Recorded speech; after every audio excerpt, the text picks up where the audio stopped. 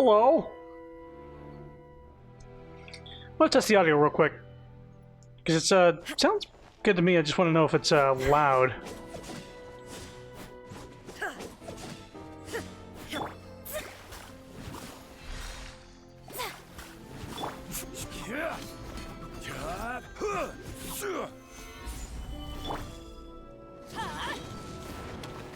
Illusion shattered.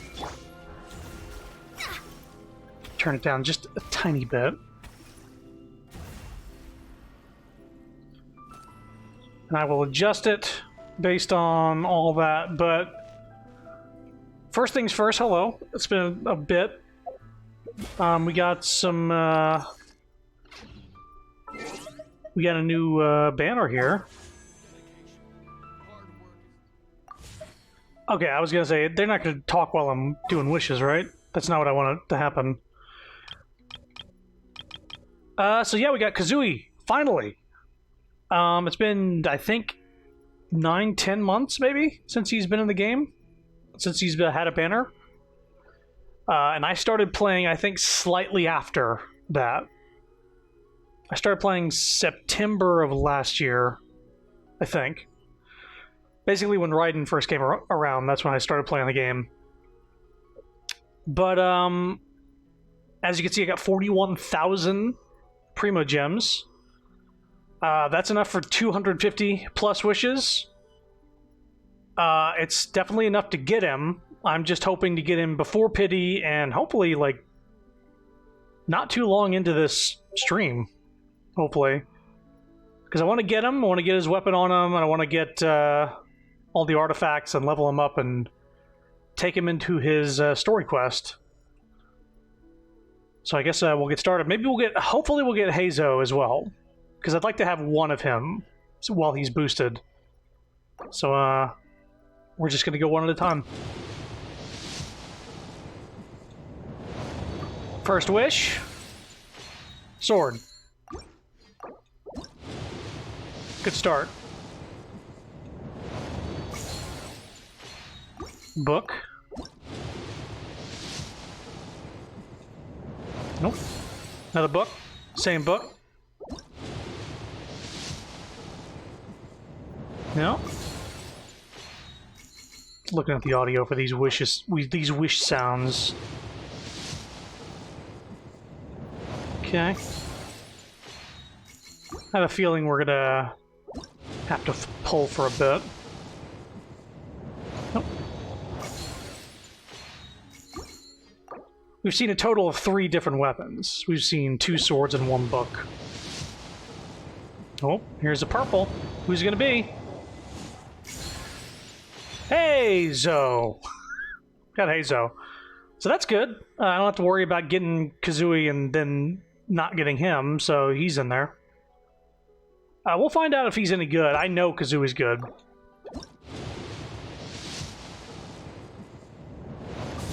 Skip. The new lad, yeah. Uses his feasts and feats. Feasts and feats to fight.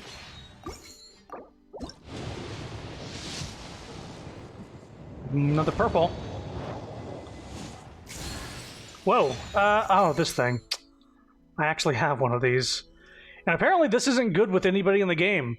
Because it's based off of HP? Was it? Yeah, no Claymore user gets benefits from HP being upped.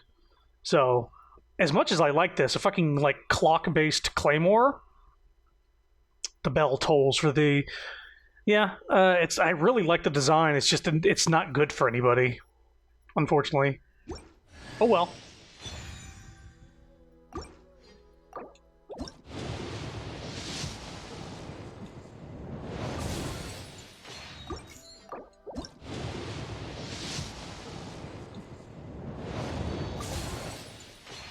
Yeah, maybe soon. Who's got a Claymore? I guess, ooh, that pretty-looking girl coming up. She uses fire. Maybe her stuff will be based off of HP.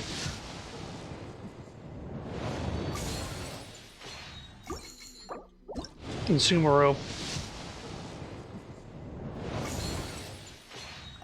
I don't know how many wishes we are in. We're not too far in. Hey, it's the debate club. Yeah, the first time I got that.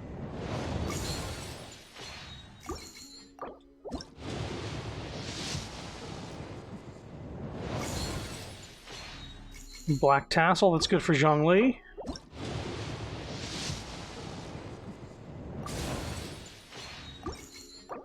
Seems like they're gonna make me have to pull for 10 to get a special one, yeah. Another purple. Alright, we got a Ningguang. That's not bad. She's boosted right now. I'd rather get Ningguang than Toma. I'm more likely to use Ningguang than Toma.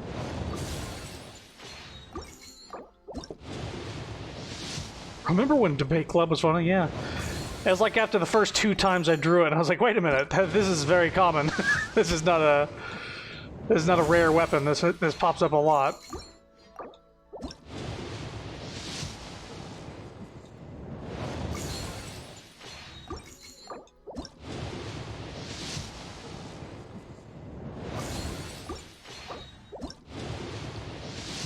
Now, I'm doing one at a time because it's always worked for me. And I've heard that it's technically better odds. I'm not trying to get any more wishes into this than I need to. But there's a very good chance I'll get a...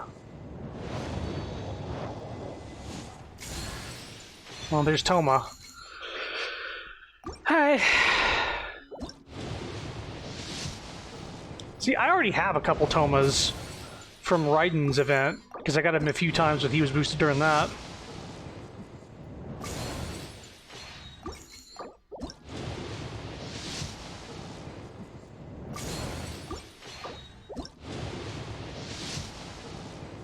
One at a time. Nope.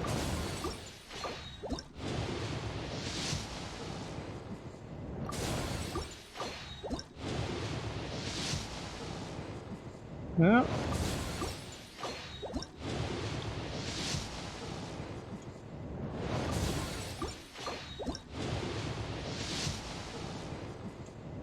Ooh, got a purple again. What we got? Excuse me? The flute? I don't think I've ever seen this weapon. Poor Toma needs a buff or someone he can synergize with, yeah. So this sword buffs attack percentage. Chord. Normal charge attacks grant harmonic on hits. Gaining 5 harmonics trigger the power of music and deals 100% attack damage to surrounding opponents. Last up to 30 seconds and a maximum of 1 can be gained every... What the fuck? So every 5 hits triggers an extra hit.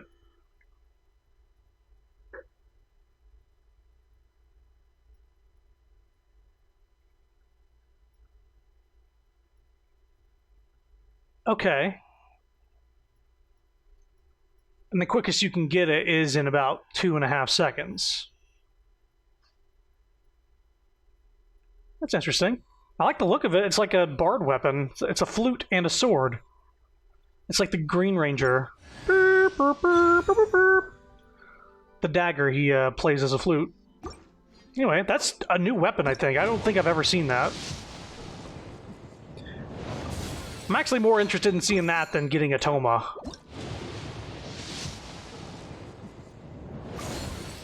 But either get a Tome or a Toma.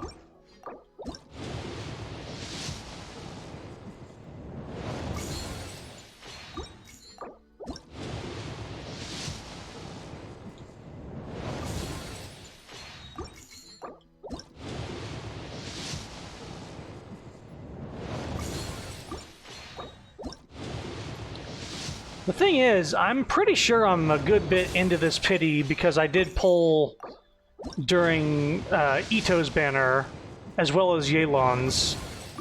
So there's got to be like probably a dozen wishes between the two.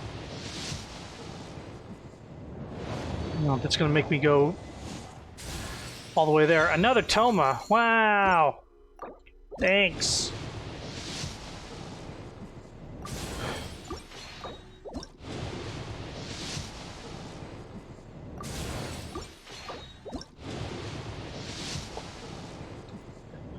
Oh, yeah.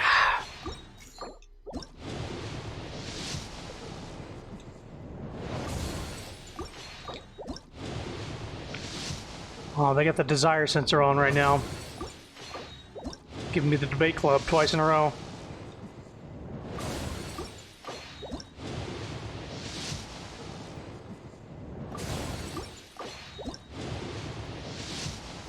I mean, it definitely knows. They knew that Kazuha was a much looked forward to character. Oh, we got something. It's him! I did not lose the 50-50. That's not too far in. What did I have? 41,000? So we used about... Hang on. There's a... quick maths. Just around...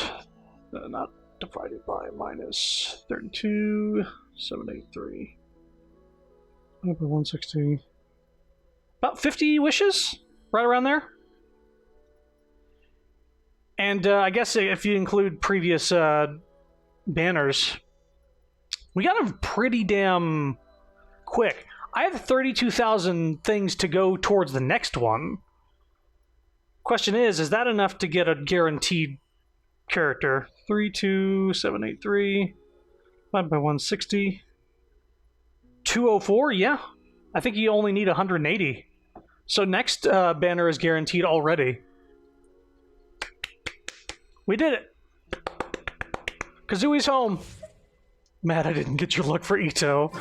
Fate is called as such, for it cannot be changed. Well. Let's, Hey, we got the BP mission, make a total of 50 wishes.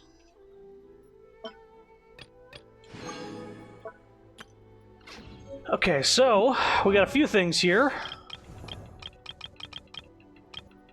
Come on. Game, it's like, oh, you gotta load characters. Got a constellation. When a normal attack hits, it deals AoE damage. That's pretty cool. Oh my god.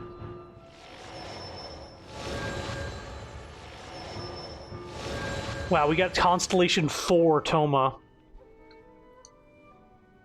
After completing 15 energy will be restored. Increases level of Blazing Blessing.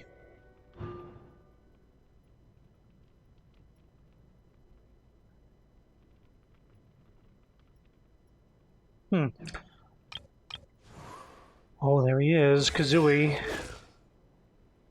So, first of all, I have somebody holding all of his artifacts. I believe it is Jean is holding all his artifacts.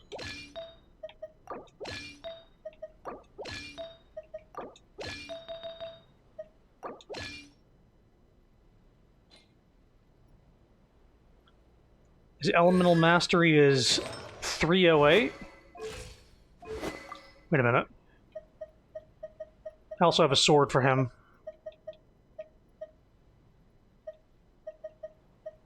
That's a cool new sword. Jean is holding it.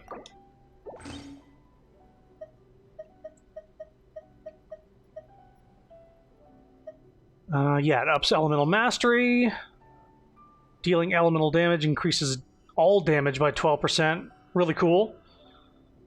I got leveled 70. I could definitely level it up more. I just don't have the materials. That'll probably be something to do off stream. So I'm going to make this sword a little better. We need to level him up.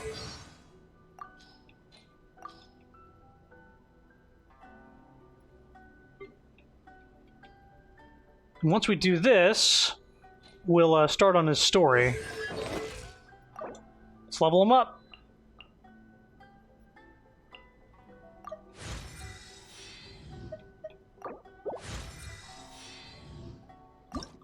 Sin, we have all his Ascension materials. We had his Ascension materials months ago. He's going to get to level 90 right now.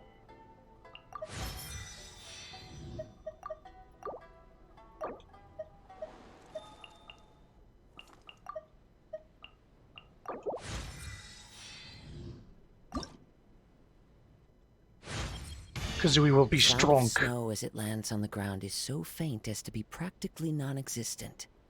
But now my senses are sharper than ever, and I believe I should be able to discern it. Did he have a... hang on.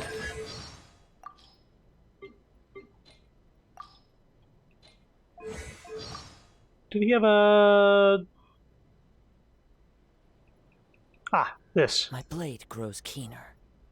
So he's going to have something to say every time we level him up. So we'll listen to him this time. I think I did this on accident with Raiden and skipped a few and had to go back and listen.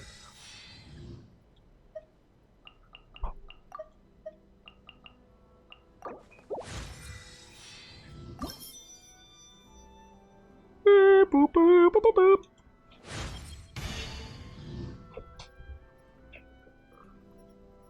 Well,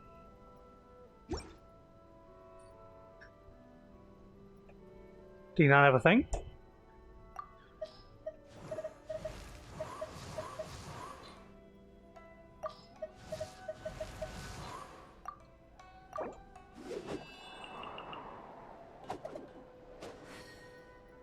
I just got a glimpse of the number. I have 2,000 purple books.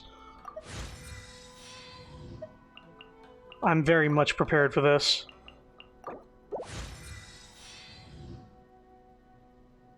Time to ascend! The waves rise high out in the open seas. I too must reach new heights of strength. I must be stronger. Oh, we also get some free wishes for doing this stuff. Level up more. I have to get stronger.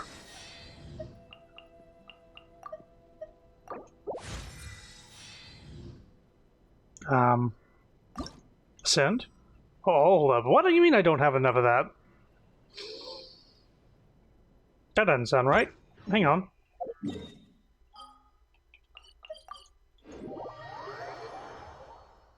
Once you get a 5-star in standard too. I definitely have enough. Well, I mean, we even got those little things recently that can swap between a few, but I'm pretty sure I got enough of these things. Did I use them on somebody else? I don't think so. Did I level up, like, the Traveler or something?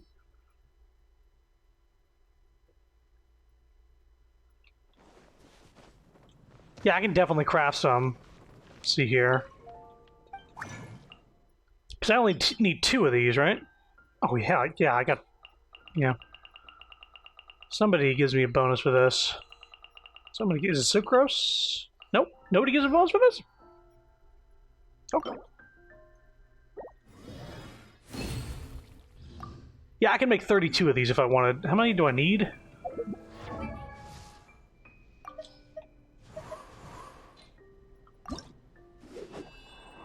Need 2 more? Wait a minute, did I not just make 2? Chunk.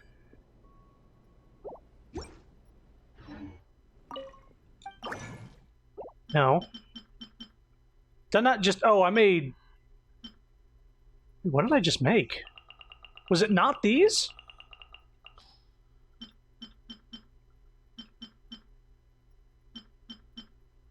Did I not just make 2 of these? And I could make like 30 more? What did I just make? Did I make some of these? I think it was these. I made blue. Or purple. I'm dumb. I made purple ones. Because it has a purple background. I was looking at the color of the background. Alright. Mystery solved. I'm a dumbass. Alright. Ascend!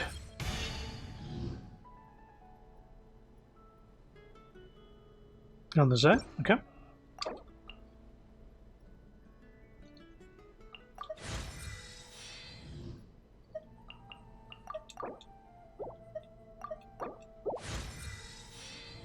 Time to ascend again? Yeah, I definitely had enough. It was just... As one travels the world, sorrows and frustrations are bound to journey with you. But I find that I've grown since meeting you, both in martial arts and in strength of character. I am confident that I will be more at ease in life from this point forth. oh. That's sweet. I barely know you.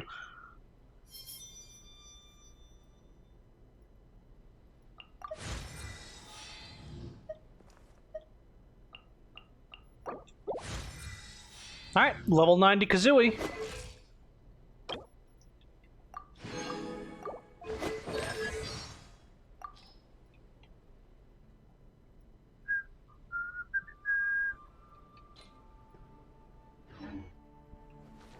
So, here's the thing.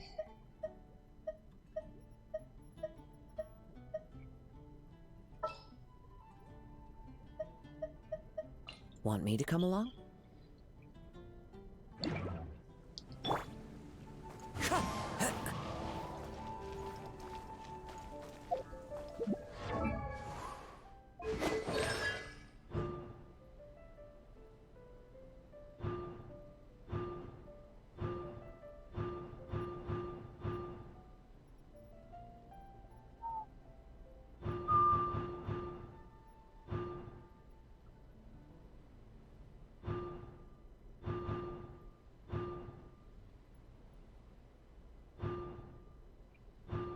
Yeah, I'm just looking at his constantly. I'm not going to pull for him again. I'm just looking because I thought he could get. I thought he got a second charge of the elemental skill,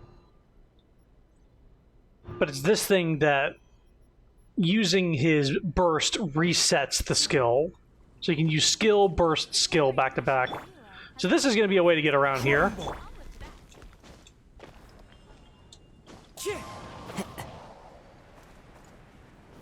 It's been getting quite busy recently.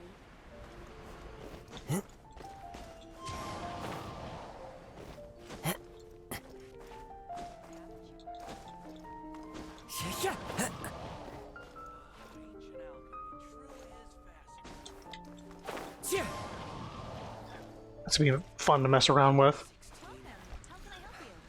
Let's check out his stats real quick, because last we checked, his elemental mastery was pretty. It was like 300. Now it's 559. Now compare that to somebody like Raiden, who I definitely put some elemental mastery into. 166. 35. 142. Mona I definitely put some into. 207. He's up there. His attack isn't great. It's not supposed to be. He's not the damage dealer. His HP isn't great either, but neither was Mona's. So I'm going to do something real quick before we do Kazooie's story mission. We're going to do a boss that's a daily or weekly boss that I haven't done yet. Pay to win. I'm just going to test it out on her.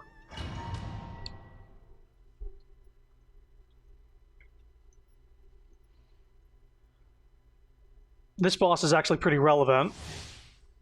Senora. You're trembling. Is it the cold or just cowardice?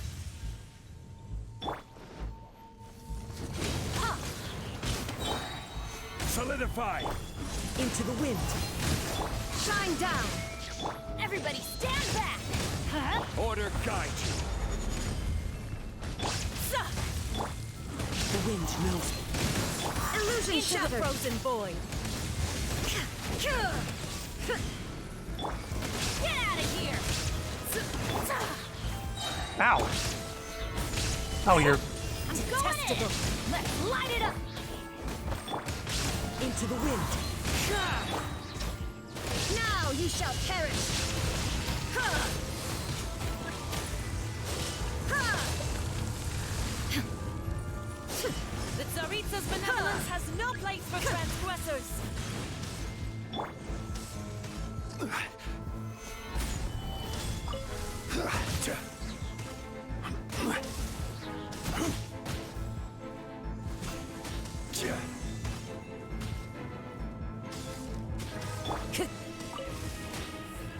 One with nature.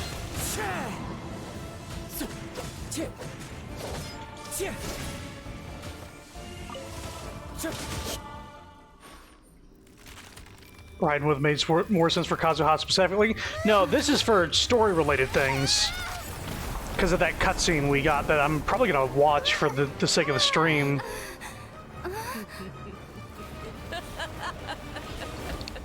About the Fatui Harbingers. They had to get the moan in there.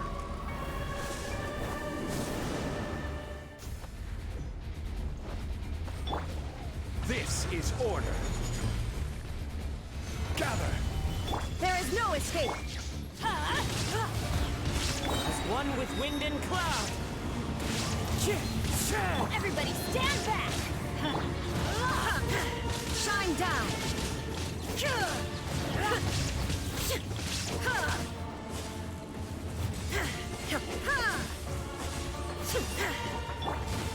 Stabilize. Into Not the every wind. wound will heal.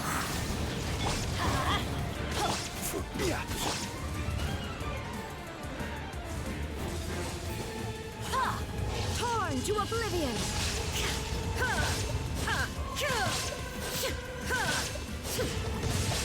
Order guide you. Solidify. I'm going in. Fallen leaves, adorn my night. One with nature. There is no escape.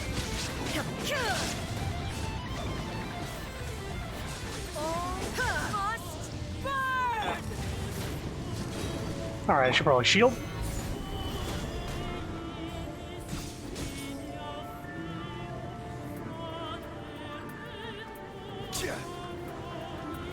We'll say Mona's help for this fire boss part of the fight.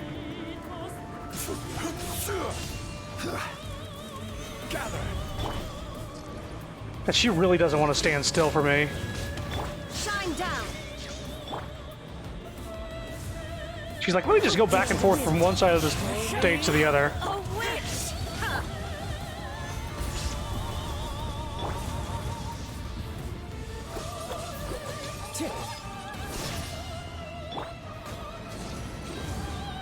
Not every wound will There is heal. no escape. Stabilize. One with nature. Alright. Everybody stand back. Clouds high. The birds call. The wind knows it.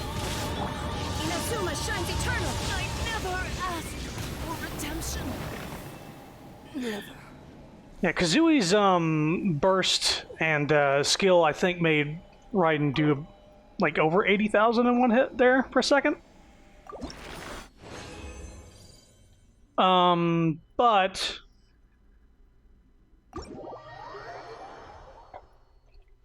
it's a different style of fighting. I got to get the rotation down.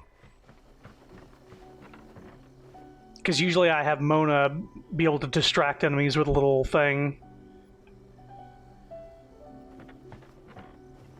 So what's his energy recharge? What's this?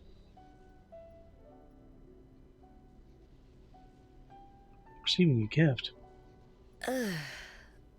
Allow me to decline.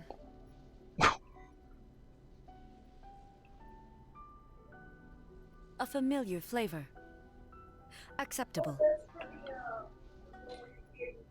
Oh, they added all these during this 2.8 update then. Because it looks like everybody... Yeah. Or at least the ones that I unlocked, maybe. For who?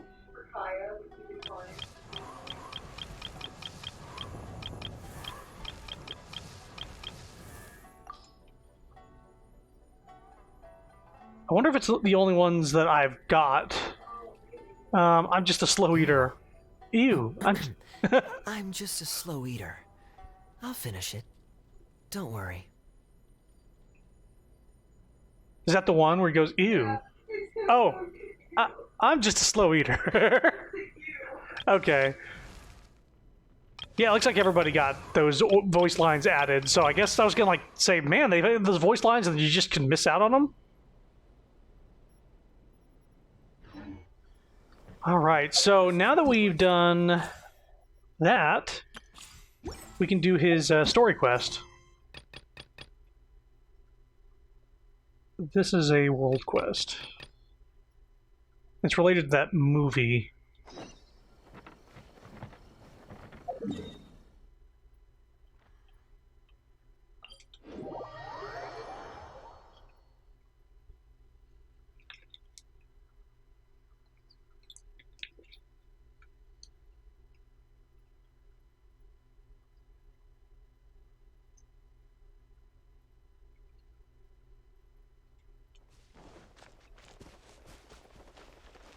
I don't have that fast sprint from Mona.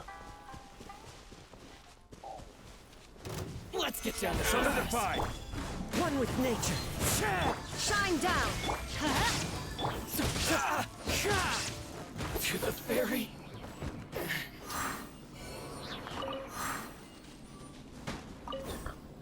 Yeah, he just swirled the fire from the torches. Rise. The wind knows me. Oh, right, what kind of wings do I want for him? Well, the cake has been replaced. It's been a while since we first set foot on Inazuma. So many things have happened since then. As if in the blink of an eye. Yeah, we've definitely made some progress on our journey. So, where should we go today? Wait a moment. Huh? What's up? Be careful. Someone's coming. Hey! What the heck was that for? Doesn't want to talk, huh? Alright, let's convince him to calm down a little.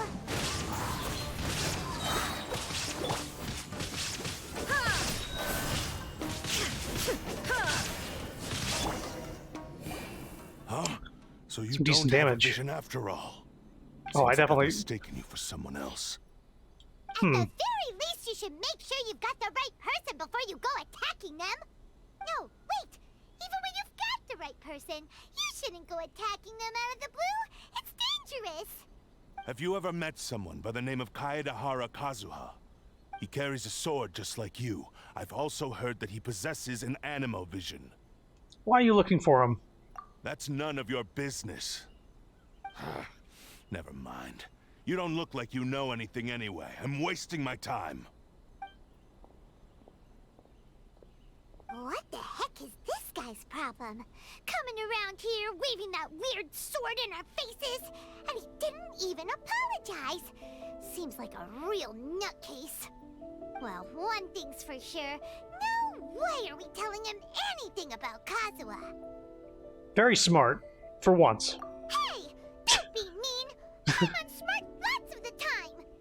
Mhm. Anyway, just to be on the safe side, we should go find Kazuha right away and tell him to watch his back. Actually, I have a hunch. Oh? What kind of hunch? I think this guy may have a special connection to Kazuha. A special connection? You mean beyond already knowing each other? I can't say for sure, but I feel like their fighting styles are kind of similar. Yeah, maybe a little. But then again, most people look pretty much the same once they start fighting, so that doesn't really prove anything. Anyway, there's no time to lose. Let's go tell Kazuha so we won't get into any danger. Paimon heard that the Crux fleet is stocking up in Rito at the moment. Let's look for him there. Also an example of Paimon not sounding horrid.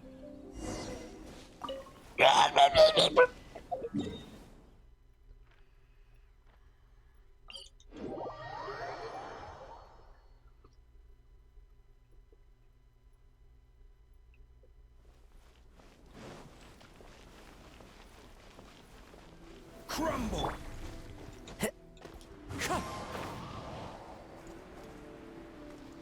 Right, I need to change his wings. Now, let's see here. Should I give him the Mondstadt wings? Maybe these wings? Maybe these wings? I think I actually want to give him the Electro wings because his friend's vision is Electro.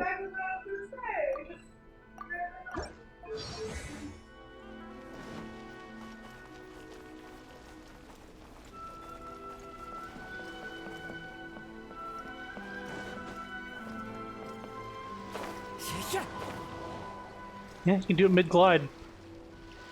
Hey! Hello? Do you know where Kazuha is? You're looking for Kazuha too, huh? Guess he must have done something impressive after all. 2? Well, we took the small vessels into Rito on a routine supply run, only this time, as soon as we entered the harbor, we ran into a huge crowd of Inazumans, all of them wanting to know about Kazuha. If it's because of that battle on Nizuchi Beach, Captain Beto had a great run there too, but I don't see her getting this kind of attention. Kazuha keeps to himself most of the time. In fact, there are times when he doesn't even listen to the captain, but she just laughs it off. Oh, so you still don't know what he did? I've heard bits and pieces. Something about him blocking the Raiden Shogun's Muso no Hitotachi. Yeah, that's kind of a big deal. Is it really as big a deal as everyone's making it out to be? You can compare it to the technique Beto used to strike down Haishan. Really? Wow. When you put it like that, it all makes sense. In that case, his newfound stardom is well deserved. He was called away earlier by some people from the Tenryo Commission. They said they had something important to discuss with him. I thought they'd come to arrest him at first. Turns out they couldn't have been friendlier to him. Seems like they really respect the guy. Just a little while ago, this would have been completely unimaginable. The Shogunate probably wants to show him some goodwill. After all, the Raiden Shogun's mindset has changed. Yeah, Kazooie saved our life. He's probably the... I don't know, he's kind of the only reason we're alive after encountering Raiden Shogun for the first time. Thank you! Guess we'll go pay a visit to the Tenryo Commission. All right then. I'll just stay here and carry on trying to fend off the crowd. Because the Raiden was just gonna, like, backslash us and, like, kill us in one hit, and he, saved the day.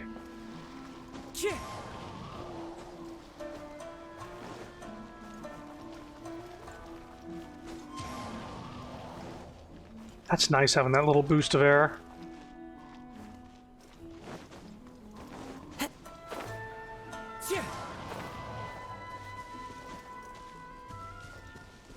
Anyway, I'm gonna warp over there, because that's not what I did.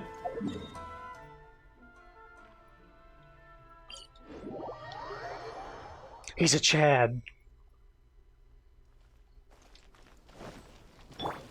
He's a Canadian Chad. Oh, sorry, eh?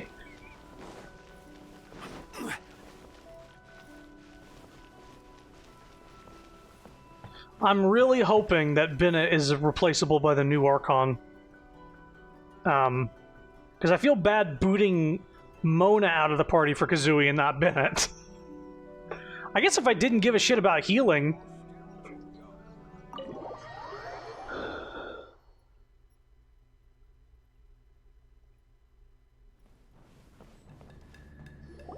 But he also boosts attack by like 50%. Oh? It's you. So he's kind of irreplaceable at the moment. Greetings. We were just discussing the repealing of the Vision Hunt Decree. Since you're here, you're very welcome to listen in on the conversation. We invited Mr. Kaidahara here to extend a gesture of goodwill on behalf of the Shogunate. Your hard work has secured for us the agreeable state of affairs that we now enjoy. Also, I've been granted the chance to correct my clan's past mistakes, and for that, I'm deeply grateful. The Almighty Shogun has issued a large array of directives aimed at resolving, or at least easing, the tensions that have built up over the years.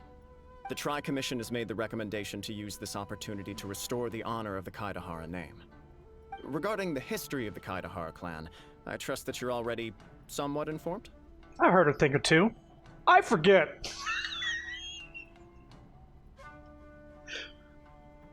You know what? Let's give us a backstory. In short, there was once a group of select bladesmiths who served the Shogun directly, responsible for upholding and further developing the traditional blade forging arts of the Almighty Shogun.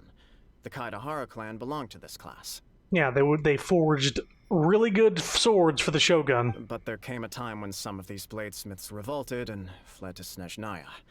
Both the Kaidahara and Kamisato clans were held accountable for lax oversight and entered a period of great turmoil. We later learned that the whole misadventure had been secretly orchestrated by the Fatui. Attributing all of the blame to the Kamisato and Kaidahara clans was neither proper nor just.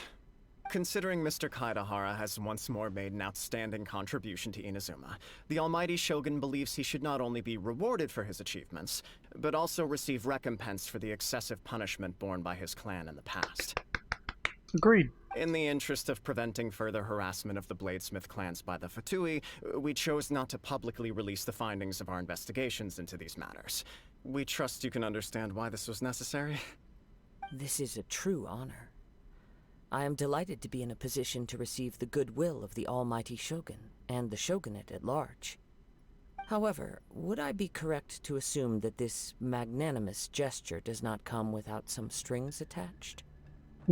I can assure you that nothing could be further from the truth. We seek only to correct a past injustice. With the Kaedahara clan's reputation and occupation restored, the Kaedaharas will be bladesmiths once more, and your wanderings will finally come to an end. You will be able to lead a safe and prosperous life in Inazuma City, with the Almighty Shogun's blessing and full support of the Shogunate. I have grown accustomed to life among the elements. I fear I would no longer feel at home behind the tall walls of a stately abode. Yet my ancestors did indeed take great pride in the name of Kaedahara, and the art of blade making for which it stood. I do have a responsibility to restore their honor. I sense some hesitation in your words. Should you accept this offer, I imagine many of the malicious rumors currently circulating through the populace will disappear. Malicious rumors? All we heard on the way here was so much praise that we almost wondered whether there was another Kaedahara Kazuha in town. Well, to some, the Muso no Hitotachi is something that can never be defeated. They cannot accept the idea that Mr. Kaedahara really parried the Shogun's strike. Also, eyewitnesses saw him using the power of Electro in addition to that of Animo. As a result, the falsehood that Kaedahara Kazuha was using a delusion began to spread. That's a pretty interesting and valid observation that people might come to. They saw he was using a second vision, and they're like, oh, he was probably using a delusion, but he was using his dead friend's vision. What? But that doesn't make sense. Using a delusion turns you old and frail, and Kazuha still looks fine. That is correct. However, to some people, the idea of a single person wielding two elements at once is a more inconceivable notion still. Oops, Traveler looks down in shame. This is just one of many similar rumors. I am very uncomfortable with being the subject of public discussion, no matter whether it brings suspicion or stardom my way. But perhaps if the Shogunate is willing to publicly support me, this situation will blow over more quickly. This is precisely why I encourage you to give our offer some serious thought. It stands to benefit all of us. Please allow me some time to consider. In fact, let us put this discussion on hold for the moment. Well then, what brings the two of you here? There's an assassin that tried to kill us thinking that we were you. Yikes! We nearly forgot about the most important thing! Why would such a dangerous individual be looking for me? Could it be someone you trained with under the same master? No. This puzzles me as much as it does you. My fighting forms were taught to me by my family, based on techniques originally developed for blade testing. We undergo rigorous training to standardize every motion the blade is put through, so that each can be fairly assessed for quality. Over time, these techniques came to form something of a Kaedahara sword art, focused on blade testing, but with a full repertoire of combat forms. Those forms are quite different from the more practical ones typically used by samurai in battle. So it's hard to imagine that the similarity you speak of was coincidence alone. All the more reason to watch your back! This guy was a serious nutcase. Indeed. He sounds highly aggressive. Anyone he targets is at risk of serious injury, or worse. In that case, I will send some men out immediately to search for him. Thank you. I must say I am now very curious about this matter, and I will also need some time to consider your offer.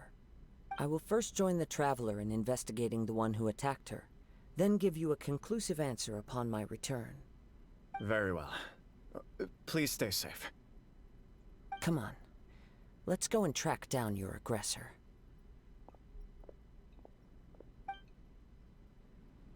The detective agency knows the most about what goes on in town. Let's see what Ryuji has to say. Don't want to interrupt Paimon, because she'll never say the thing again. Literally lost voice content. Like when you pause in the middle of a voice line. I should bring that up in, like, feedback at some point. Like, hey, you know when Paimon talks during a mission and you pause and then you unpause and she, like, loses, like, about a minute of dialogue? And it never comes back because you can't restart a mission? Probably shouldn't be a thing. You know how you get, like, voice lines from Zhongli? And he doesn't shut up, and then you pause you pause and he shuts up for a second? And then he continues talking when you unpause it?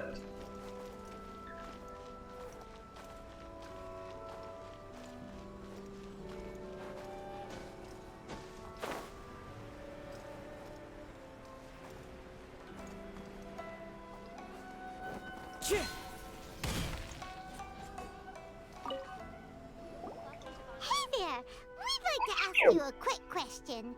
Do you know if anyone around here has been looking for him? For Kaidahara Kazuha, we mean. Aha!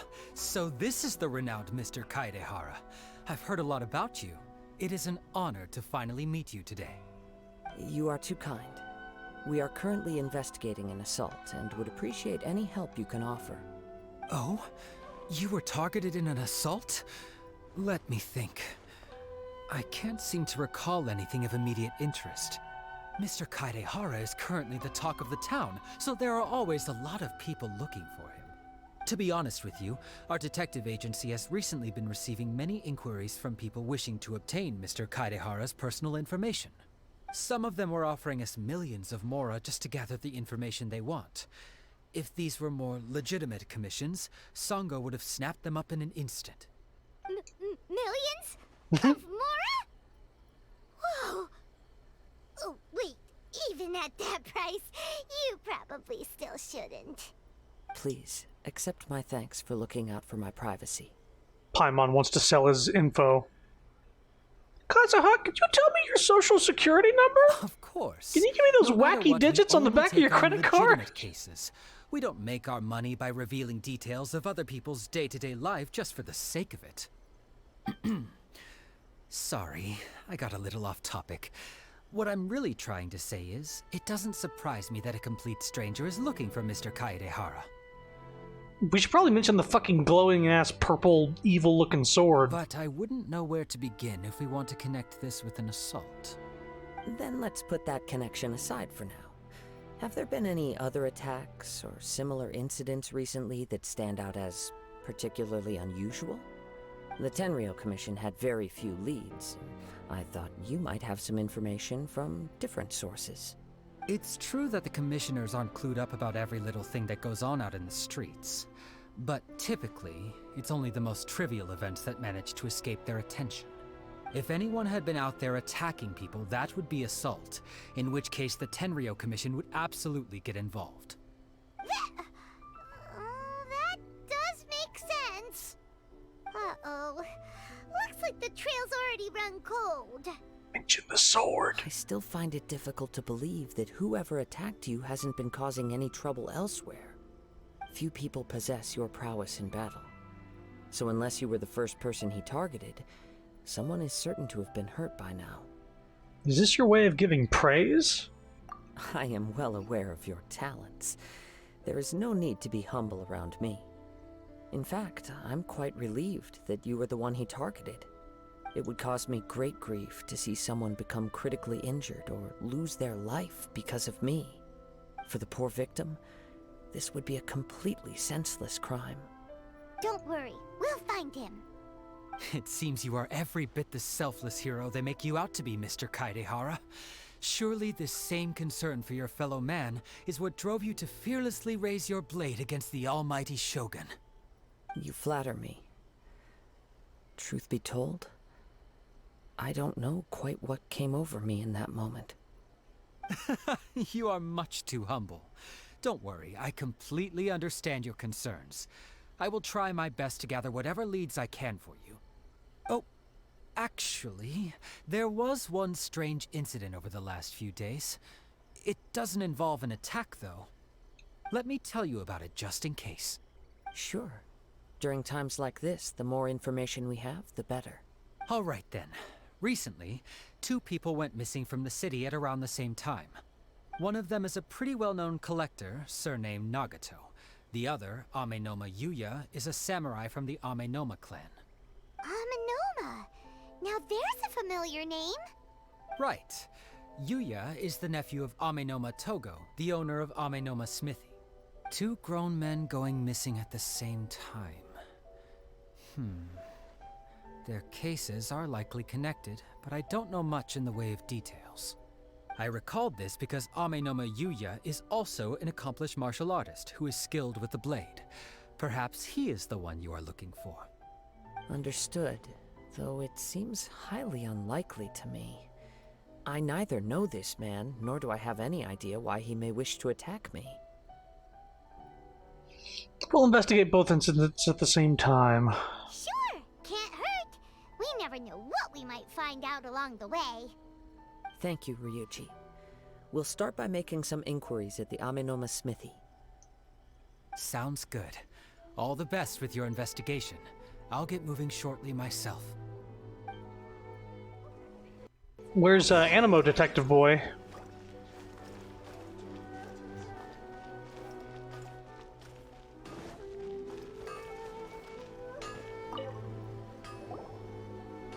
Ah, if it isn't Kaedehara Kazuha.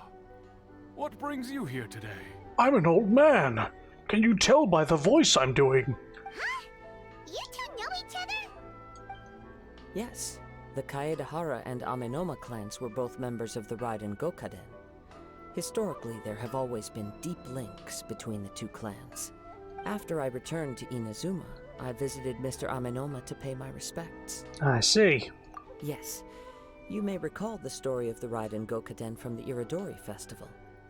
Though all bladesmiths trace their craft back to the same source, over time, each of us has arrived at a different blade-making philosophy, spawning the development of different branches of the same art.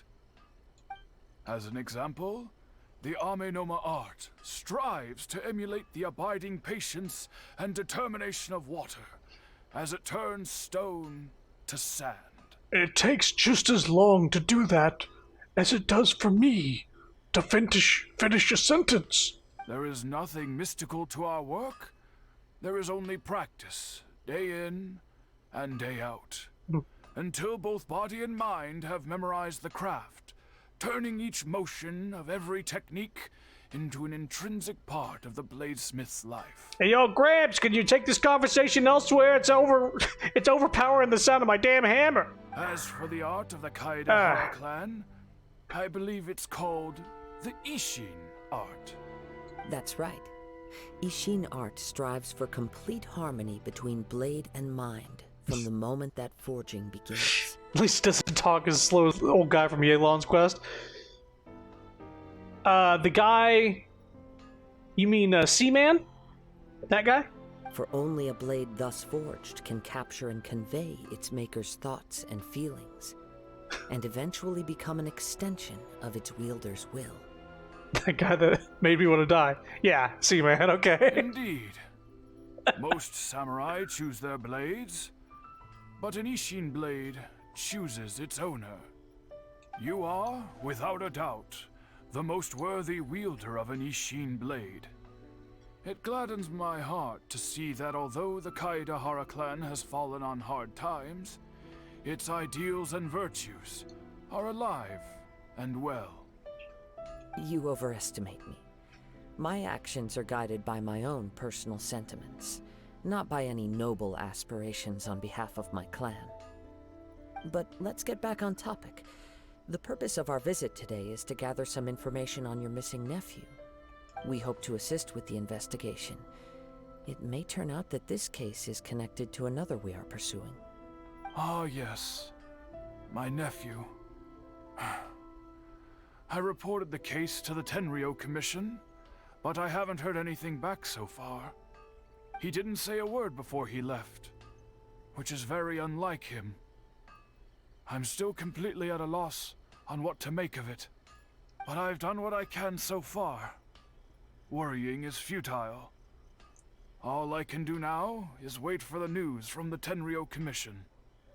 We heard that there was a collector involved in the disappearance too. Know anything about that? Yes. On the morning that Yuya went missing, he gave me a very cryptic look and said that he was going to give me a great gift. I believe he went to collect the item from Mr. Nagato after that. The next thing I heard was that a fire had broken out at the warehouse, and neither of them came back. You said he left without a word. Now you're saying that he said he was going to get you a gift? That's like completely the opposite of what you said earlier. Also, a fire? Yes. Strange, isn't it? Strange, isn't it?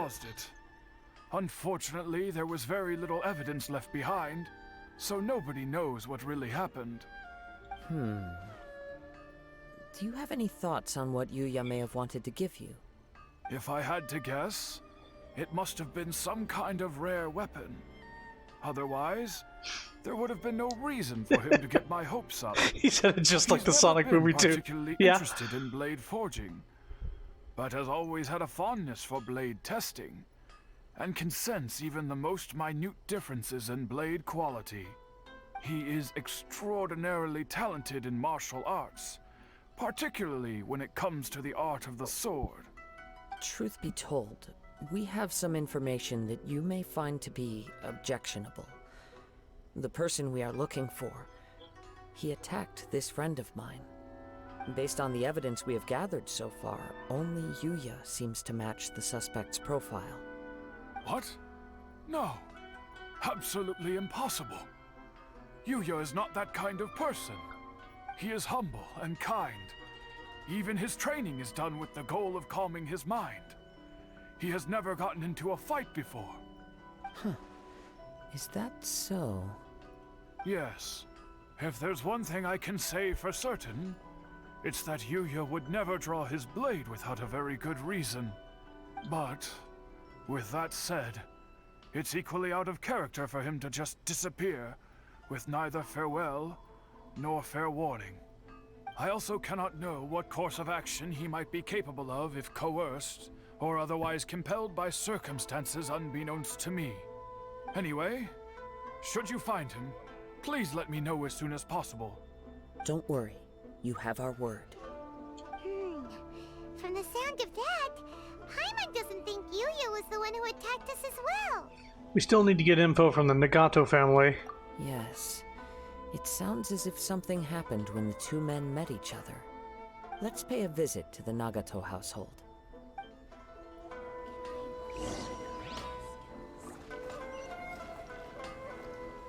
Oh.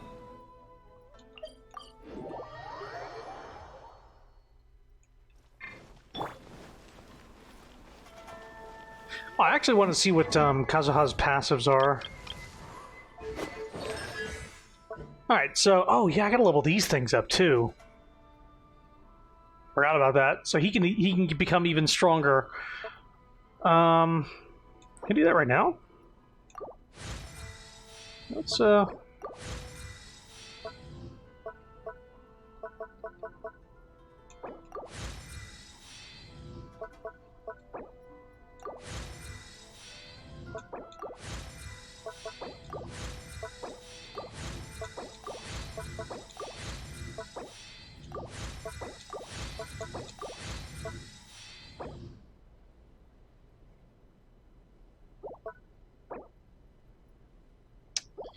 So what are these, Okay.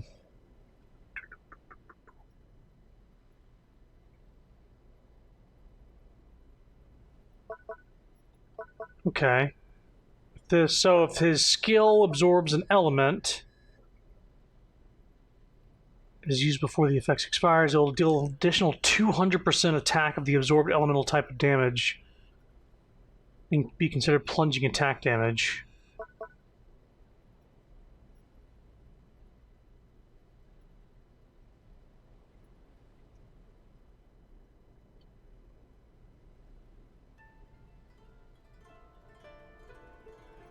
They're specifically like...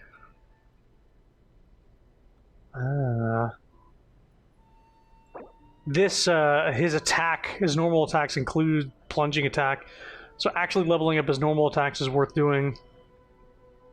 Because it includes this. Okay.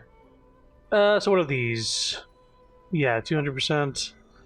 Upon triggering a swirl reaction, Kazuha will grant all party members a 0.04% elemental damage bonus to the element absorbed by swirl for every point of elemental mastery he has for 8 seconds.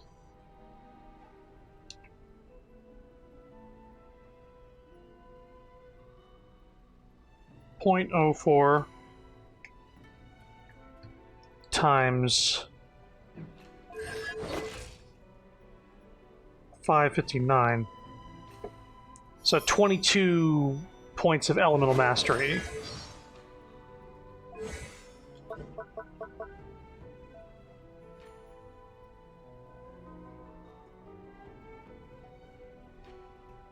For 8 seconds.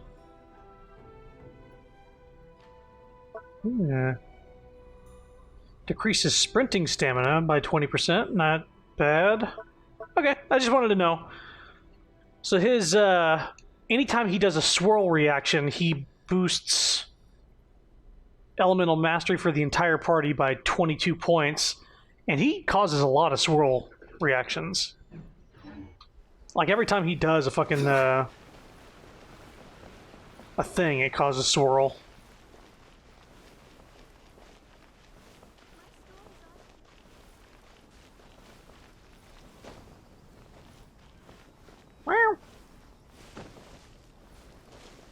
Ah.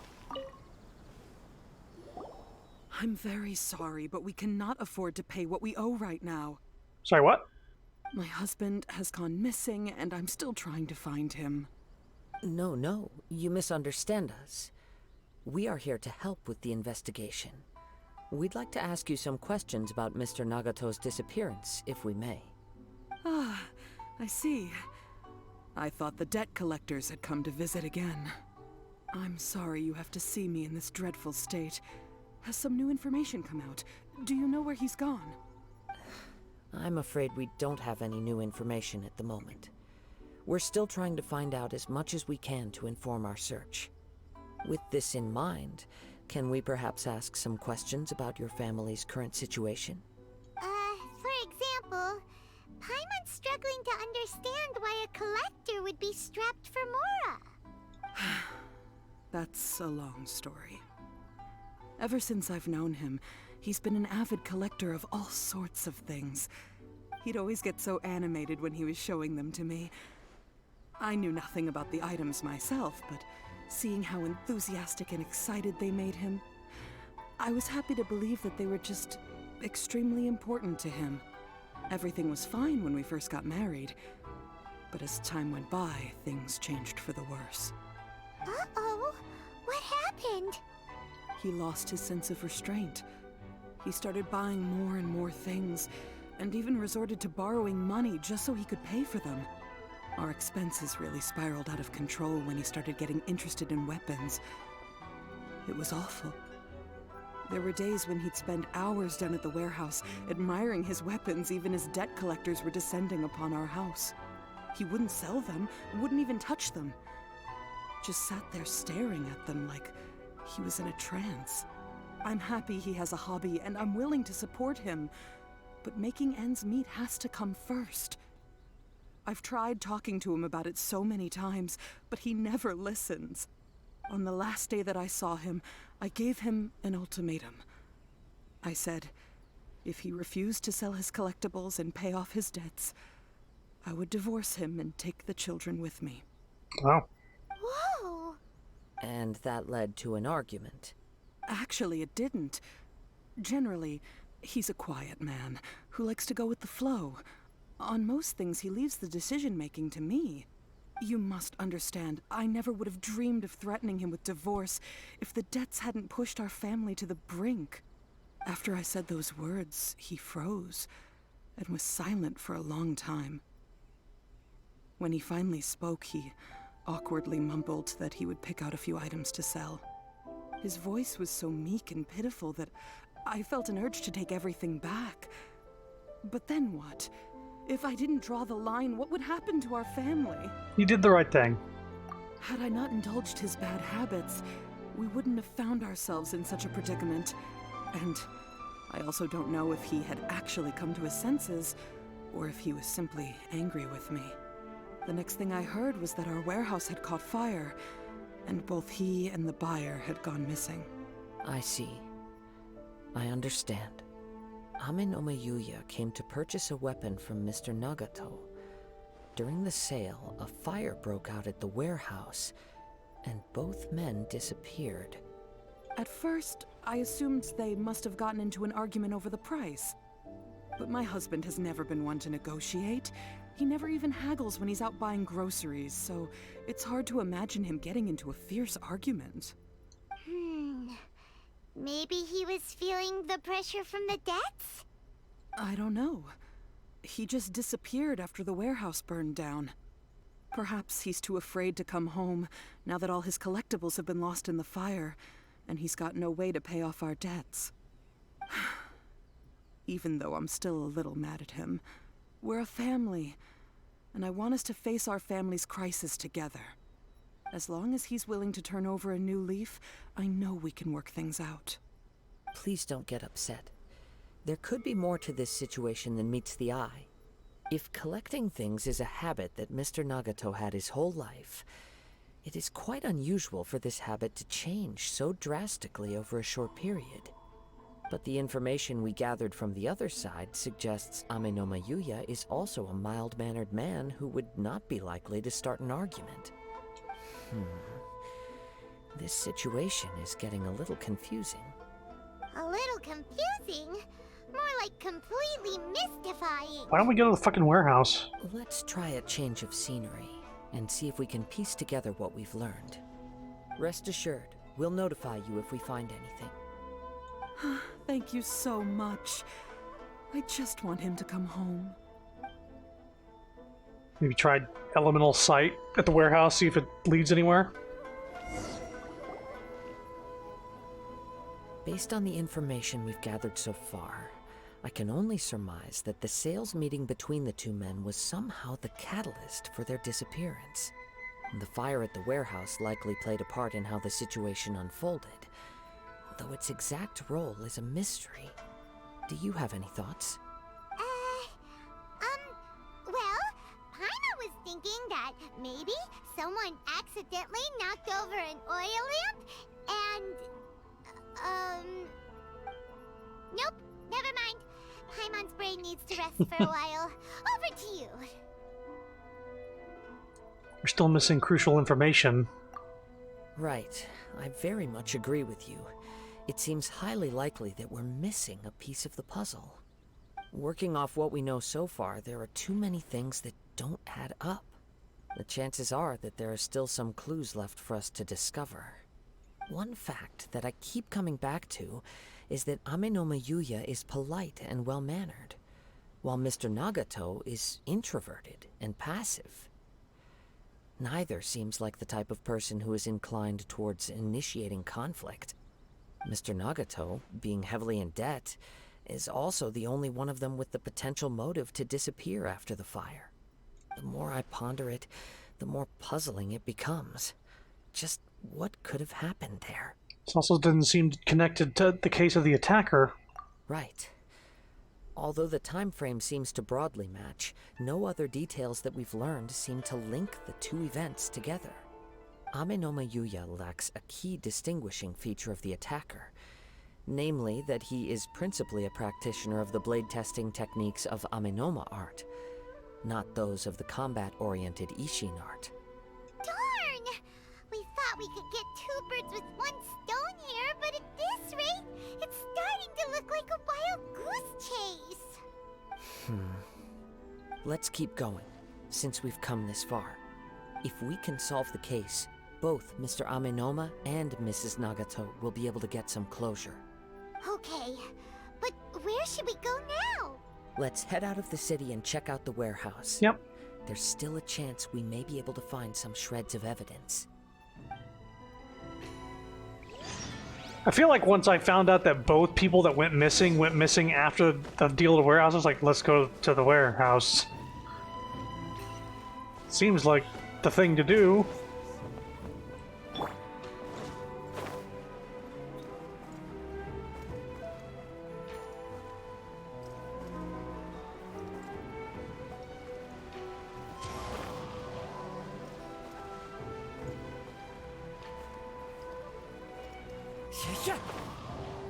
You can keep that going for a while.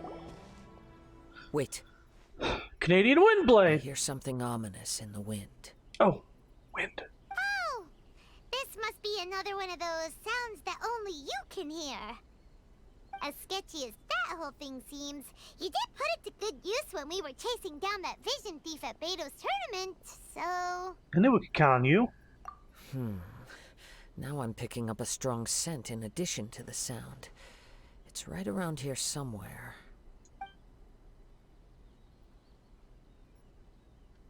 But there's nothing here. There was a sparkle on the shrine. It's gone now, but I can still sense the direction it left in. It felt very much like that ancient presence in Inazuma. The remnants of the Tatarigami. It's one thing I didn't expect to encounter here. Indeed. But this unexpected spring of inauspicious energy may prove to be of benefit to our investigation. We should remain vigilant and approach slowly. Huh. So it's an underground warehouse. The force is definitely coming from down below. The source of the Tatarigami energy has long since left this place, but the residue it left behind still hasn't dissipated completely. Judging from the concentration, I would have to conclude that the Tatarigami source resided here for a very long time. Mrs. Nagato said her husband used to hang around the warehouse by himself a lot. It could well be that he was already under the influence of Tatarigami energy at that time. Surely someone would have noticed. From what I've been told, Tatarigami does not turn all upon whom it preys into violent monsters, but most will develop a stubborn streak upon being exposed to the Tatarigami's unfulfilled will. Their interests become fanatical obsessions. Mr. Nagato had an interest in collecting to begin with. The influence of Tatarigami could explain why he became an obsessive hoarder, amassing more and more possessions, even as he put himself in grave debt. So what should we do now? Go down and take a look? Step back. I'll open the door and take a look inside. That's dangerous. If we don't open this door, we can move no closer to the truth. You needn't worry. Both of us have faced far greater dangers than this. Relatively speaking, the risk here is trivial.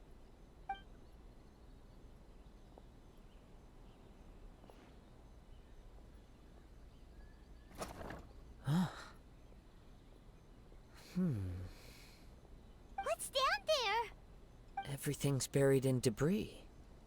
I can't see anything. It looks like the fire caused a cave-in, reducing the entire warehouse to rubble. Not sure if that's a good or bad thing. That was too scary! Paimon was so sure that the warehouse boogeyman was about to jump out at us! All we can do now is keep searching in the direction that the Scare. Tatarigami energy source left this place. Two ordinary humans, entangled with the Tatarigami. I fear much misfortune has already befallen them. Ooga booga booga booga booga. Let's hurry. Yes, let's go. If nothing else, it's vital that we find out where this Tatarigami energy is coming from. Quiet your mind and focus on what you sense around you. Perhaps you too will perceive its ominous presence in the wind.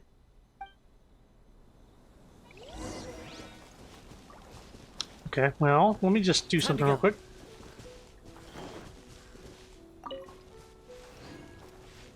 Was the sparkling of the sweet flower through the shrine? Anyway,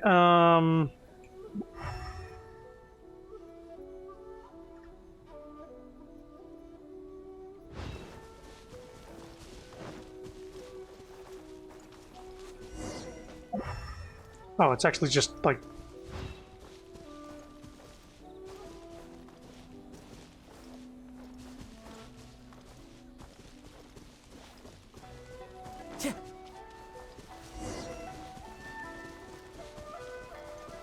Probably just look at the mini-map, huh?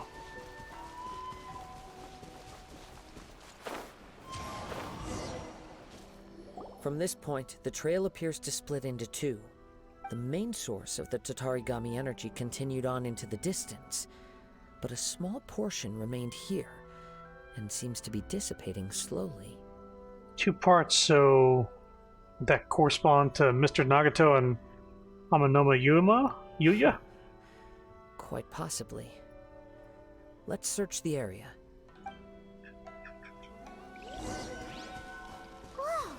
Look at all those hilly churls! They're acting really strangely. Something seems to be drawing their attention. Let's take a closer look. Illusion shattered!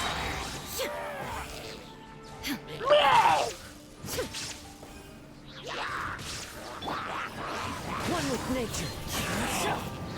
Right! Fucked, I guess. It's... Ugh! Look at this red stuff! What is it? What are you talking about, guys? It's blood.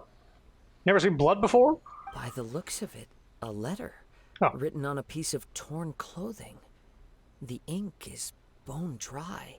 It must have been written quite some time ago. Well, let's take a look. I am Nagato. I was wounded by Amanoma Yuya. He took my most precious blade. I chased him, but could not catch him. I laid down here to rest on account of my exhaustion. I thought that I might croak right here. My stomach kept on bleeding. But it seems that some strange power has sustained me.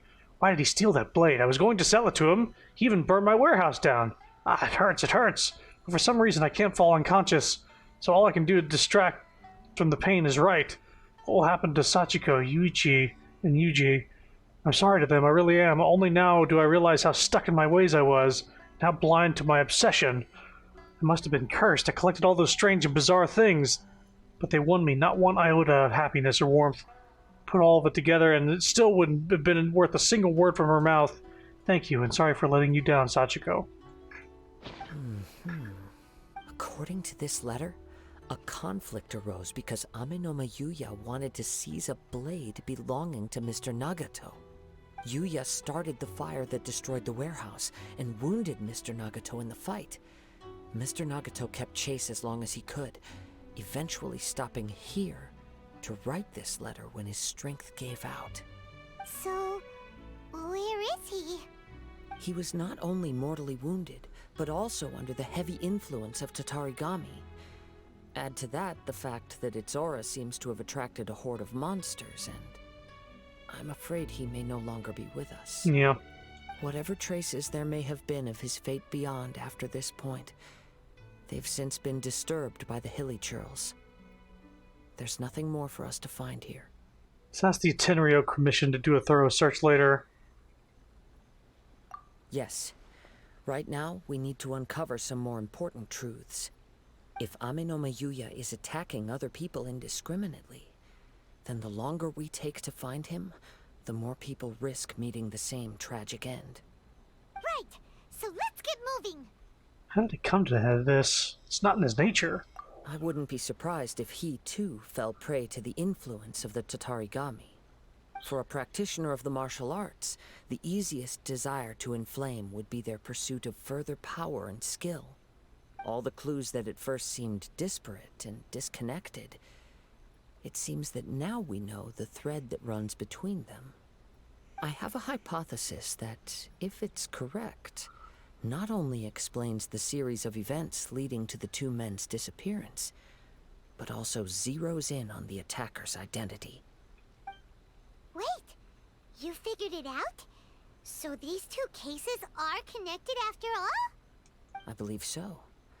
But it's something of an outlandish idea. I will only be able to confirm my suspicions once we've met him in person. On with the search. We must stay vigilant. At any point now, we may find ourselves in danger.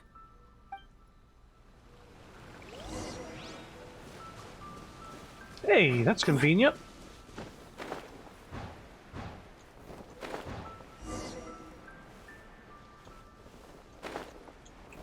Time to go. Yeah.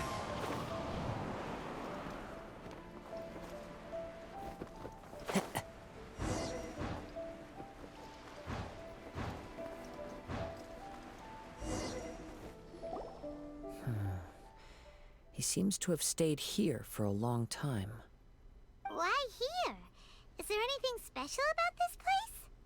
I'm not sure. But on closer examination, I sense that the aura may have lingered here at several different points in time. Show yourself. It's no use hiding anymore. Look who it is. Kaedehara Kazuha. It's you, at last. Aha! So it is the same guy from before. What's your problem, huh? What could you possibly have against Kazuha? Indeed, there should be no enmity between us. If it is Ame no Meyuya that stands before us.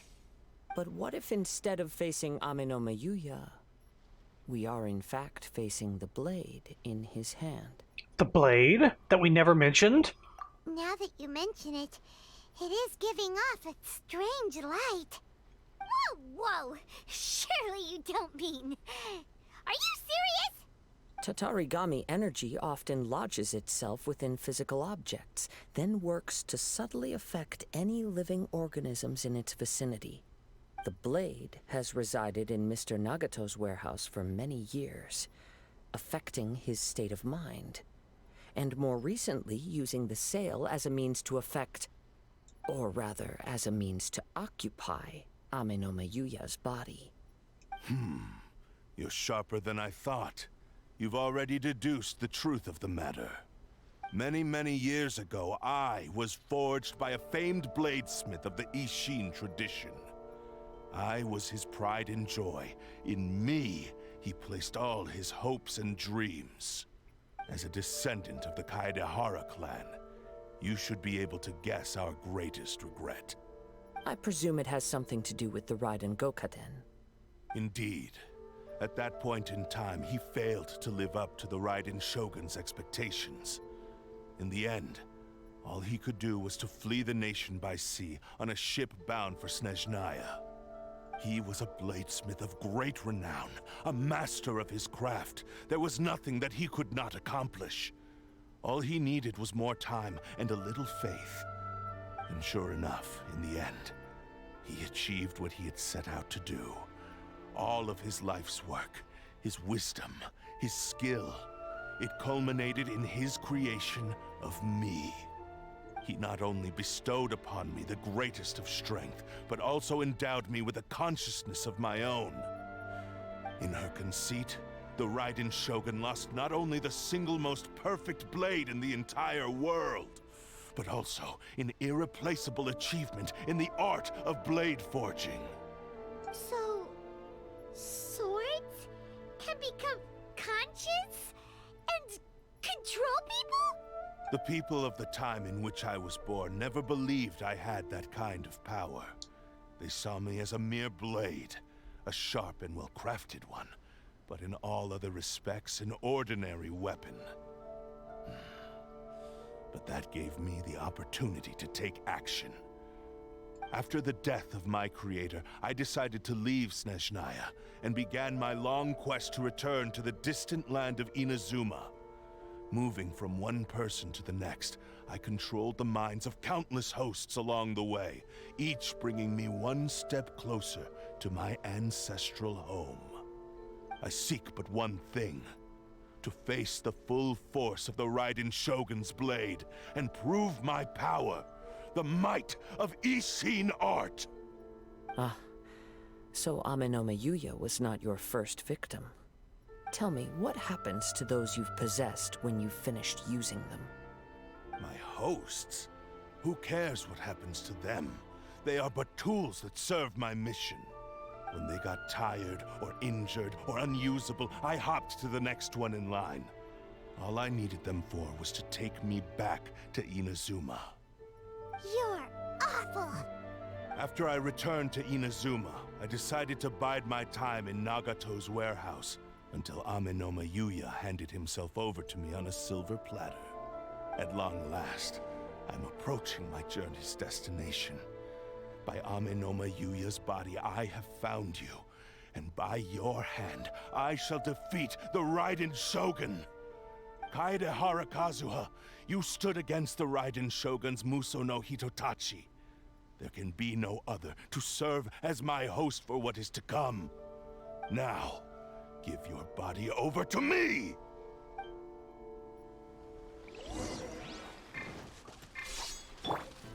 Oh.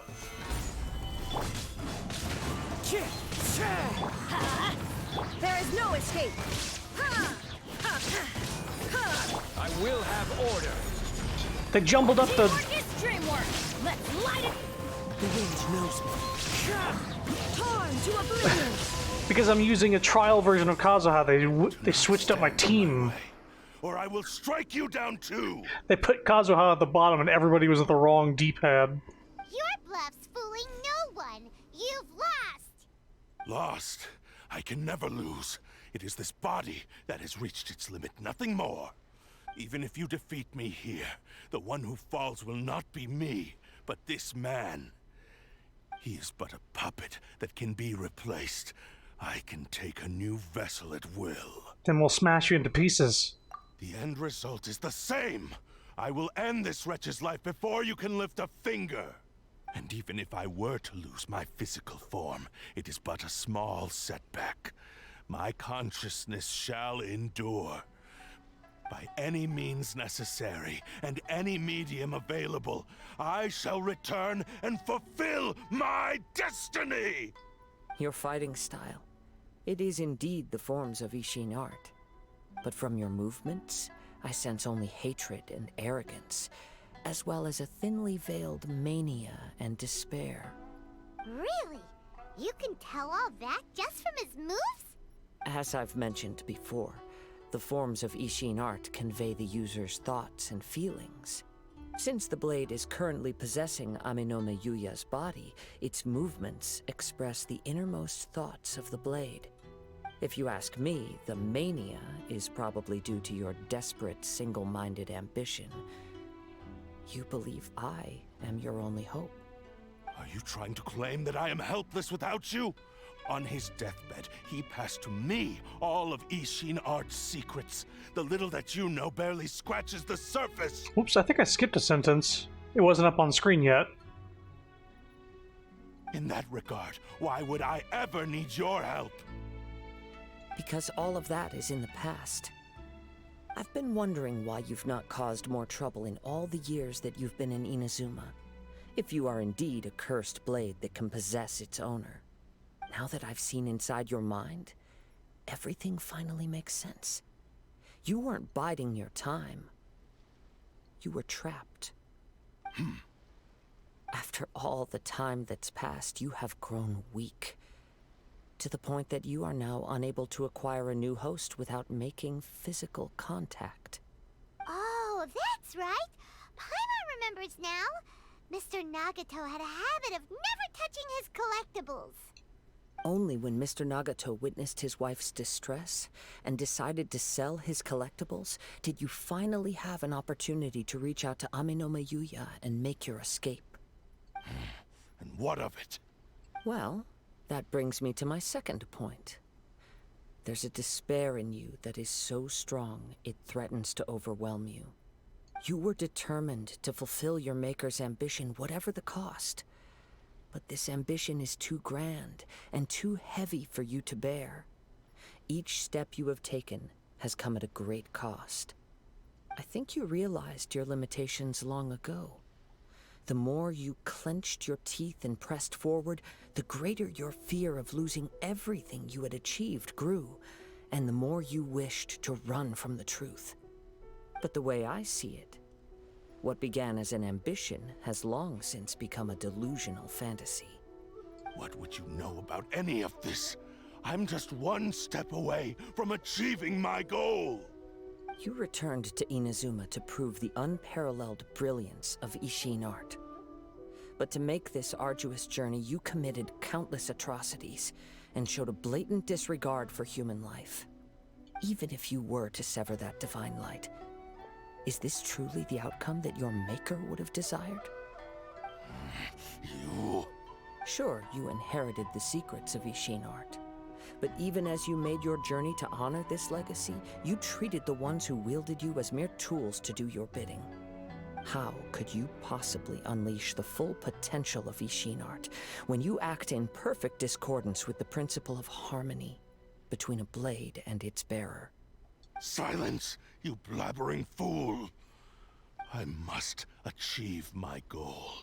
This was his life's dream, and the very purpose for which I was brought into being. I will concede that you are most perceptive. You see my predicament clearly. But you also underestimate my resolve.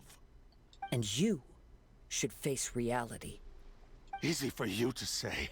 Facing reality offers me nothing. I have no need of anything that would stand in my way.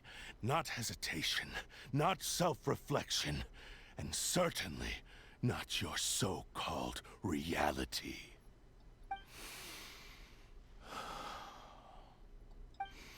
It is pointless to argue further, descendant of the Kaedahara clan. If you wish to save this man, then offer me your body in exchange. How stubbornly you stick to your wayward path. I do not believe for a second that you can challenge the almighty Shogun in your current state. So let us make a bet, and I will put your strength to the test. What? Surely you're not planning to agree to his demands. Very well. Then find yourself some enemies with whom you wish to cross blades. A taste of my power will more than convince you. Once we have dealt with them, we shall proceed to Tenshukaku. And as for your end of the bargain, if you lose, you must release Amenoma Yuya from your control. I accept. Don't do this, Kazuha! This is a risky strategy. You're dealing with a cursed blade that can possess people. This is the only way to save Amenoma Yuya. If we don't do this, he'll forever be the blade's puppet. The cursed blade's strength is currently very weak, and I sense he's hesitating. This suggests his heart is still not completely devoid of honor. The power of the Tatarigami lies in intensifying existing obsessions. This is the reason Mr. Nagato and Amenoma Yuya fell prey to it. Since I don't have any similar kinds of obsessions, I should be able to put up some resistance for a while. But even so... Even if things take a turn for the worse, I still have you both here with me. We have a chance here to save an innocent victim. I am willing to accept the risks entailed. Alright, fine. It's not like I can stop you. Your disdain for me betrays your woeful ignorance. I agreed to this bet because there are things I wish to learn too. Now, take me in your hand.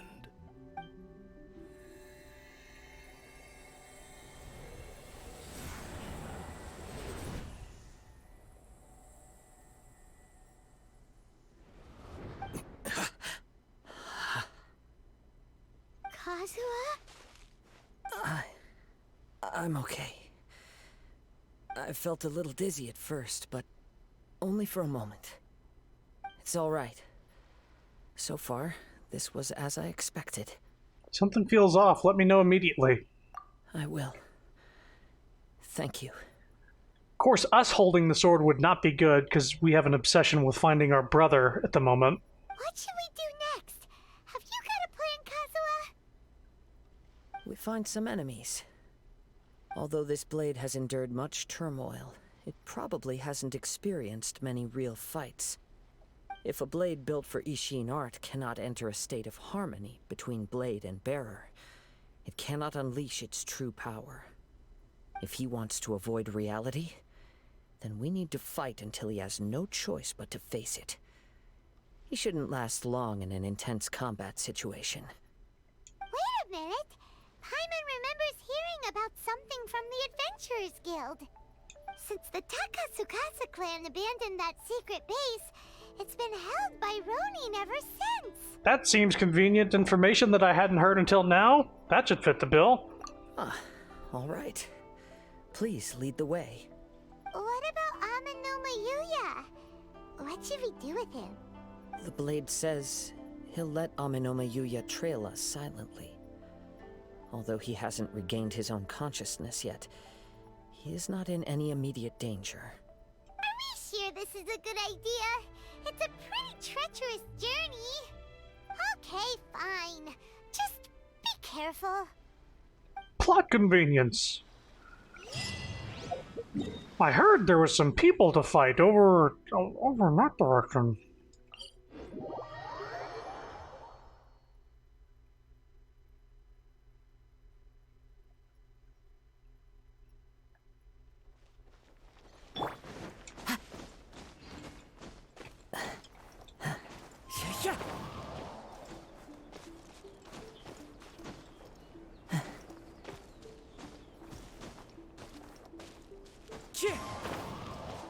Gotta be careful on the double tapping.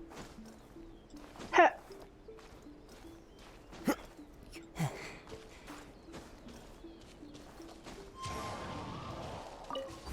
Ah, dungeon. Alright, so they're definitely gonna give me Kazuha in this dungeon, right? Yeah. So... Oh, you only use him?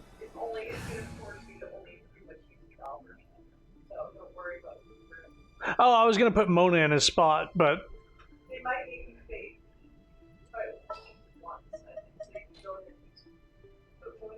This is how it must be. yeah, I was just thinking if he was gonna be a fifth member, I might as well have Mona.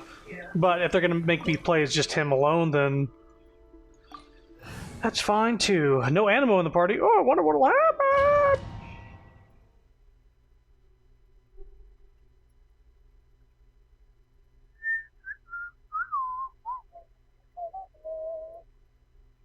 Oh, just him. Leave everything on this journey to me. Hey, fellas. Into the wind.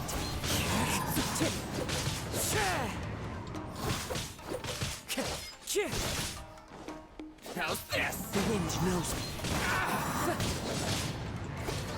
me. They get like stuck in the air with him. I didn't realize that. Business. Let's get down to business. To defeat the guys.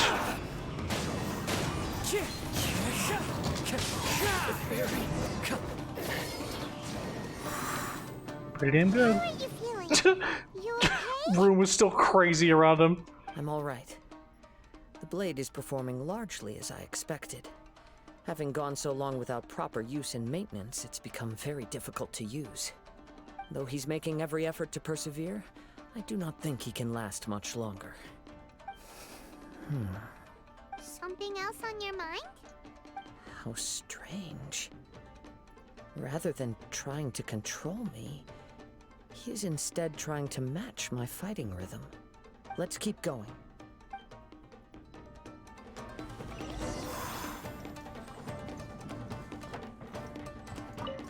Hey-o. Take those.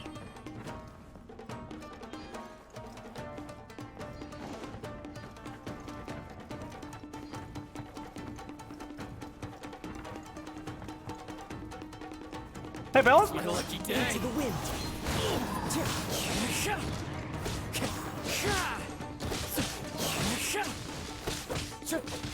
One with nature.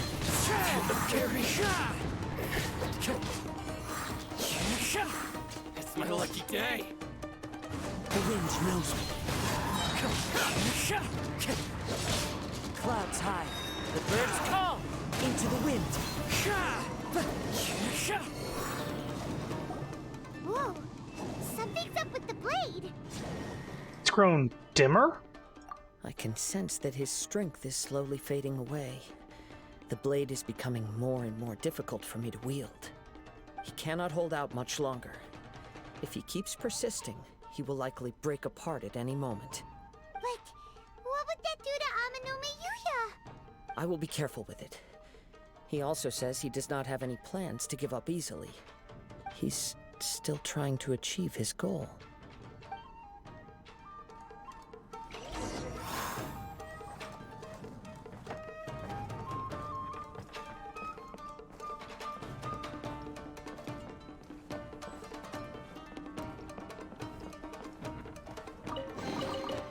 Hey.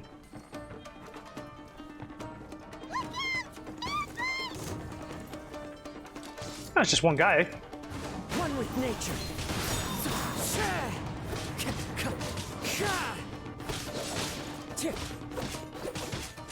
The wind knows me.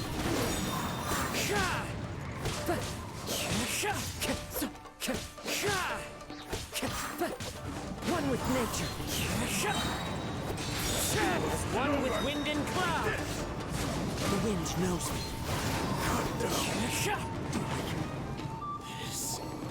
you okay? It looked like you were really struggling the entire fight. Yes. And it looks like he's reached his limit. The sheen's grown a bit dimmer again. It doesn't look anywhere near as impressive as it did at the start. Perhaps this time we'll finally have a chance to see his true form. True form? What are you talking about? Huh? What the? Is this the same blade as before? It looks like a piece of junk. The wear and tear is severe. Really looks like it's about to break. If you choose to continue in the state you're in, you wouldn't even be able to beat Samurai and Kairagi, much less the almighty Shogun. Maybe you did truly wield power to rival the Shogun's light when first forged. But the long journey from Snezhnaya back to Inazuma has left you battered and broken. It barely needs stating anymore. Your ambition is a flight of fancy. Will he listen to you? Well, the truth is right there in front of him. I finally figured out why it was that you agreed to my bet. You wanted to reach a state of harmony with me. For perhaps then you would still be able to wield commendable power. But regrettably, we are nothing alike. I will never understand your obstinacy and cruelty, nor can I empathize with the one who made you. The only one who truly understood you had already passed away by the time you were born.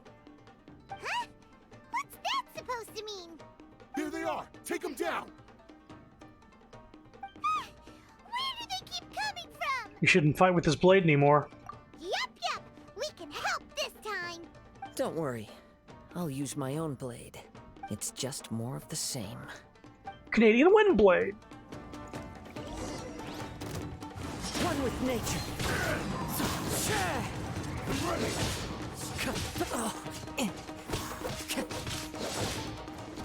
The wind knows me.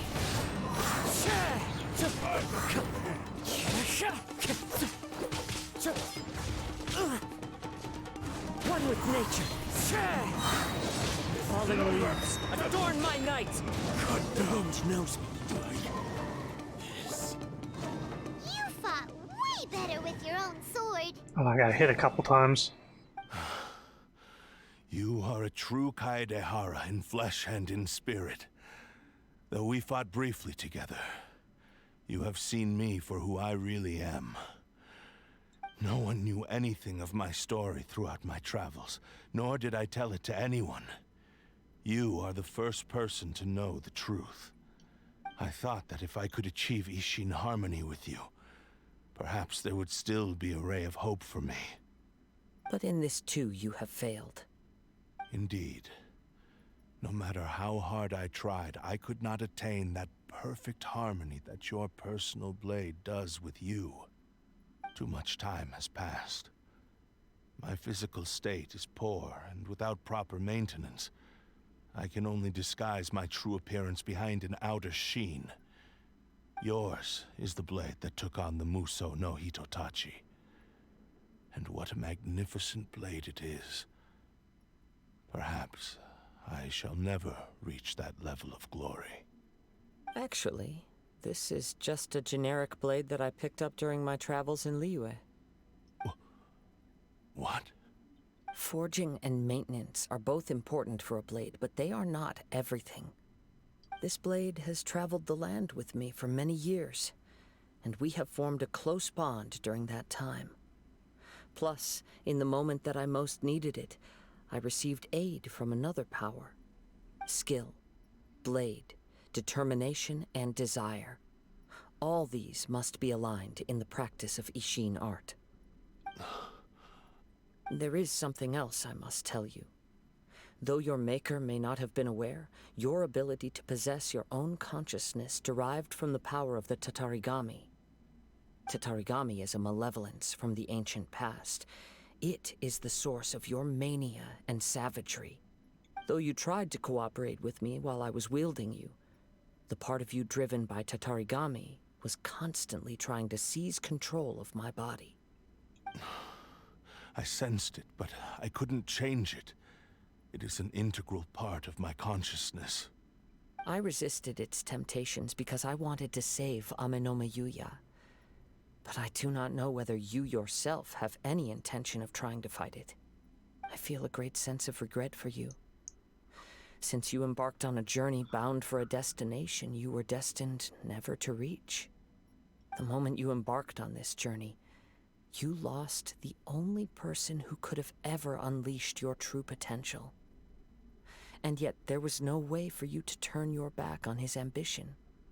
You have known this for a long time. It is the true source of your despair. He gave me everything. My life, my form, my consciousness, and purpose. How could I possibly deny him his wish? I said to him, "Do not worry. From here on, I shall forge your legacy." How could I go back on my word? Aww. I believe our bet is now settled. I have nothing further to say. Where are you going, Kazuha? He now has neither the ability nor the motivation to cause further harm. Let's give him some time to reflect on things.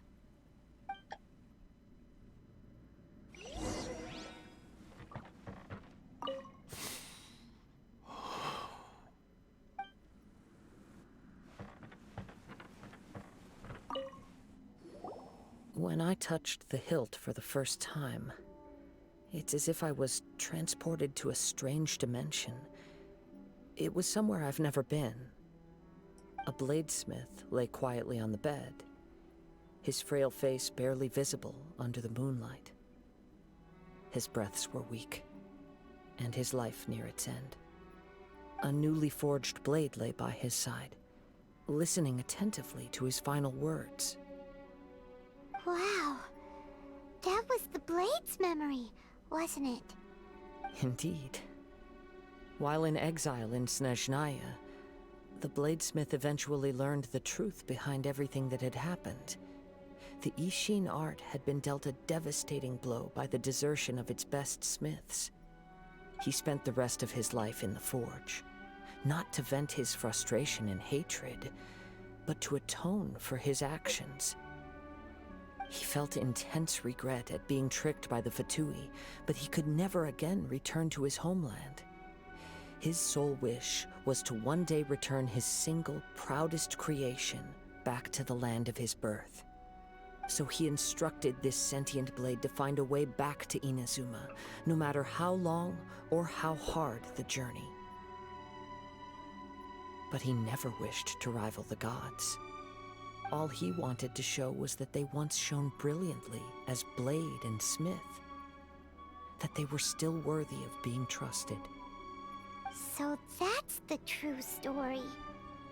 But after that, the blacksmith's intentions were warped by the Tatarigami, slowly turning his proud creation into the cursed blade of today. Right.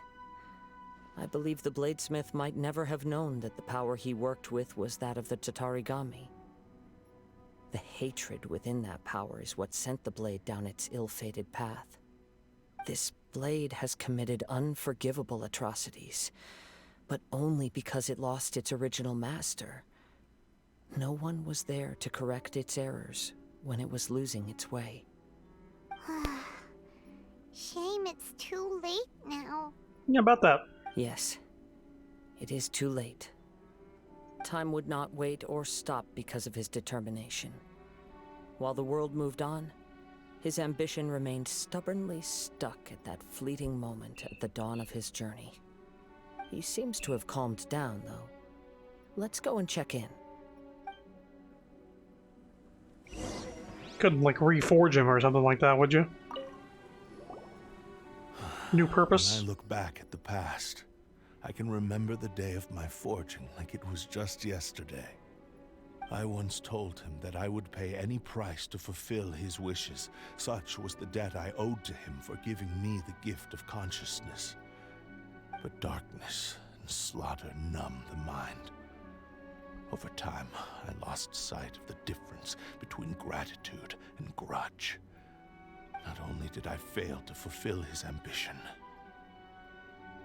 I also defiled it. You are finally seeing reality clearly. Since we agreed to the terms of the bet, I will honor the agreement and release Amenoma Yuya. But I still cannot bring myself to forsake his ambition. It is the entire purpose for my existence. So, may I ask you to help me fulfill the ambitions of myself and my creator? Hey! Now you're adding yours into the mix, too? Jeez, don't push your luck, mister. It has to be done in this order. At least hear what I have to say. And if you don't agree, I will still release Amenoma Yuya as promised. My physical form, as well as the knowledge I possess, should still be of some value to you.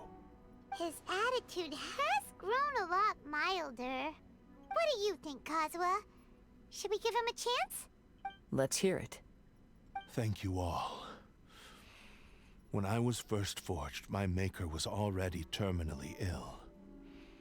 He told me that he had wanted me to have the grandest opening battle. Alas, after that, he never rose from his sickbed again. Nor have I ever had the chance to prove myself in battle since. My fights were devoid of any noble meaning. They were merely the next step in my never-ending journey. The next in a long line of transgressions. You are a fine warrior. I would like to request your hand in battle and experience a true duel between samurai. Oh? And who would be the opponent? I will release Amenoma Yuya and restore his consciousness. Perhaps after that, you can convince him to commit to a fight with you. You must have plenty of reasons to both hate me and desire a good fight. Understood. Then let's start by waking him up and seeing if he has the stamina and will to fight.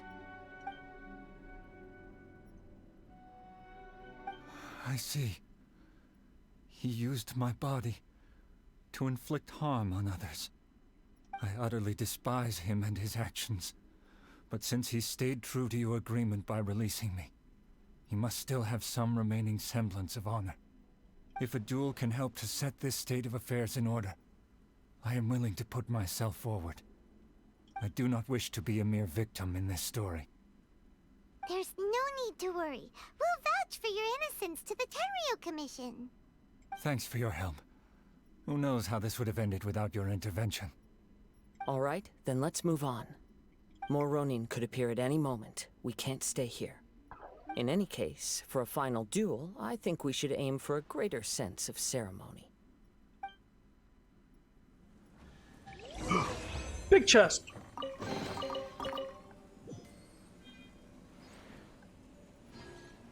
Okay.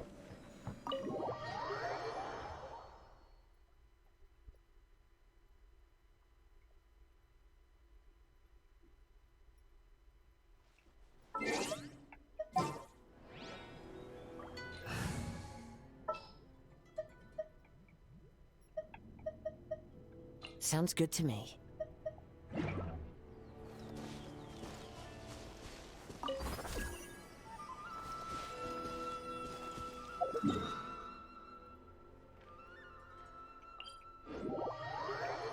Had to do a couple commissions on this beach, so I think I know where we're going.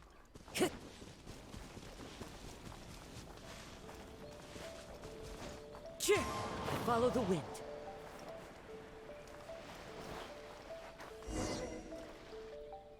This reminds Paimon a bit of the Crux Clash. That was a much more relaxed occasion. Yep, we still can't let our guard down, even now. Paimon has a sneaking suspicion that blade hasn't told us everything. Still, even if he's way past the point of redemption, it's hard not to feel a teensy bit sorry for him. Are you ready? Ready? Okay. All right then. Successor of Ishin art, Kaedahara Kazuha. Successor of Amenoma art, Amenome Yuya. Honored to cross blades with you. It is my honor also. Into the wind.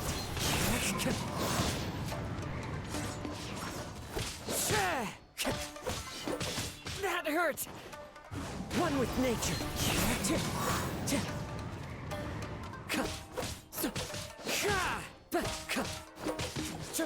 The wind knows me.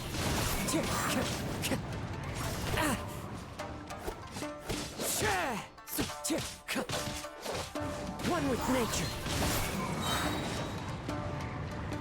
Clouds high. The birds call. The wind knows me. Time to get.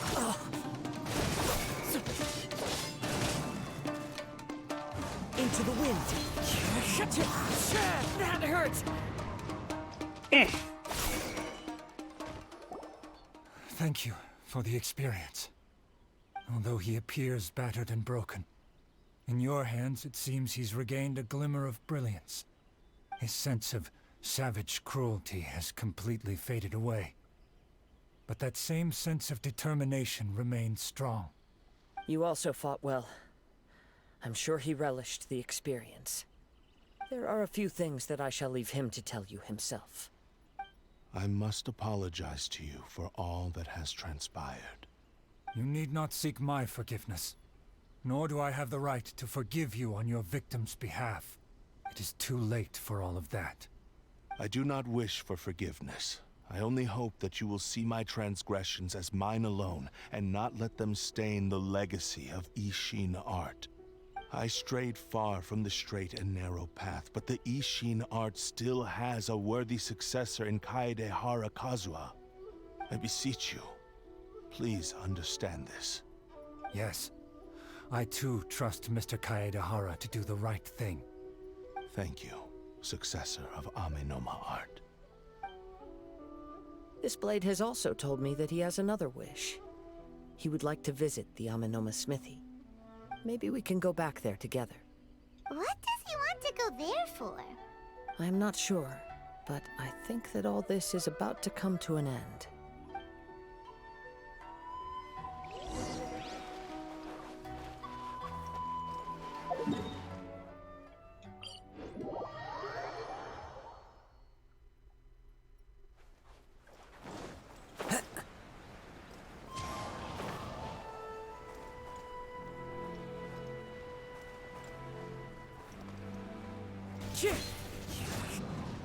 Oh, he still had access to that It's Yuya! plunge You attack. have returned! I am sorry to have troubled you. It's all thanks to them that I was able to return safely. Wait, tell the old man what happened. A prized Ishin blade, turned weapon that controls the human mind. Considering their forging philosophy, this was indeed within the realm of possibility. This is a great pity. But I have some good news as well. Ryuji, from the Bonton Sango Detective Agency, tells me that they've found the missing Mr. Nagato. Really? Is he okay? Yes, badly wounded, but he will live. No, the guy didn't die. And now that Yuya is back, it seems like the final ending to this story is a happy one after all. I think I know what you want to do. What's wrong, Kazuha? Is the blade whispering in your ear again? Yes. He said he wants to take control of me for a brief moment.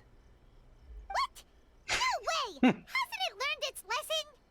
He tells me that he's thought of another way to fulfill his maker's wish. And he assures me that he won't use my body for anything nefarious. I have decided to let him do it.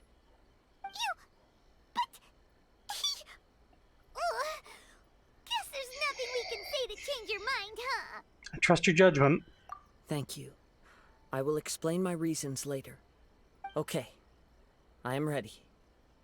Let us begin. Please, stay true to your promise.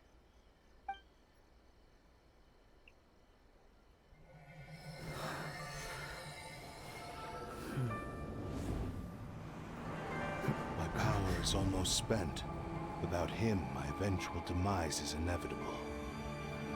But if I abandon the future to give everything I have in this moment, my physical form can be forged anew. Everything? You mean... Yes. The cost is my entire consciousness.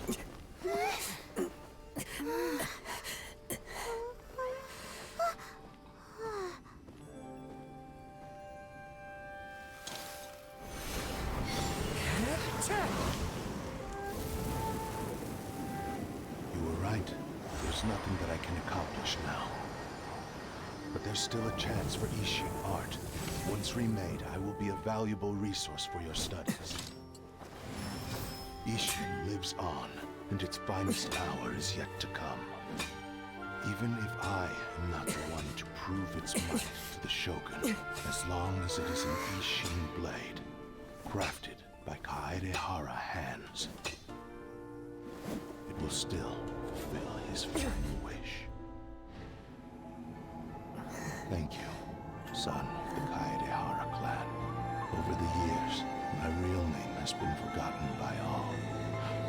I'm ashamed to utter it, yet it remains strong in my mind. Kagotsurube Ishin. This name is now yours to keep. Rest in peace.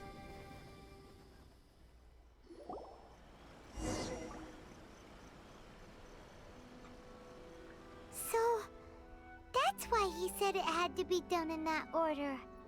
His consciousness will disappear forever after fulfilling the bladesmith's wish.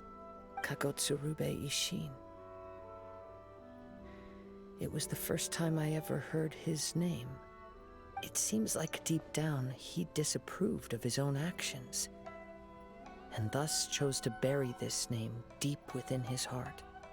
Only in the final moments, before his consciousness faded, was he willing to entrust it to another.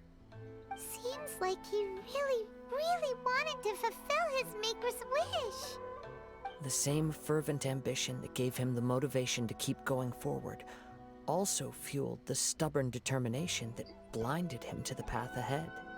Speaking for myself, I'd rather see him recognize and atone for his mistakes than see him punished for them. Remnants of defeated gods are nothing to scoff at. I understand. Perhaps this is a flaw in my personality. I've always been captivated by grand aspirations. Hearing his wish to rival the divine light touched something inside of me, just as the sight of those who fought to repeal the Vision Hunt decree did.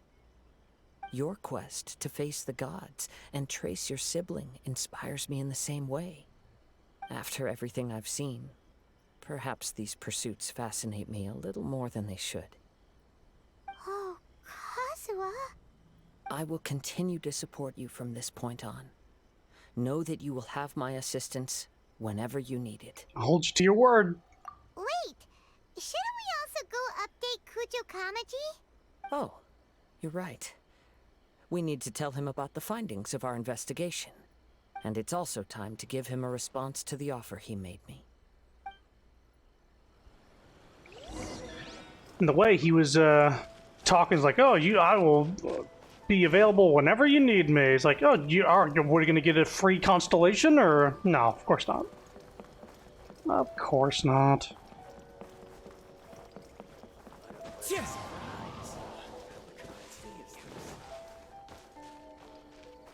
My apologies. Kamore Tea House only accepts guests.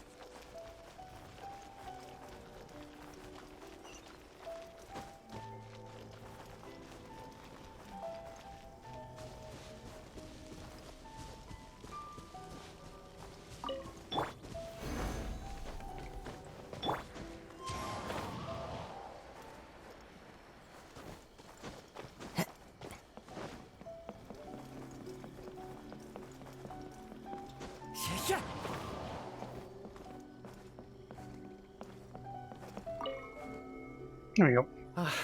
You've returned. I hear that the issue has been resolved.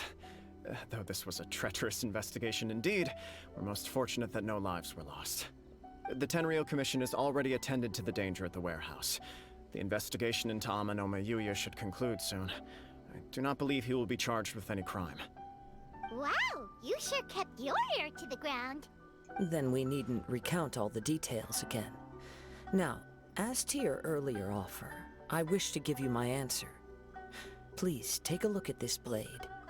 What's this? Kagotsurube Ishin. A weapon crafted using a long-lost blade forging art of the Kaidahara clan.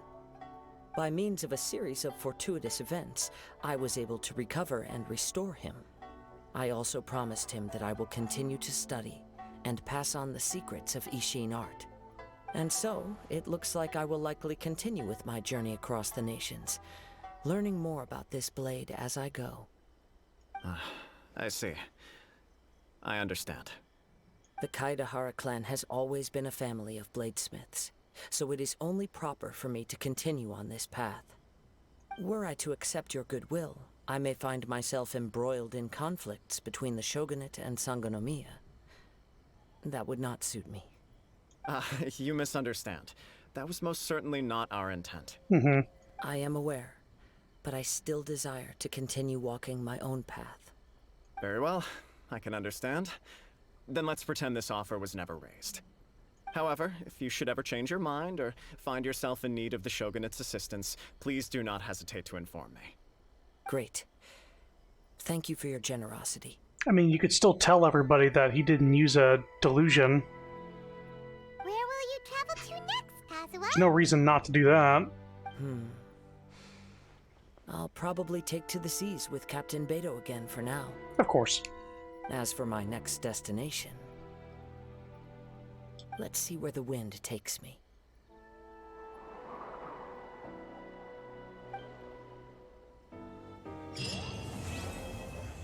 To be continued. It takes you with me, Kazuha! Hey, we got the sword. Let's see here. There it is.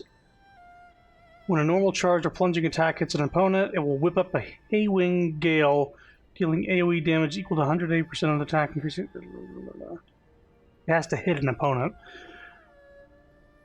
It also... How do you refine this thing? Can you even?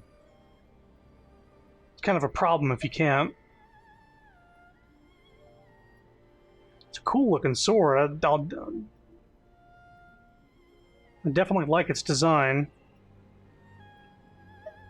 I also like this one. The fucking flute. I need to know if this is like a new weapon that they added to the pool and I happen to get it. Not sure if it's craftable now. Oh, you mean like just at the forge? Did I get the blueprint for it though? Did I learn it? Let's see. I wonder if it's just there. Because I already have like a thing that actually helps his elemental mastery. It's like, it's kind of hard to beat giving 136 extra elemental mastery, as well as increasing elemental or all damage by 12 anytime you do a swirl.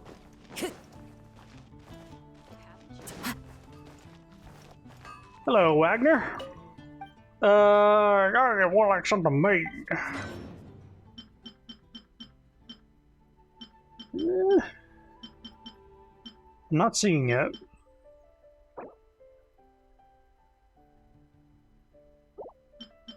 Yeah, I'm not seeing it. And I made 5 of these, so he's good.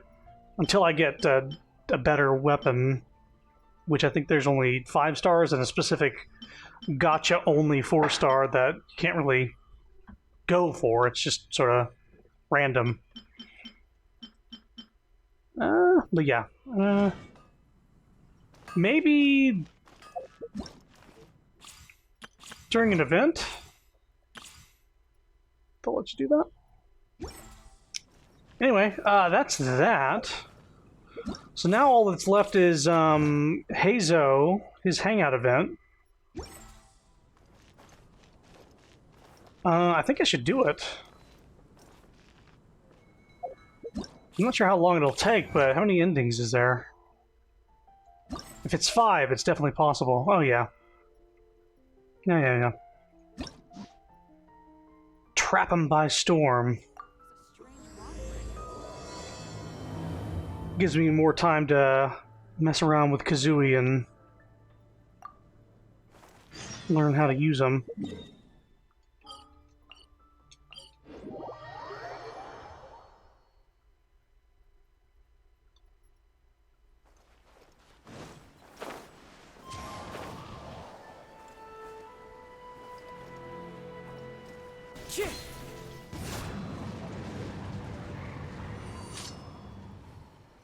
Hello.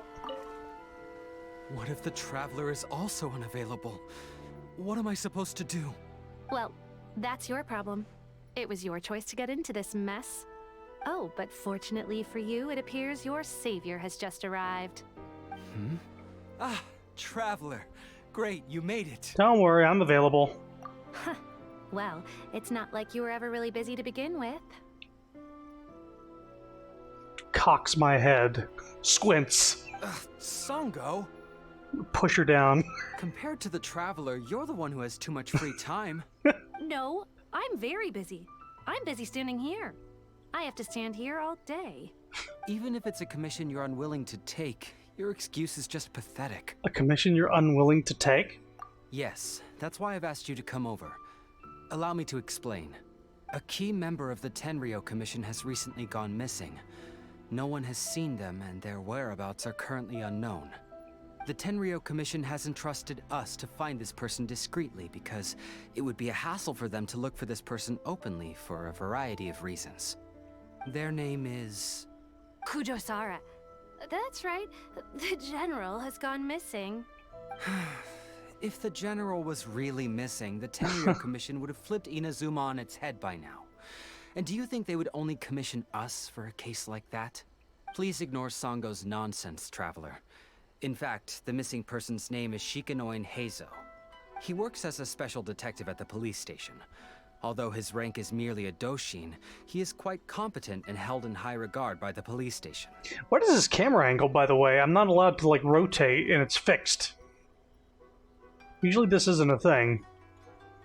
Unless you're talking to a character, like the Hangout character. Do they think he's more competent than me? That's how Hangouts are. Yeah, well, yeah, I guess it's only with the character. Yeah, I don't know. I remember talking to other people. I don't want to help Sango, but could you at least try not to make things more difficult here? Sorry, Traveler. Even though I accepted the commission, as you can see, Sango's less than thrilled to be involved in this case. I guess I'm used to, like, the camera panning back to the Traveler whenever I'm able to answer a question. Because there's too few clues? Nope, not even close. If you really want to know why, it's because I absolutely refuse to deal with that brat's nonsense. The only news that could make me happier than Shikanoin has gone missing would be Shikanoin has been missing for 100 years. Needless to say, Sango and Heizo have a bit of a history. I see what you mean. They're competitors. Well, it's a little more serious than that. According to Sango, Heizo was an obstacle in her path to the Temple of Truth. Like a yappy dog that was constantly in the way.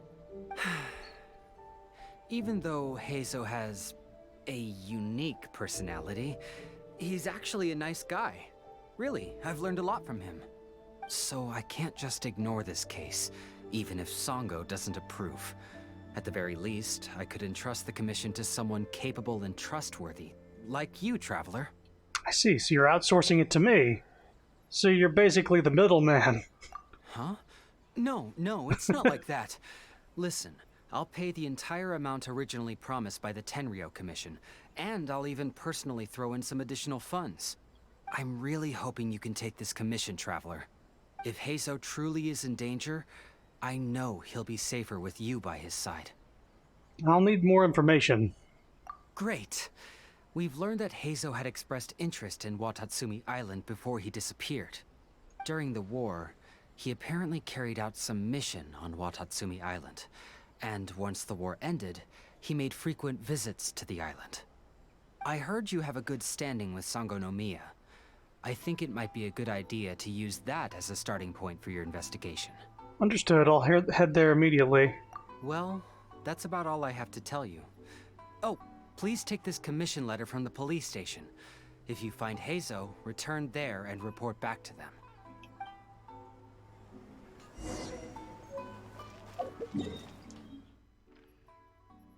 Okay, Sanganamiya, as we over here.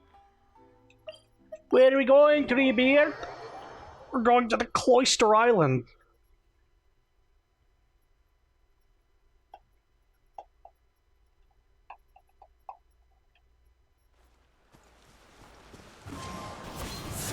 Hello. Oh, it's you. The captain of Swordfish 2? My name is Shibata. I'm in charge of the watch here. May I inquire as to what the captain needs? I'm here for information about a specific individual. So his name is Shikanoin Heizo, huh? Yes, I'm familiar with the detective. He used to stroll around the area. Her Excellency had assigned me to keep a close eye on him at the time, fearing that he would do something unpleasant, but I eventually realized that he acted more like he was on a trip or something. Come to think of it, I believe he was recently spotted in the area east of the Sanganamiya Shrine. Please feel free to go there and take a look for yourself.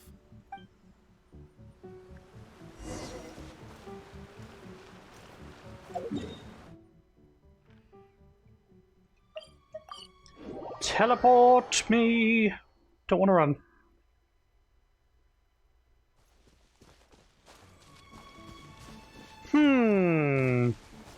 Come on, you guys. I'm nothing but a poor tourist with empty pockets. Please, you can just let me go. The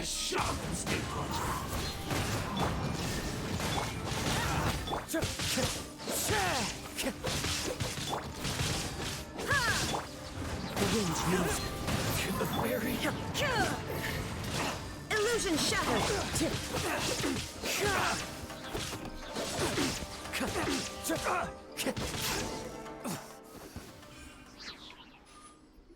Well, well, look who it is. I was wondering who could be valiant enough to wipe the floor with these guys so easily. Turns out it was the distinguished traveler. This person talks like he's a mix of Kazuha and Kaya. Really, I can't thank you enough. Have we met? Of course I was aware of you long before you arrived in Inazuma. Though the Sakoku decree managed to keep the country locked up, it wasn't able to stop the incredible stories about you. Love child. Every day, all of those little stories would come scurrying over to my desk, like files with little feet.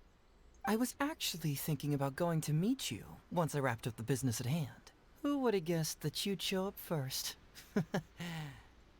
I got so excited I nearly forgot to introduce myself. The name's Shikanoin Heizo, Special Detective of the Tenryou Commission. It's a pleasure to meet you, Traveler. Get a better outfit. What? I wish you all the best on your journey through Teyvat, by the way. I've been commissioned to come find you. Huh. I guess that means I've taken over as the main character in your story today. Rude. I've always heard that you take commissions from all kinds of people, helping everyone out with everything you can imagine. So now it's my turn to take your help, huh? Don't mind if I do. Aren't you curious about whose commission it was? That was already obvious to me. It's no coincidence that you've arrived here. Because that would be the stuff of an epic novel. The two protagonists of the story both travel to Watatsumi Island by chance and cross paths as if by fate. The traveler from afar heroically rescues the weak and defenseless detective from the clutches of the ruthless Nobushi. Some people are gonna simp for this character, I can already tell.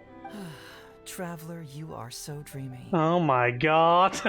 Unfortunately, though, I don't believe in coincidences. So, guessing you came to me on the police station's commission, didn't you? How'd you know that? Also, did you call me Dreamy? I'm a detective. Can you guess what gave it away? No. Did you deduce it from my demeanor? You're an oracle! Did you deduce it from what I'm wearing? Did you deduce it from what I said? My attitude, what I said, what I'm wearing. You're an oracle. All those. Also, there's 6 stars, or 6 hearts, instead of the usual 5. Let's see here. I'm gonna say from what I'm wearing. Sounds like you already have some ideas about the work of a detective. That's what Sherlock Holmes does, at least. He's able to look at people's clothes and like find that, oh, there's a little bit of soot on your clothes. Like, oh, you worked a fireplace or something like that. Let me ask you this. What's that your little sidekick is holding? If I'm not mistaken, it's a commission letter from the police station. Behind you, your little sidekick hastily hides the commission letter she was holding. What? Paimon's just here to take a look. Yeah, this is a different layout than usual. They don't usually do this. They didn't do this 2-person thing. And hey, who are you calling a little sidekick? Paimon was worried she might be in danger, so Paimon came to help. And also, Paimon's usually not involved. Why are you two staring at Paimon? Is Paimon not supposed to be here? Whoops. I'm not staring, I'm just taking a look. Yeah, I'm also just taking a look. She can look, but you can't. What? Oh, come on. Don't be like that. After all, this is the first time I've seen a voice. I must admit, I'm most intrigued. What did he call her? Huh? Voice? What are you talking about? She knows she's in a video game. She's like, why are you looking at me like I'm not supposed to be here? But then he gave her a title I've never heard of. A vision is an external magical focus, right? Well, similarly, a voice is an external voice box. I've heard that the Traveler isn't very talkative, but given how chatty you are, you must be her voice, right? This dude might be aware he's in a video game also. That sounds awful! Paimon's not somebody's voice! Paimon's emergency food! Oh, what? No! Wait! Paimon's so upset she can't think straight! Paimon is Paimon! How dare you give Paimon such a terrible nickname? What is this hangout event? We came here to rescue you, but you actually opened the cage yourself. You were only pretending to be captured by the Nobushi, weren't you? Pretty suspicious if you ask Paimon. Come out with it, mister. What kind of schemes are you up to? Sheesh. For someone who says they don't want to be a voice, you sure do talk a lot. Yes, I'd also like to know what you're doing here, Detective Hazo. Bite him, Paimon. Let me think for a moment. Ravenous. Yes, all this started a long time ago. Foaming at the during mouth. war. Hello, Hallie.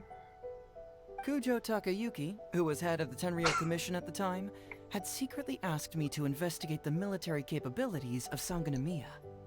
But I had already grown tired of the guy for a while, so I simply treated the trip as a paid vacation. I had heard that Watatsumi Island is really beautiful. As for the mission, I thought I'd just come up with some random excuses or whatever when I reported back. But guess what? The first night I arrived on Watatsumi Island, I had a dream. The dream contained only one message, an echo resounding from the depths of the earth that kept ringing in my ears, saying... So you doing, Genshin? How's it going? It's going good. I'm checking out the new content. We pulled for Kazuha, got him. So that was cool. We got him within about 50 pulls. No, we didn't lose the 50-50. And we did his story quest. Now we're doing Hazo's hangout event. Not fair. Something vital is missing on this island. Dude's whispering in my ear? Personal space! Isn't that bizarre? Something vital has gone missing on this island. Has something evaporated into thin air? Paimon bets it must be something delicious. So yeah, like cuts to... You know, because the soil of Watatsumi Island can't grow crops. There's a shortage of food here. Give me a second. Give me a quick second. Him whispering in my ear reminded me of something. Hey, welcome back to Personal Space. I'm your host, Philip Jacobs, and let me tell you, I care about my personal space. Whoa, whoa! Hey, who's around me right now? Who's around me? Now, why don't we step up here, and everybody get stepped up, and let's get some stepped up personal space up in this place. Here we go. We get a 1, personal space. 2, personal space. 3, stay out of my personal space. 4, keep away from my personal space. 5, get out of that personal space. 6, stay away from my personal space. 7, keep away from that personal space. 8. There, okay, we're done. Oh. Food, huh? How about you, Traveler? What do you think is missing? So man, I just want to get any characters at this point. Yeah, the game, unless you pay, it's hard to save up. I've been saving up since Raiden Shogun, and even before then, I'd left over after getting her. The only characters I've gone for have been when I first started the game was Mona, and I was doing resets until I got her with the beginner draw banner thing. But the first banner I went for was it Zhongli?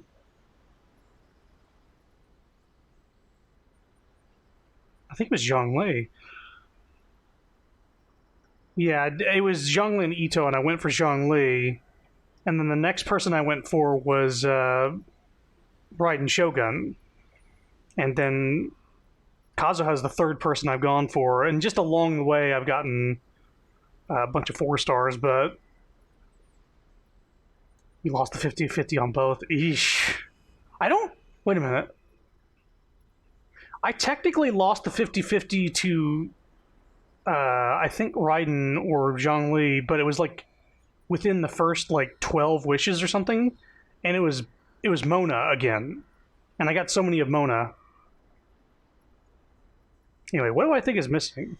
See, I got Yanfei, and that's about it. Oh shit. Well, I guess yeah, just keep saving up and sort of like think. I guess you have to really plan ahead, like who you really want. And then whenever their banner comes around, you use what you saved up. Let's see here. What is missing?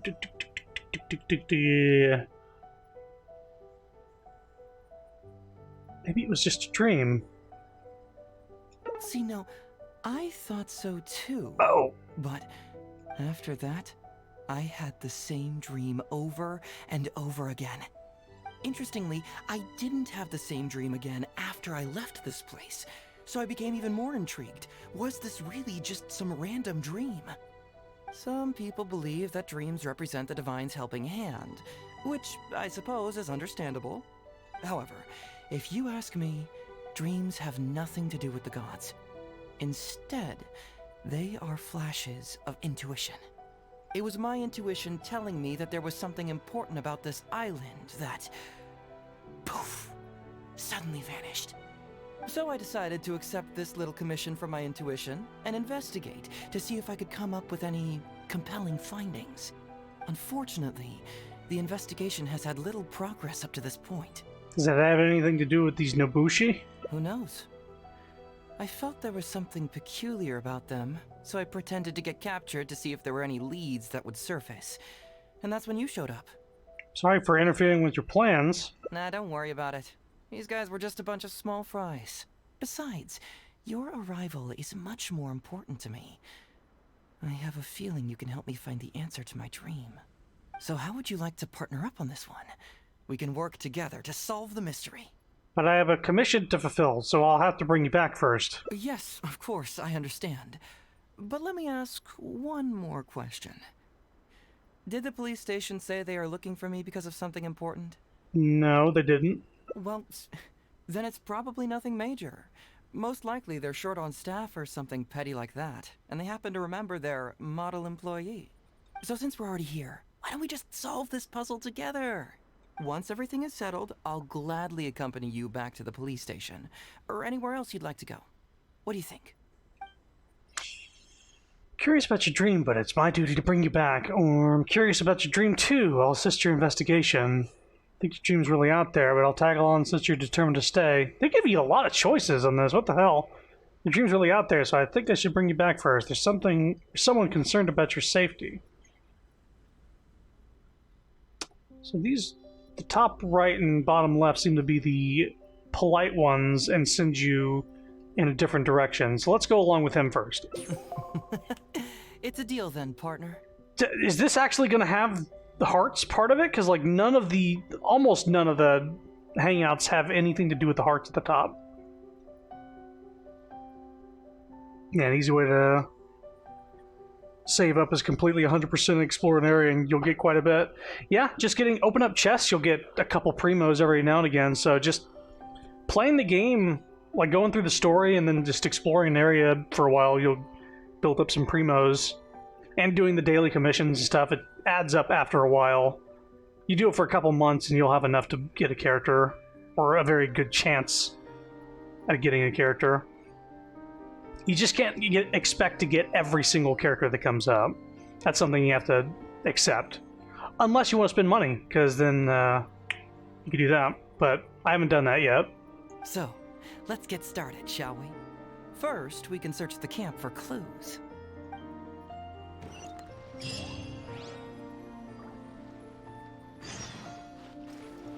Get some clues. Make sure to do hangouts and character stories since they always give primos. Yes, doing all the hangouts and character stories also give you primos.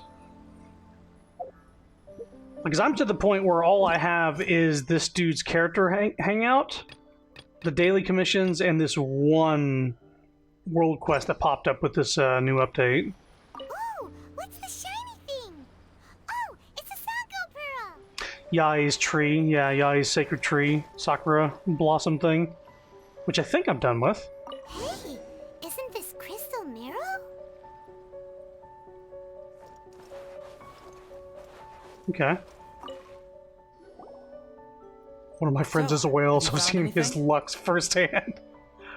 I'm actually curious as to like how quickly you get it when you do whale. Like, do they give you good luck or do they make you pay? Like, they give you that hard pity, and once they find out that you're willing to pay, they don't ever make you get it before 90 pulls or something.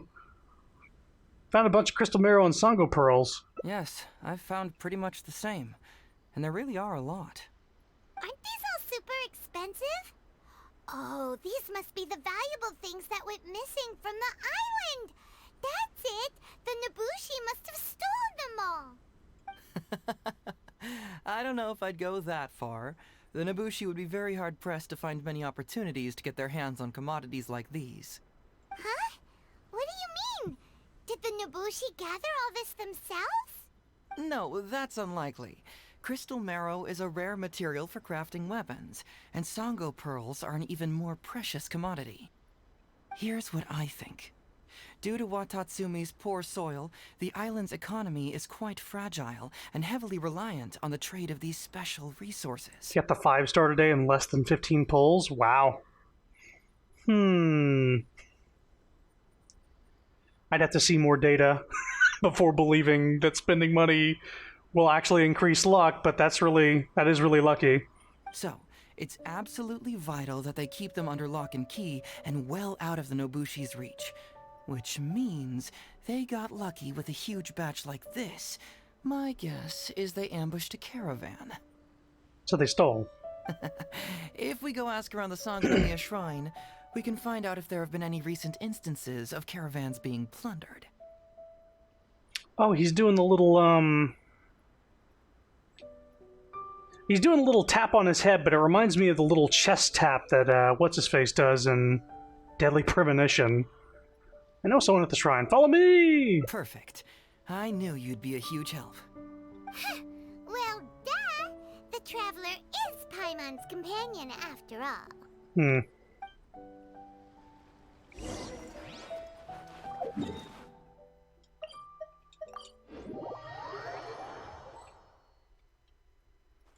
Don't have to go far. Captain, I see you found the detective. Watatsumi Island sure is a beautiful place. I don't think I could ever leave. He does it all the time. I regret introducing the game to him. I'm gonna get all the characters. I don't care how much my credit card goes into debt. I want to get them all. He didn't like try to do like mass constellation, or is it just try to get the characters once, or does he have to like I have to have 6 constellations, 6 of everybody? You can stay as long as you like, granted you don't cause any trouble, that is. Her Excellency has stated that all friendly visitors are welcome. Because that will actually bankrupt you if you do that shit. Getting Constellation 6 of everybody, that's just asking to go into debt. I'd like to know whether any merchants or caravans have recently reported instances of stolen goods. Incidents of stolen goods? Not that I'm aware of. Her Excellency has recently launched several measures to boost the economy, including the development of trade routes and establishing our own caravans. If you had money, you'd go on full Constellation Ito. Yeah, all the money in the world, just like a money sink. Like, let's Troops have also been deployed to protect them, so it is only reasonable to assume that the current trade routes are already very safe. Any looting or theft would be practically unthinkable. It is interesting to think about how many hours I've gotten this game and haven't spent any money on it still. It's been a lot. That's strange. Then where did the Nobushi get those goods from? Where indeed? Huh? You mean you found goods of unknown origin? Yep, and it's all Sango pearls and crystal marrow, so we know it's local. Could there have really been a theft that hasn't been reported? That shouldn't be the case. Well, perhaps you could go ask Todoroki. Maybe the people it got stolen from also stole them. He's responsible for the caravans and is usually in the village at night preparing the goods. If something has happened, he should know about it. And they wouldn't report stolen goods because it would trace it back to them stealing it from somebody else. Great. Thank you for all the info. Let's go. You can't stop thinking about deadly premonition. Hey, Traveler! It's been a while. I missed you. Why didn't you inform me that you'd be coming over today? Hey, it's the dog. General Goro. You're dismissed, Shibata. You may go about your other duties while I catch up with the Traveler.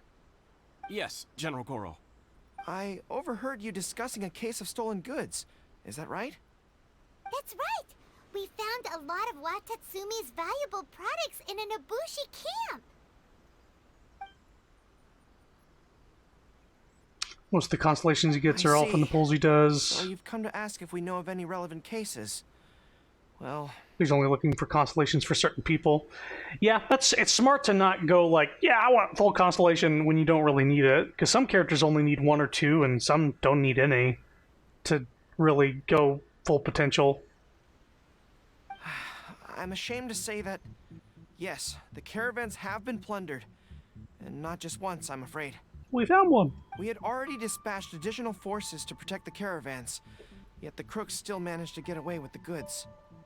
And you're concerned that if this kind of news were to get out, it would undermine the confidence of other caravans. So you didn't make it public, and instead kept the news to only a select few.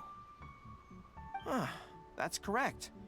I never expected you to be so concerned about Watatsumi's affairs, Detective Heizo. Just a force of habit, really. As a detective, I notice these kinds of things. Oh, so you two already know each other? Actually, I've only heard of Detective Heizo from the soldiers' reports. We've never met in person. Ah, darn it. You're right. Now that you mention it, I've been on Watatsumi Island all this time and still haven't properly introduced myself. Man alive, please forgive me. It's a pleasure to meet you, General Goro. I'm Shikanoin Heizo of the Tenryo Commission. Yes, it's a pleasure to meet you too.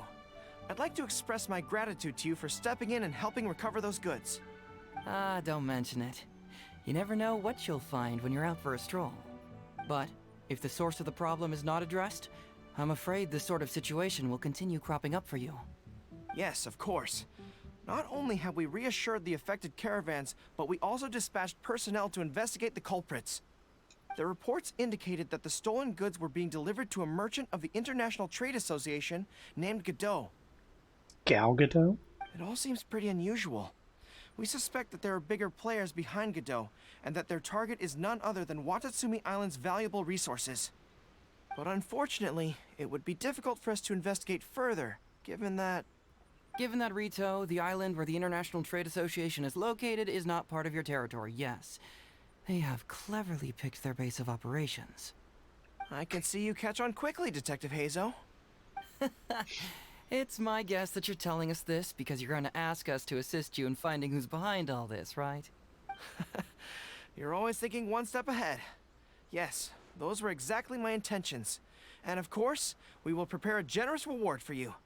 The recent end of the war, trade and commerce have now become an important component of Watatsumi Island's development. Ensuring safety of the trade routes is critical, and we can't afford any further incidents. So, will you please help Watatsumi Island, Detective Hazo? I'm willing to assist, but it all depends on what she wishes. As the captain of Swordfish 2, it's my duty to help Watatsumi. Or, Goro's a good friend. We should do this for him regardless of the rewards. Great! With both Detective Hazo and the Traveler on the case, I'm sure it'll be solved in no time. It's like, hey, were you trying to get a heart for him? This isn't his hangout. The situation is now in your capable hands. I look forward to hearing your report when you get back. All right, we'll take care of it. Traveler, let's go discuss where to head from here. Wonder Woman is stealing? That sounds about right.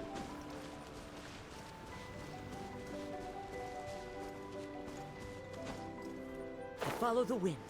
Hey! Why are we talking way over here? Oh, you're not trying to get away from Goro so he can't overhear us, are you? Very perceptive. Seems even Paimon has her moments. Let me ask you, do you believe in intuition? Huh? Intuition? Where are you going with this? My intuition tells me that General Goro is lying. Oh. What? How could you say that? Although he did seem a little on the serious side today, but Goro's a good guy. Good people can be deceptive, too. After all, everyone has their secrets. What makes you say that? Well, in my opinion, the timing of his appearance was a little too coincidental. Sangonomiya's soldiers have been keeping an eye on me for the entire time I've been on Watatsumi Island, yet I had never seen General Goro even once. But today he came out and met with us, and even commissioned us to investigate a case. Maybe that's because the Traveler is here today, Mhm. and Goro thinks she's more capable. That's believable. Really? Huh. Then that makes things even more peculiar. If there are powerful players behind this case, and he needs to draw upon external support, then he should have taken action sooner rather than wait until today. A more plausible explanation is that the items we discovered are linked with some unspeakable secret, and he had to intervene to prevent us from digging any deeper. Damn, Paimon, get him. I don't know. If anything, he might be uninformed. Then he put up a smokescreen to mislead us.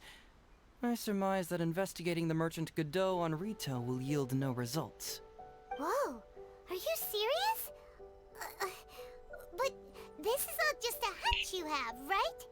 Actually, there is another key factor behind my reasoning, though you may not believe me. I sense something special about Goro. Something special? Yes. Whatever is missing on this island, I sense it in him. Whoa! Hold it right there! Are you saying Goro's a thief? As in he took something valuable? It's not that simple. I can't fully explain it. It's just my intuition. Certainly doesn't line up with the Goro I know. Sure, I trust your judgment. But perhaps you're overlooking someone else, the true leader here.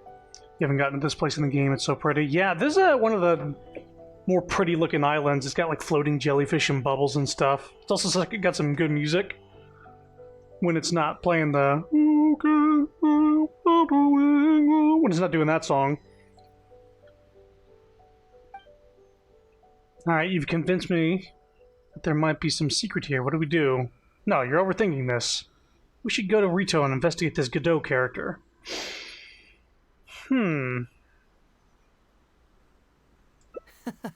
Being too suspicious, am I? Well, even suspicious people have their duty to uphold.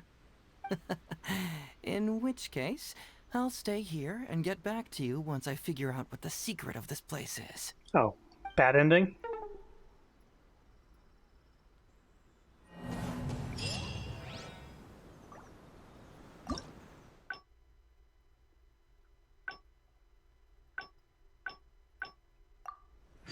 Okay, this one seems easier to fail than the other ones. Talking way over here. Very let me ask you. Huh? My intuition. What? Good people can be deceptive too. Well, Sanganamiya soul, but today he came. Maybe that's Really? A more plausible. Then he put up a smoke. Whoa. Actually, I sense some. Something Yes. Whoa. It's not that simple. I can't. Sure. I mean, this is the obvious thing to progress the storyline. I just wanted to see what this will take us. This is more reminiscent of some of the earlier Hangout missions where it was kind of easy to fail, and some endings didn't even have like pictures to them or anything. Alright, what do we do? It's simple. We should just investigate whatever it is they're trying to hide from us. And what were we planning to do just before Goro showed up? Oh, we were going to talk to the leader of the caravans. Yeah, someone named Todoroki. Bingo. There's no time to lose. Let's go talk to this Todoroki. And doing these Hangout events, to me, is kind of like, exploring like a dungeon, and you know what the correct way is, and yet you will always go the incorrect way first. You want to get the secrets.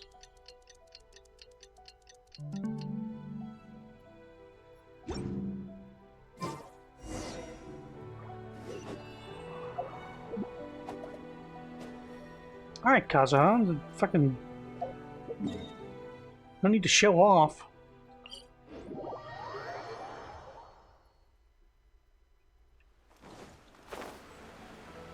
Yeah.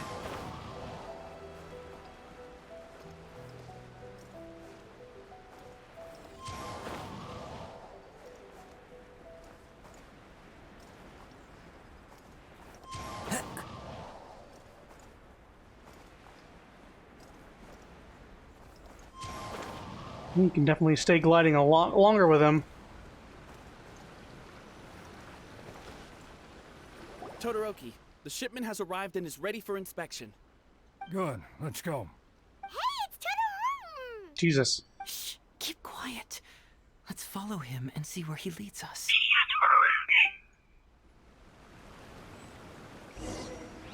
Alright, do I have a crouch? Yes, I do. Man alive. We strayed too far and now we've lost him. Mixcuse? Todoroki, the shipment has arrived. Good. Hey, it's Todoroki! Shh, keep quiet.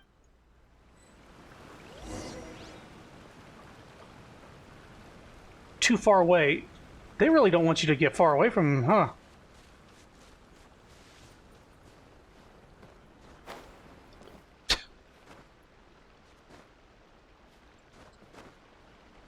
Shit. Fuck you, I'm on the rooftops. I'm the Assassin's Creed, follow this dude. Whoop.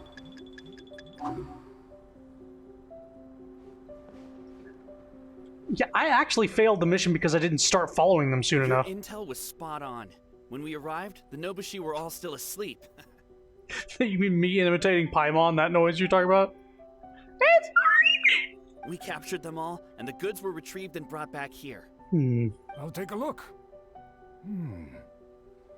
Everything seems in order. Good work. It's nothing. Thanks to the efforts of your caravan, the price of grain in the village has decreased. That's right. And who would have thought that the injuries we sustained during the war would have such a lingering effect on our bodies? But thankfully, you also brought back some life-saving medicine. Sounds like they recruited a new voice actor to this game. Things are improving thanks to the help from those up top. Oh, by the way, what is the state of the village's inventory? Make sure that it's confirmed tonight. I have to leave tomorrow morning after I go to the Sangonomiya Shrine and get instructions from General Goro. Don't worry. We've already prepared the list. Just follow us. Huh? The soldiers from Sangonomiya seized the Nobushi stolen goods? But didn't Goro say all the stolen goods were headed to the International Trade Association? And Todoroki said he'll get instructions from Goro tomorrow. Interesting. It appears these seized goods were never stolen. There's something else behind all this. Now's our chance to look around and see if we can find any leads. Sorry, I'm just gonna play a leaf flute real quick. Glaze lilies? What are these doing here? Shouldn't it be crystal marrow or something? Whoa! Genshin? Paimon was expecting to find Sango pearls. Leeway items. This box is packed so tight, it looks like it could burst. Let's see what's inside. Huh? What are all these plants and flowers? Oh, there's a small note here. Torn bill. The handwriting has been smudged by water stains, making it difficult to read. Only a faint outline of the words Foreign Trade Association can be seen at the signature. Oh, that was not related to the mission. So, did you find anything? Wow, look at all the Genshin! And glaze lilies too! There are also tons of other plants and flowers Paimon doesn't know here. Weird. These are valuable raw ingredients for producing medicine. If these few crates were to be imported from Rito, the price would be jaw-dropping. On top of that, these items seem to lack a tax clearance certificate, meaning that they were most likely smuggled. Yes, very interesting. Now, where did the Nobushi get these goods? How about you? Did you find anything else? There's a bill here addressed to the Foreign Trade Association. Foreign Trade Association? I've never heard of such an organization in Rito. And if it's regarding foreign trade, then smuggling is an even more likely possibility. All right. In which case, I have a rough hypothesis. First, Huh? Who goes there? The Traveler. Bitch. Oh no, we've been spotted! I'm a captain of Swordfish too. I'm allowed to be here. Huh? Wait, Captain? Is that you? I'm good. Oh, so it's you, Captain. You had me worried there. We almost mistook you for bandits. Haha. Captain, do you remember us? During the war, I was in the field hospital with Masashi. Teppei brought you to see us and helped find medicine for us. Yeah. So maybe he's not a new voice actor on the right. Hey, come on now. The Captain wouldn't forget. Yeah. I gotta tell you, Captain, we all miss you. We haven't seen you ever since the end of the war. I think you were putting on a different voice earlier, so that's why. When we heard that you were coming here, we just assumed you were only going to see General Goro and Her Excellency. The guys are all really hoping to see you. How have you all been? We're fine. You don't have to worry about us, Captain. No, you're not fine. Captain, you may not be aware, but Masashi previously fainted on the front lines. The doctor thought that it might be a neurological condition caused by overstimulated emotions. It's pretty serious. Really? According to the doctor, if it hadn't been for the medication he's been taking, he would have developed dementia. And that was assuming the best case scenario. What the fuck? You're one to talk. Don't forget why I fainted in the first place. It's because I heard that you got yourself killed by an arrow. I couldn't handle all the emotion. Later, I found out that he'd been shot in the buttocks and it was only a mild injury. I had an emotional breakdown for nothing. What do you mean for nothing? I got shot not by one, but 2 arrows in a row. The first arrow was to the left cheek. Come on. And the second arrow was also to the left. Left butt. And because the arrows were poisonous, the wound still hasn't completely healed yet. I have to apply ointment every day, and I'm constantly worried it might reopen while I sleep. Look on the bright side. At least we're still alive. Yeah, I suppose you're right. But enough about us. What brings you here, Captain? Tell me about these goods. Oh, these goods are all seized from the hands of Nobushi and treasure hoarders.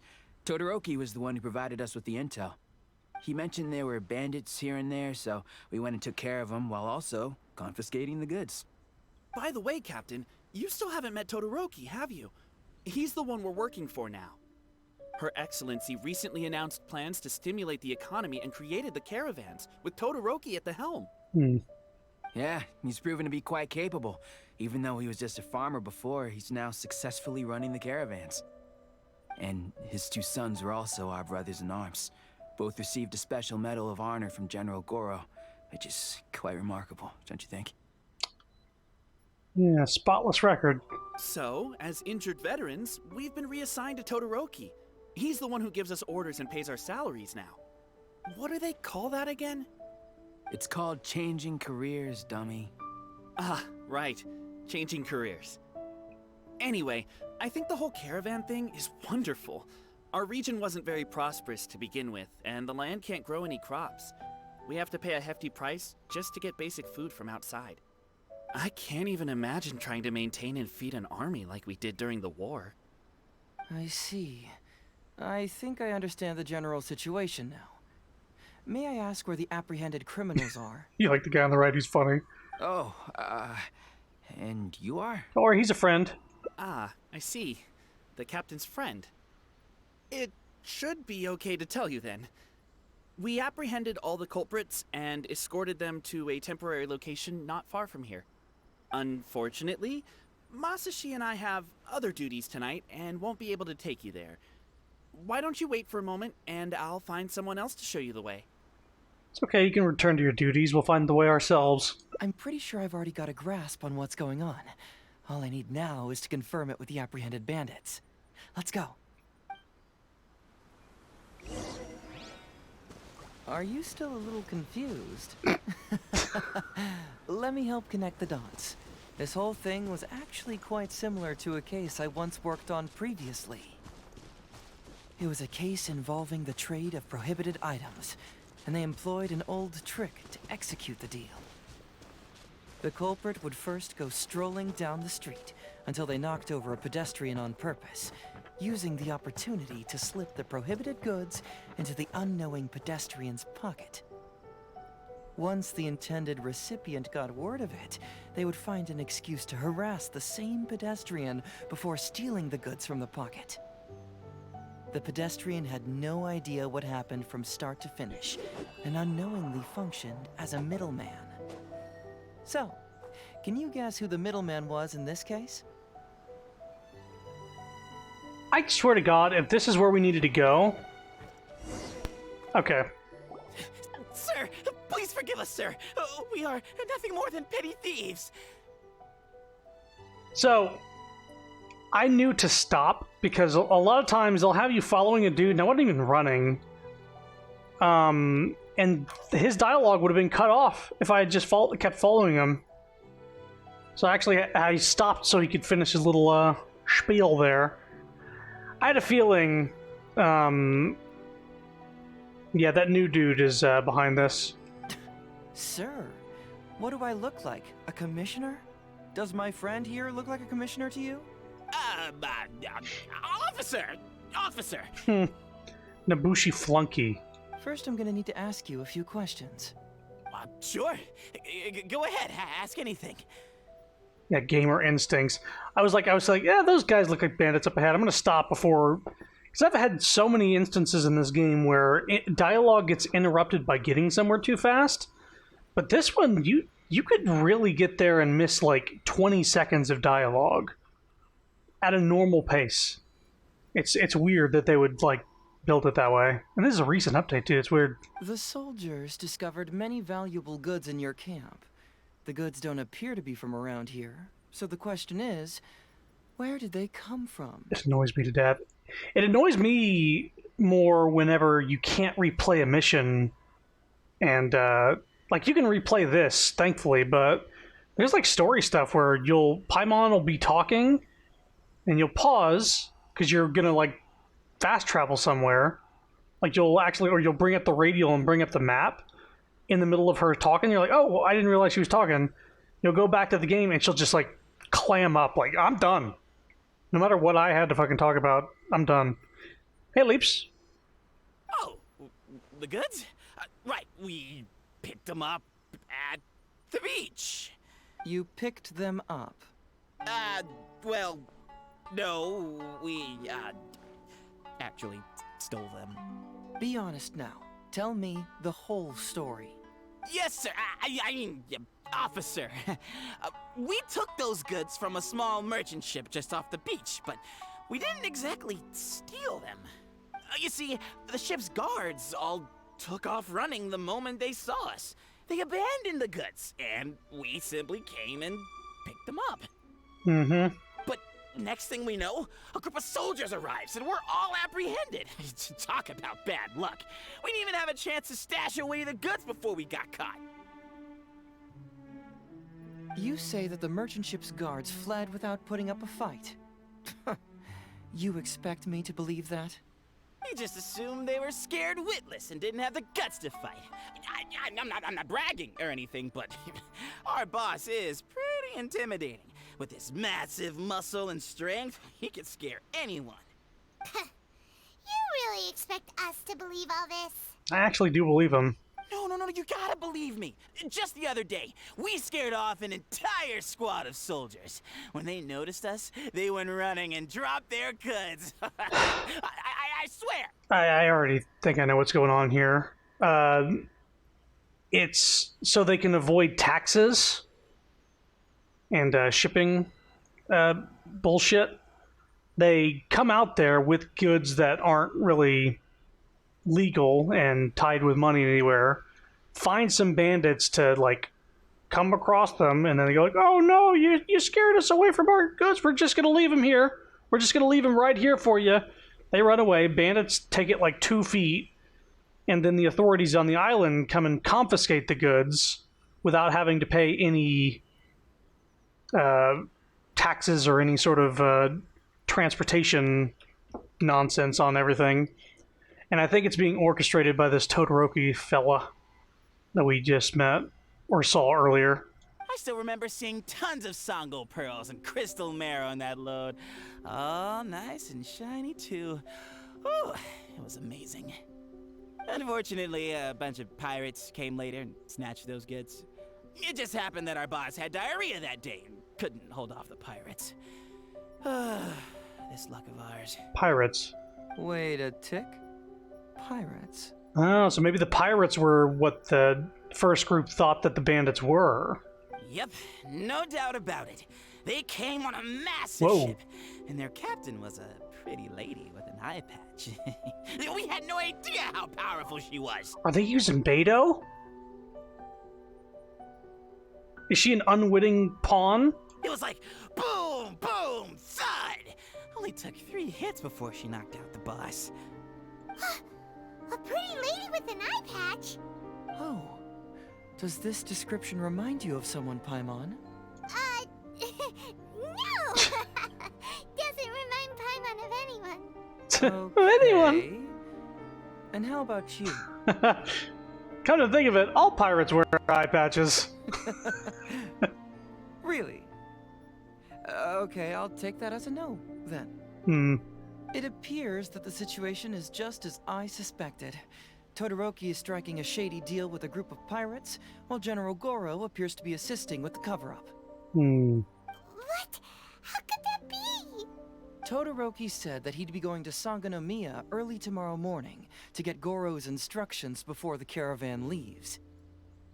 Now is the time to address any doubts you may have. Tomorrow morning will be our moment to confront them. Beto is so fucking great with her character design. I just wish she was a better character, gameplay-wise. I like her character too, her personality and all that. Just her kit is not really built to anything I have going, unfortunately, so I can't use her. And she's also a 4-star, so she's just not as good as the 5 stars. Beto pretty. No thoughts, only Beto. She had a very good hangout event, though, where she got angry when you asked to take a provocative picture of her. Hopefully, My final question will be answered then as well. Your final question? The question of what important thing this island is missing. I can feel some connection to the question in Goro, Todoroki, and even to Kuda and Masashi. Where's Kokome? Hopefully, we'll finally have an answer tomorrow. Let's get some rest. I'll see you at Sangonomiya tomorrow morning. Guess we gotta wait till tomorrow morning. Yes, anything else, pal? Oh, officer, don't forget to tell the officials how cooperative we've been. Please put in a good word for us. Yeah, admitting to stealing things. Being braggadocious about it, too. Y'all got anything to say? Okay. Well, let's wait till 12 p.m. the following day.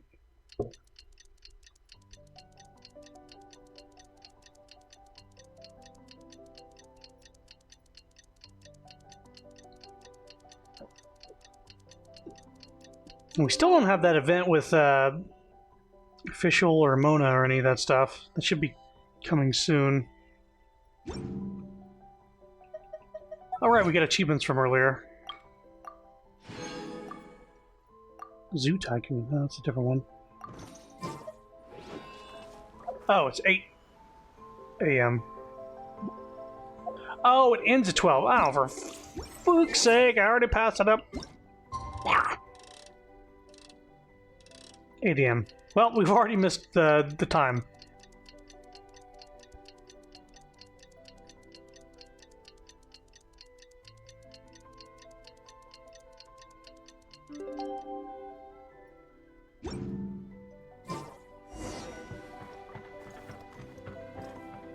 Let's warp. Yeah, this entire game requires the bonk from the Sheeb.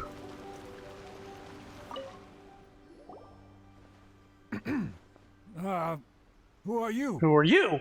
Hello, Todoroki. I'm Shikanoin Heizo. Sorry, didn't mean to yell. Special detective of the Tenryou Commission.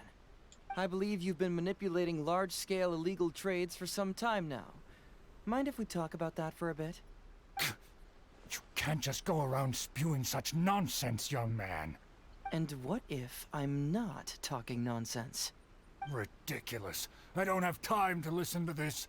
Get out of here, you little brat. I know I'm on the younger side compared to you, Todoroki, so I'm sure you must have heard the old saying. Off the scale, some goods only weigh a couple pounds, but on the scale, they weigh more than 1,000. So the question is, do you want to put your goods on the scale or not? What are you trying to say? Well, nothing. All I want to hear is you personally confirming what we already know to be the truth. Masashi! Tokuda! Arrest these people! These people. Huh? Todoroki, what's wrong? Who dares to cause trouble at Sangonomiya Shrine? Who dares? Huh? Wait, it's... Captain? What are you doing? These crooks are trying to pry into the secrets of Watatsumi. We mustn't let them go. But, no. There must be some kind of misunderstanding. Todoroki, this is the captain of Swordfish 2, one of our own. It doesn't matter who they are. Remember what General Goro told you? A long-term goal of Watatsumi is to revive its trade and commerce. And since you have been assigned to work with me, it's my orders that count around here. This dude's about to bite it. I don't care if they were your captain. Would you dare disobey orders? Were? What do we do? Well, what are you waiting for? All right, I see how it is. If you two won't do it, I will. I really hoped it wouldn't come to this. But here we go. Wait! Everyone, stand down! Oh, here comes Puppy. General Goro! You're here. My apologies, Traveler, Detective Heizo. I wasn't telling you the truth. Mm-hmm. Todoroki, the Traveler here is the hero who saved Watatsumi Island. Without her, Watatsumi Island would never have found the peace it has today. We mustn't raise our weapons against her. How could you be so naive, General Goro? If we let them go free, then who's to say the Shogunate won't come after us tomorrow? If the Shogunate decides to investigate, we won't be able to hide the truth. I wouldn't allow them to take you, Todoroki. Let's not kid ourselves. If going to jail could solve the problem, I would go and turn myself into the Tenryou Commission right now. The question is, what are we going to do with the goods? Will you be able to keep them? Not to mention the chance of astronomical fines. Can you afford that? Goro, we both know that Watatsumi Island is a barren land. Plant 100 radishes here and maybe only 3 would grow. And those 3 combined would still be smaller than just 1 carrot imported from elsewhere. You can't grow food or medicinal herbs here, and if we buy them from Rito, we pay exorbitant taxes. My eldest son died fighting on the battlefield. But do you know how my second son died? He died because there was no medicine to treat him. You awarded both of them medals of honor, but did that save their lives?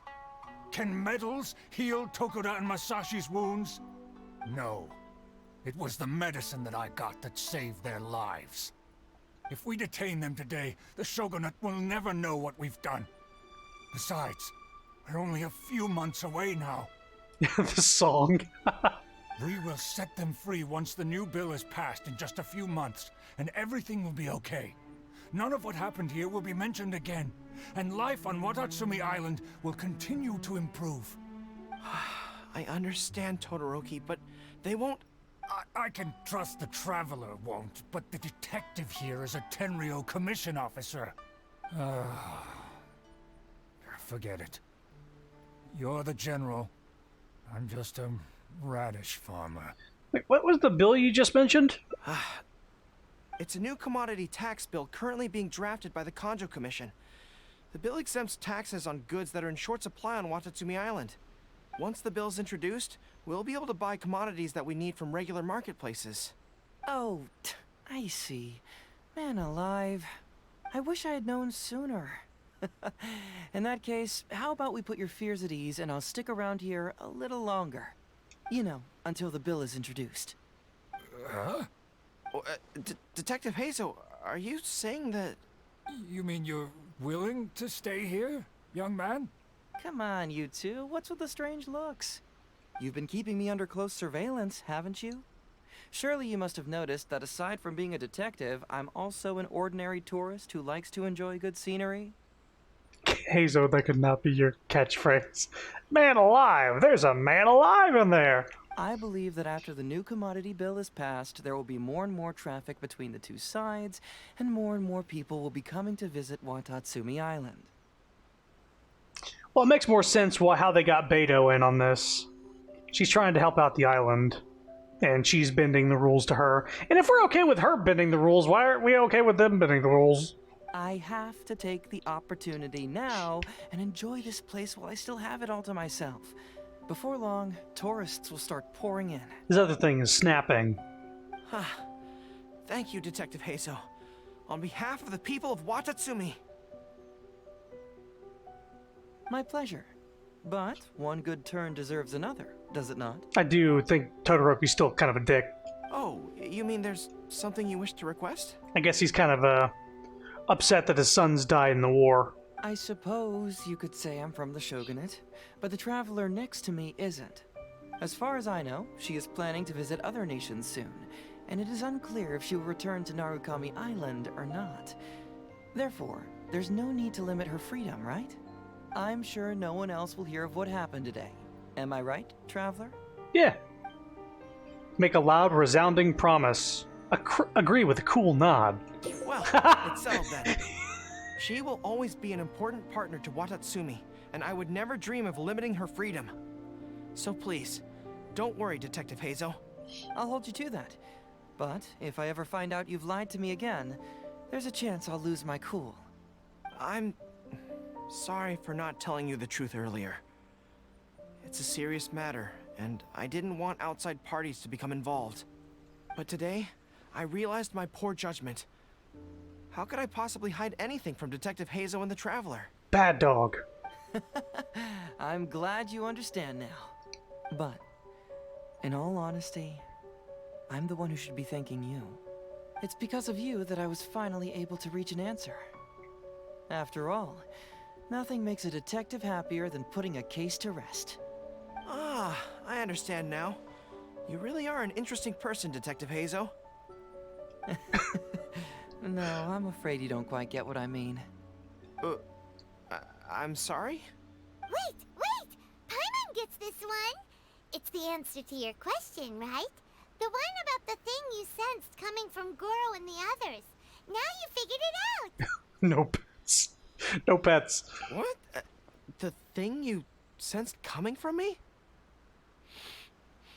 But I always have excellent personal hygiene. He just sniffed himself. No, not like that.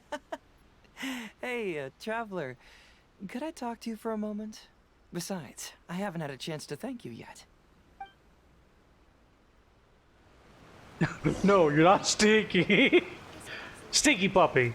Bad. No lying. It's like a dog when he knows he's doing something bad. There you are. Come here. Look.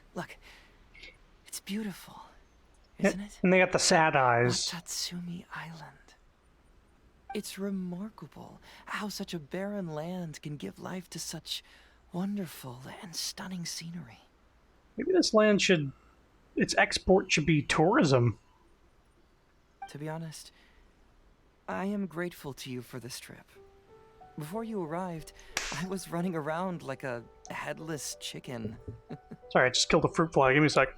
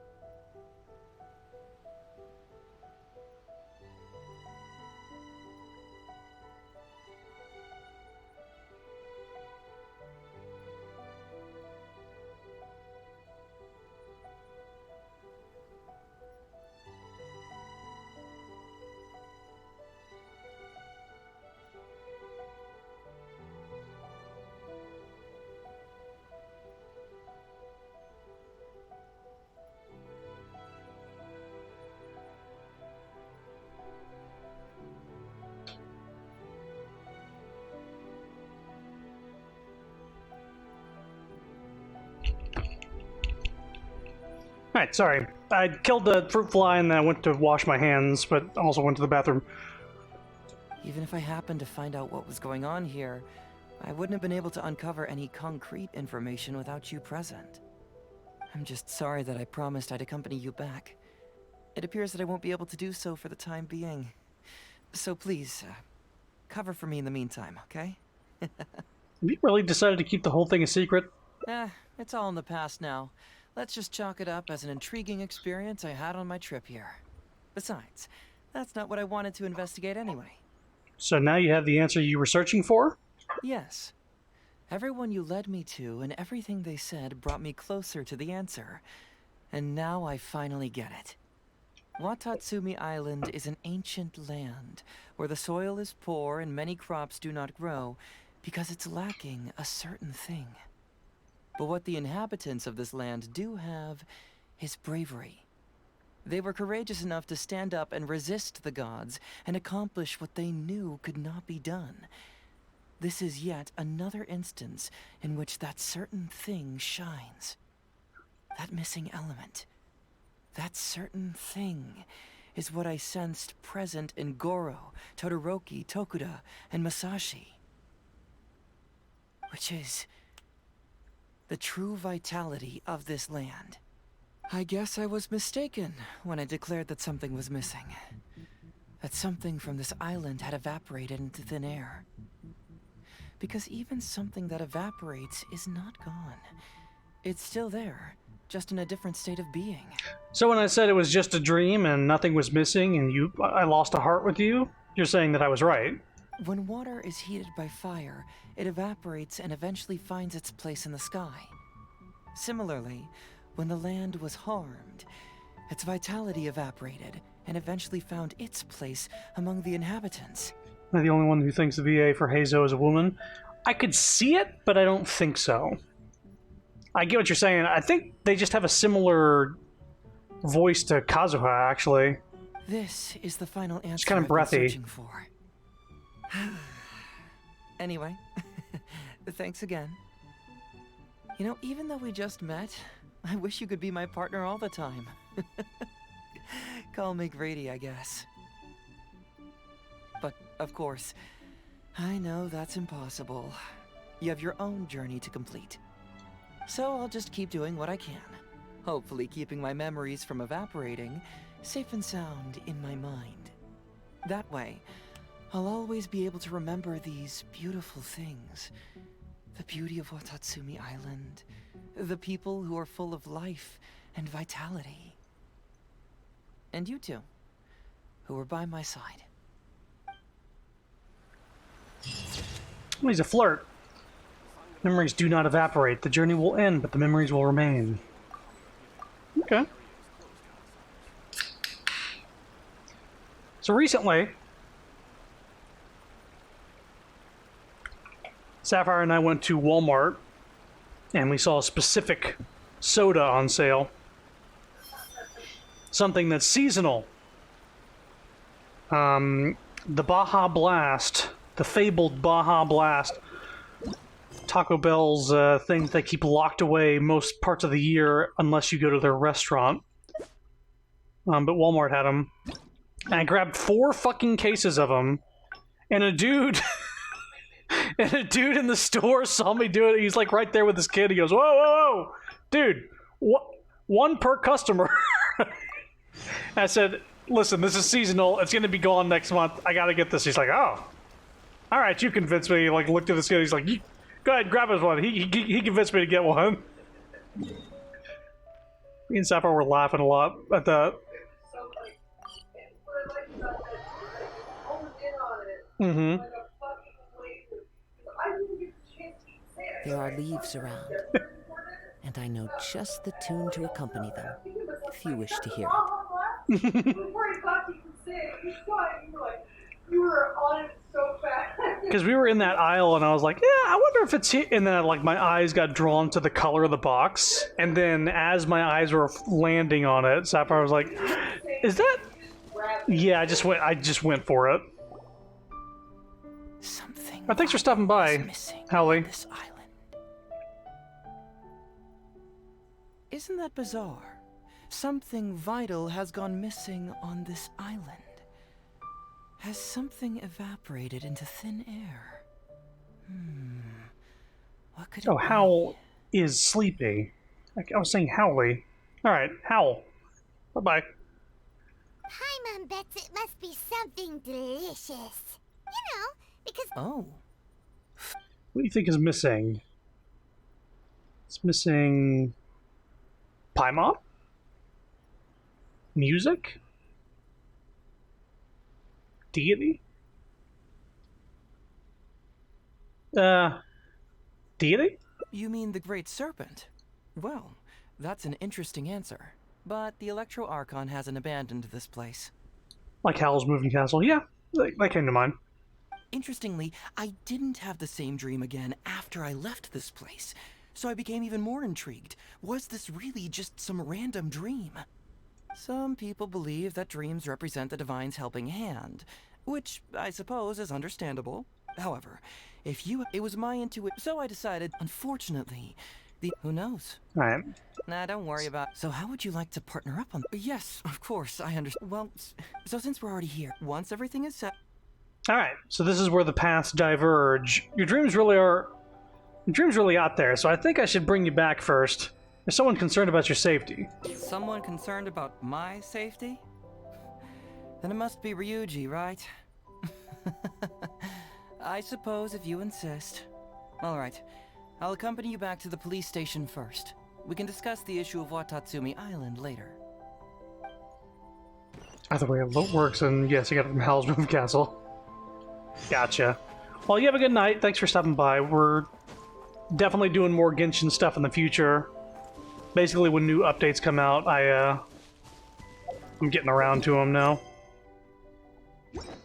because I've actually caught up with story content, so whenever Sumeru drops, I'm going to be exploring that new region and everything.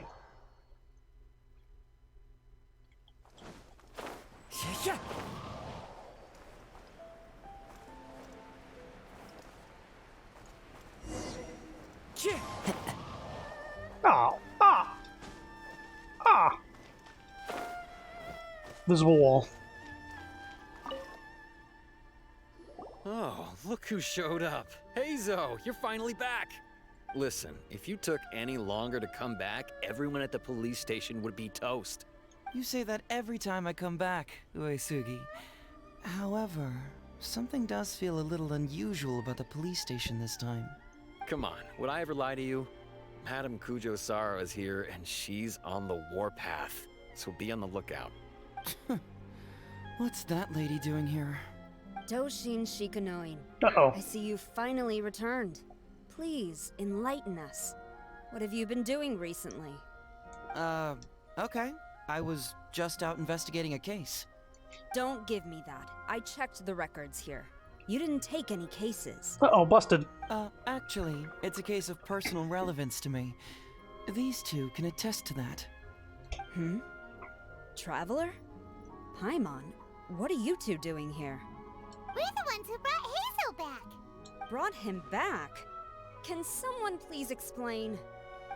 Well, Madame Kujo-Sara, because we couldn't locate Doshin Shikanoin, we commissioned Detective Ryuji from the detective agency.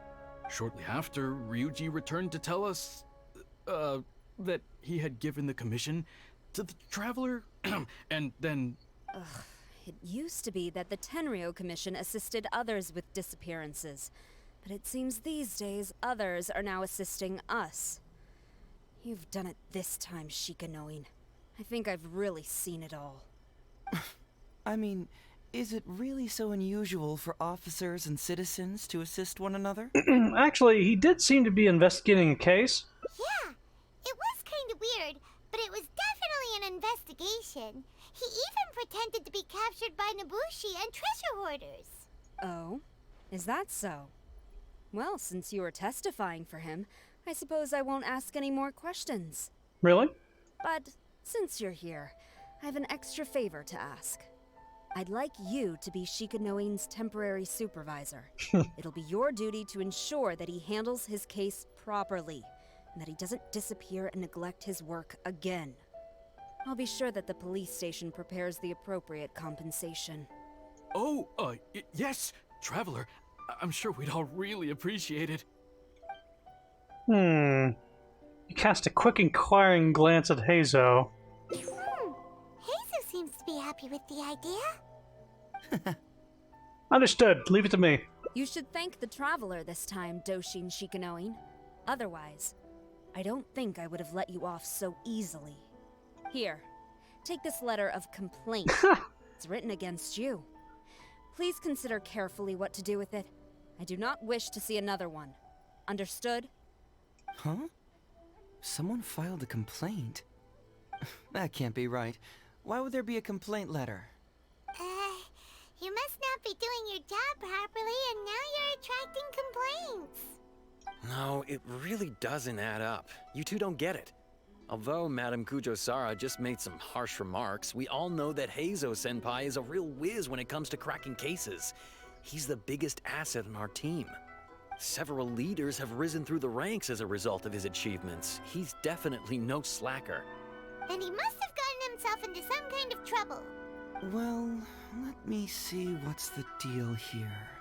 Oh, and since you agreed to be my temporary supervisor, you'll find the desk where new case files are kept right over there.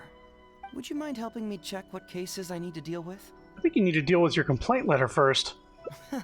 Of course. But first, I have to confirm what's going on, and whether or not the letter's legit. Please, have a look at the case files first.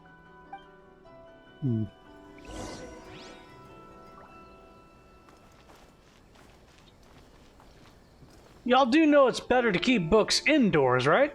Especially case files. Case of the missing Eastern Express.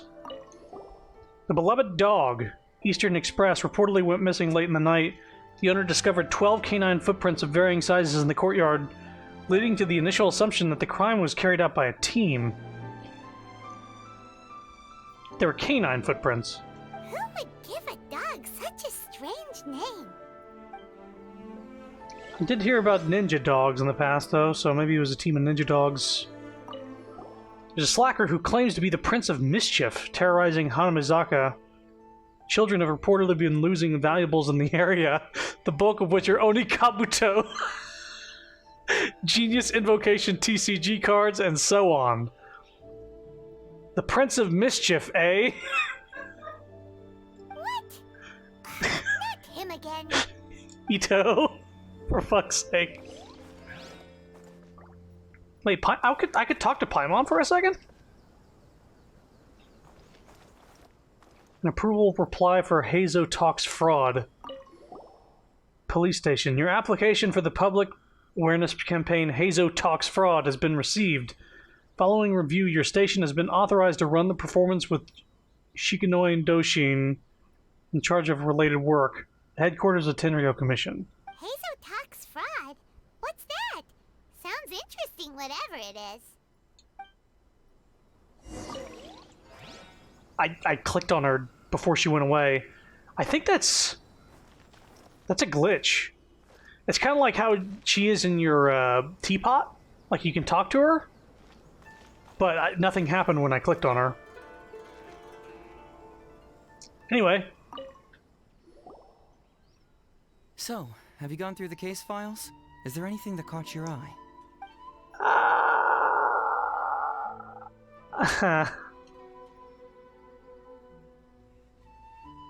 I want to get to the Ito one. That case should be easy enough. Just leave it to Uesugi. This complaint letter I received is more important.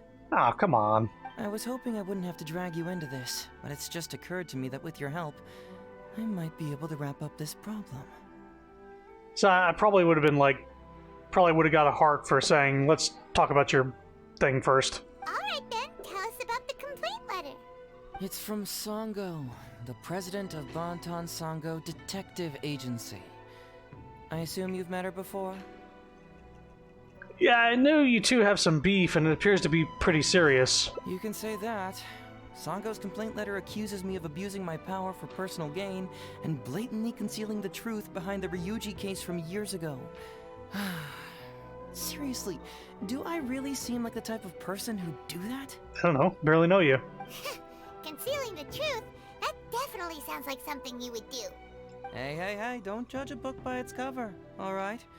Let's just go to the detective agency and talk to Sango. We'll need to speak with her to get to the bottom of this. But she also didn't want to bring you back. I think she just has beef in general.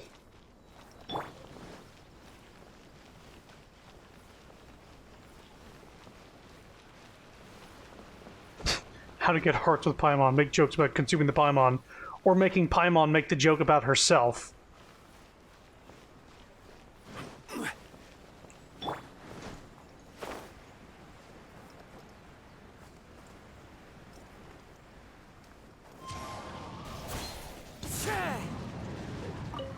Oh, Sango? Welcome back, Mr. Hazo. I'm glad you're all right. How about some tonkatsu? You must have missed the taste of home after so long. Maybe next time, Ryuji. Seems like somebody's been expecting me. And I'm afraid they're only gonna be disappointed once again. Well, look who it is. The great Detective Hazo. What nonsense were you talking about just now? I've been worried about you, you know. So much so that I took the trouble to write that heartfelt letter to the Tenryo Commission. Well, was it sufficiently flattering for you? Uh-oh, they're at it again. How to get hearts with Traveler, make jokes about consuming the Paimon. Oh, I just read Paimon is right below. I just read it downwards. Whoops. The thing is, when I read it back again, I read it with my mouth incorrectly, but with my mind, I actually got what you were saying. Only Paimon, only Paimon. Let's not waste the traveler's time, Sango. Just tell me, what do you want? Fine by me.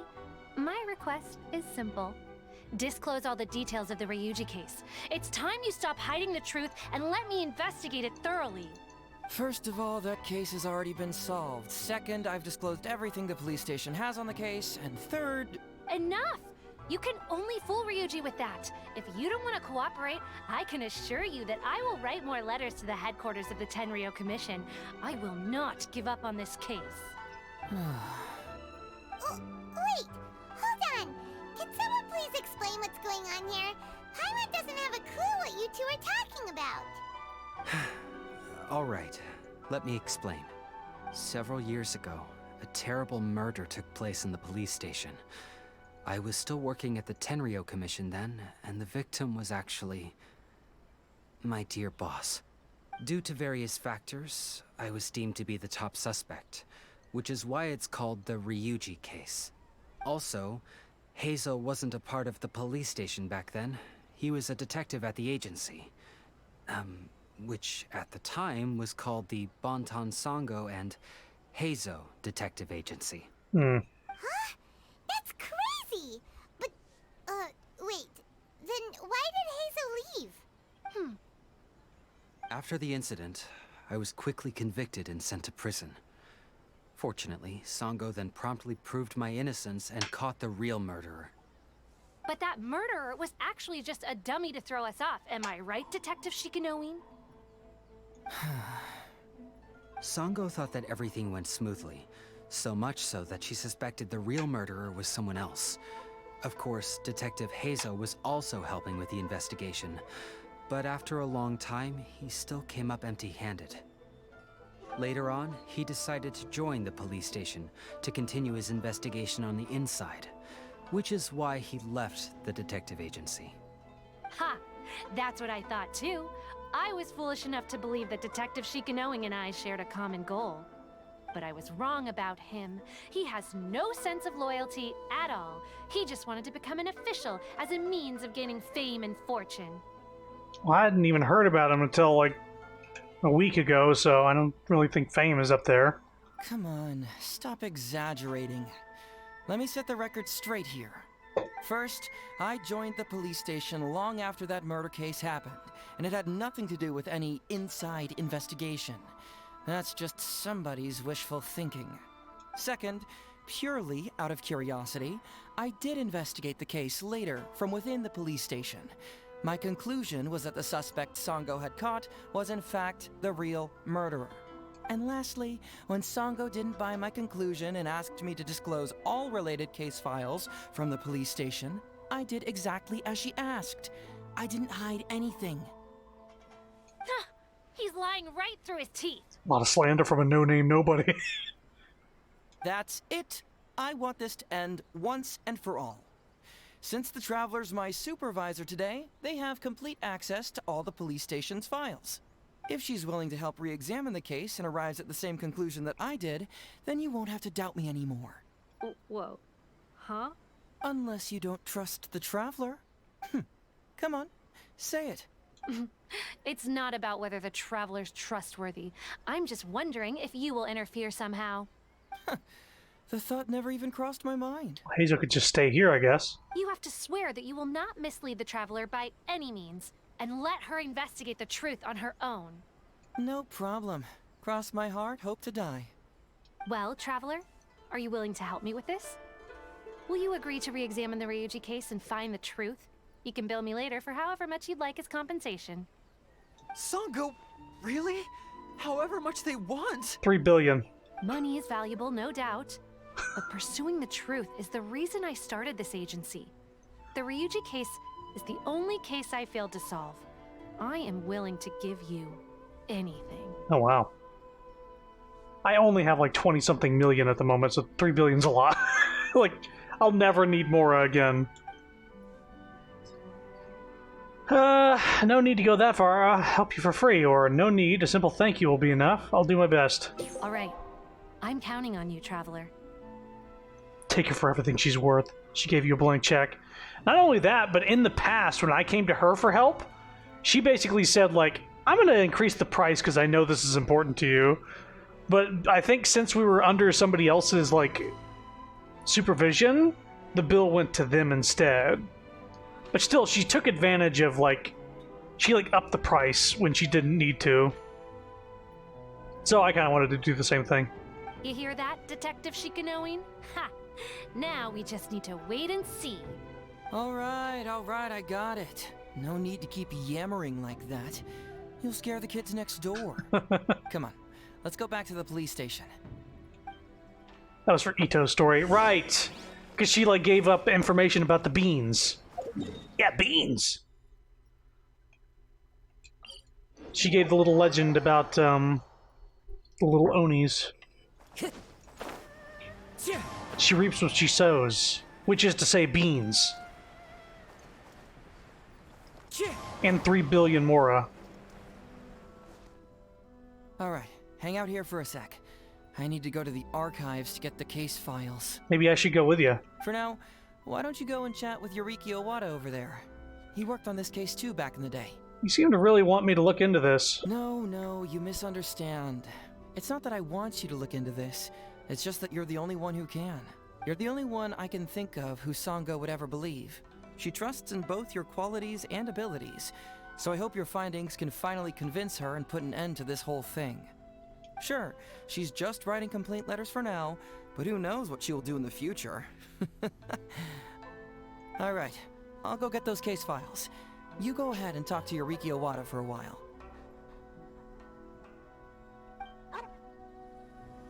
Like beans or Paul Beans, because the one is cute to anybody and the other harms Ito. You know, just beans. Also, those bookshelves are gone now. They bring them out specifically for me to interact with them. Oh, hello there. Eizo sent me to talk to you about the Ryuji case. The Ryuji case? Oh, so you want to reinvestigate that one? That was several years ago now, but I still remember it clearly. It's pretty hard to forget something like that. Especially when the victim was the head of this police station. His name was Takatsukasa Isamu, the younger brother of Takatsukasa Susumu, head of the Takatsukasa clan.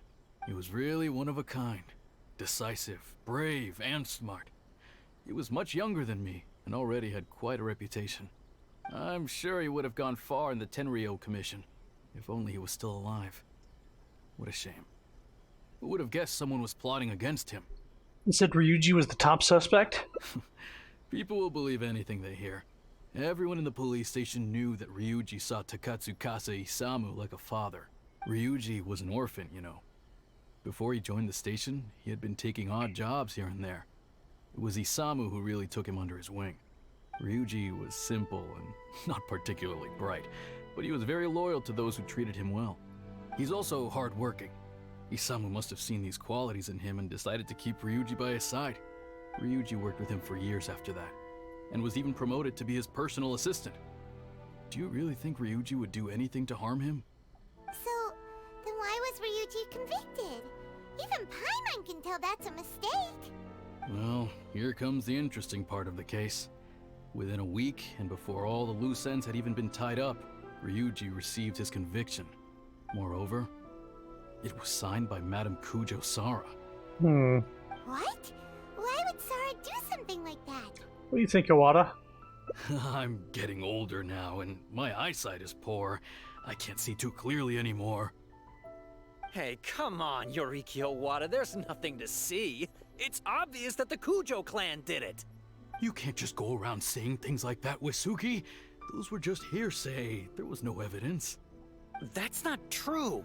Traveler, you may be unaware that the Takatsukasa clan has always been assisting the Kujo clan in the Tenryou Commission. But who doesn't want to be the boss, right? And Takatsukasa Isamu was the key figure for the Takatsukasa clan to bring down the Kujo clan. At that time, no one was held in higher regard than Isamu. So, naturally, the Kujo clan saw him as a potential threat. Kujo Takayuki must have been planning it all along, that rascal. Takayuki is able to control the Takatsukasa clan as long as he's in power. But by the time he retires, Isamu would have been at the apex of his political power, while Masahito and Kamaji of the Kujo clan would still have been too young. The two of them wouldn't stand a chance against Isamu. You think Kujo Takayuki would simply sit back while Isamu gained traction? So he decided to strike first. There's like 5 different names that were introduced in the last like 30 seconds. And you can't talk about them like I know who they are. Like I know what the Kujo clan is. But slow down a bit. You youngsters and your conspiracy theories. He did sound like a conspiracy theorist though. No, it's true. It's the only way to explain it. Otherwise, why would an impartial person like Madame Kujo-Sara sign Ryuji's conviction so quickly? They had to find a scapegoat to pacify the Takatsukasa clan, so Kujo Takayuki must have told her to sign it immediately. I'm not accusing Madame Kujo-Sara of anything, mind you. I respect her very much. But maybe she had no other choice. Why don't we ask her? What do you know? I'm sure Madame Kujo-Sara must have had her own reasons. What about the real murderer who was later caught by Sango? The guy was a forensic expert who worked in the station named Shiroyama. I have to admit, he wasn't easy to track down. That Sango really is something, though. She caught him without even breaking a sweat. It turned out that after poisoning Isamu, Shiroyama secretly took the poison to Ryuji's place in order to frame him. Later on, the poison was also found in the forensic office, but that was already after Shiroyama's death. He confessed everything in a testament. That's right. He hung himself in the forensic office not long after Sango was on his trail.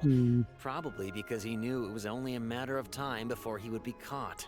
I can see why Sango doesn't think that that's quite as simple. A letter of admission and hanging himself before being caught. Of course. He didn't admit whether he had been prompted by Kujo Takayuki. He took the responsibility alone. I bet Kujo Takayuki promised him a sizable compensation. After all, Shiroyama had a family to feed. There you go again, pulling conclusions out of thin air. There wasn't any evidence of that at all. Listen, I can almost guarantee that it was the Takatsukasa clan who invited Sango to investigate. We all knew that Ryuji was just a scapegoat. You think the Takatsukasa clan wouldn't figure that out? They're not stupid. So, they were suspicious of the Kujo clan and invited Sango to take the case. However, the Kujo clan were still a step ahead and were able to remove themselves from the situation before the whole thing blew up. They drove Shiroyama to take all the blame as well as his own life. A perfectly clean cut for the Kujo clan. With Shiroyama dead, there was no one left to testify. Even the Electro Archon herself wouldn't be able to do anything. You make up stuff faster than a politician. It's a wonder nobody's asked you to be an advisor yet. Hey, that's their loss. The whole thing is starting to sound complicated. Starting? Hey, I brought the files. I bet you got quite an earful just now, huh? But don't believe everything they say. After all, people can tell you anything, and it's hard to separate truth from rumors without facts. So what really matters is the case files. Everything laid out here is all that the police station has about the case. Please, take a look. Remember, you may find many clues during an investigation, but not all of them are useful. And in some cases, the clues you will find will not only be useless, but downright misleading. Also, if a clue cannot corroborate anything on its own, you can always compare it with other clues, and maybe then you'll find what you're looking for. Okay, that should just about do it. I'm looking forward to your results. Hold on. What actually counts as a result? Usually, you need to find 2 things from these clues. A proven motive and proven means. Once you can confirm these 2 things, the criminal can be proven guilty. I understand. All right, you can go ahead and get started now. I look forward to hearing your verdict.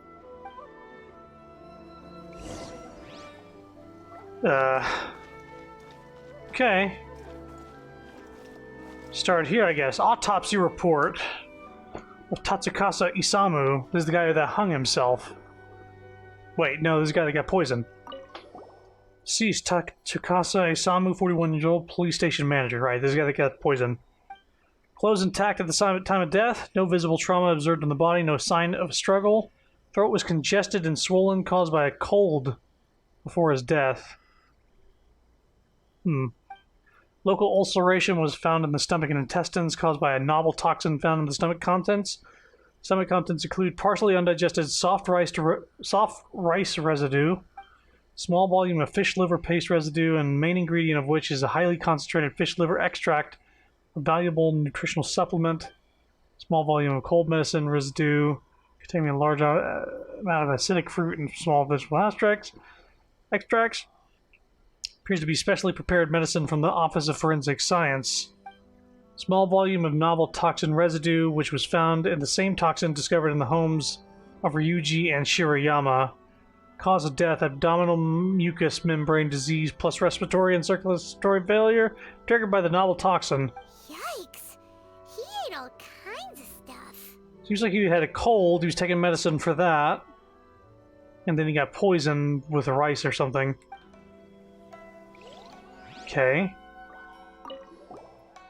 Tatsukama Isamu's message. A note placed with Shirayama's testament. After comparing the handwriting, it was confirmed to have been written by the deceased Tatsukasa Isamu. Shirayama, a long time no see. I trust the thing I asked for you is in progress.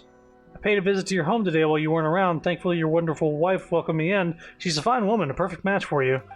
Your wife is 5 months pregnant, I believe. Fancy that. My wife, too.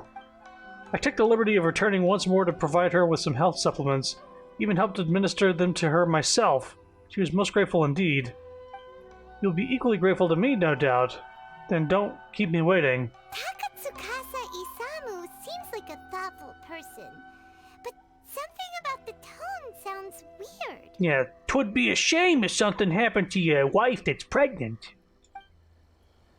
Sounded like a ultimatum a little bit. Ryuji's testimony. A week before the incident, Master Tatsukasa Isamu caught a cold and lost his appetite. Rice was all he could eat, and he had been taking some special cold medicine. Night before the incident, he had yet to recover and was still busy with his work, so I was worried about his health. When Dr. Shirayama came to deliver the medicine, I consulted him about a health supplement. Dr. Shirayama said fish liver paste could help boost his immune system, so I went to the forensic office to receive some and gave it to Master Tatsukasa. By the next day, really, Master Tatsukasa was so kind to me. I swear I could never do that to him. Come to think of it, Shirayama was a forensic doctor. He could easily pull off something like this.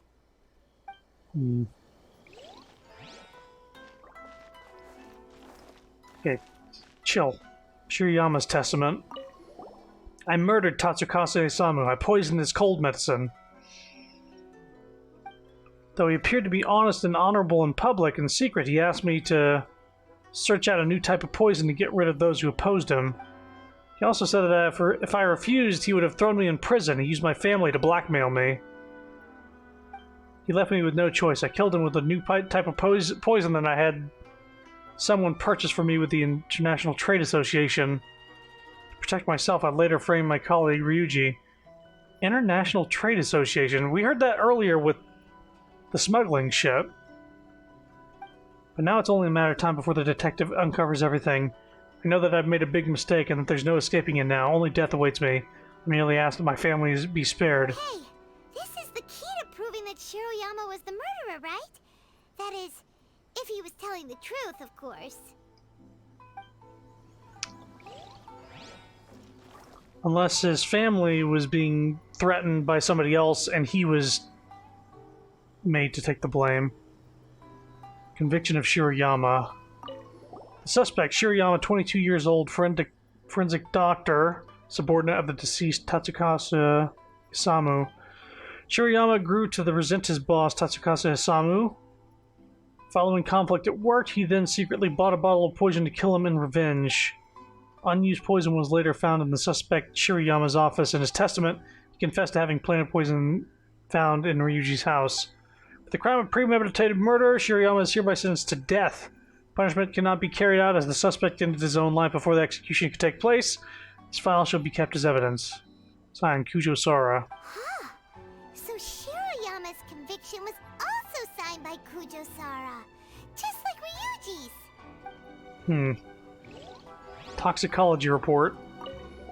On the toxin that caused Tatsukasa Isamu's death, an odorless, tasteless, and inert substance soluble in water, but insoluble in other substances, has the properties of a synthetic toxin.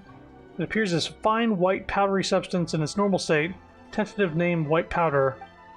The station has investigated the ledgers of all domestic commerce guilds. No transaction record for such an item was found. A synthetic toxin? What's that? So, iocane powder? It's blank. Looks like someone tore out a few pages. Research log from the Office of Forensic Science. Huh? That's weird. There's nothing here. This must be some of the false information that Hazel told us to look out for. Or missing information. Research log from the Office of Forensic Science.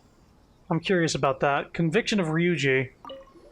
Suspect Ryuji, 20 years old, Doshin, subordinate of the deceased Tatsukasa Isamu. Ryuji grew to resent his boss, Tatsukasa Isamu. Following conflict at work, he secretly bought a bottle of poison to kill him in revenge. Unused poison was later found in the suspect Ryuji's house for the crime of premeditated murder. Is ordered to remain in temporary incarceration awaiting trial. This file should be kept as evidence. Signed, Kujo-Sara. That seemed to be verbatim, except he was going to be awaiting trial. Wow. Ryuji's conviction really was signed by Kujo-Sara. But now we know she had it wrong.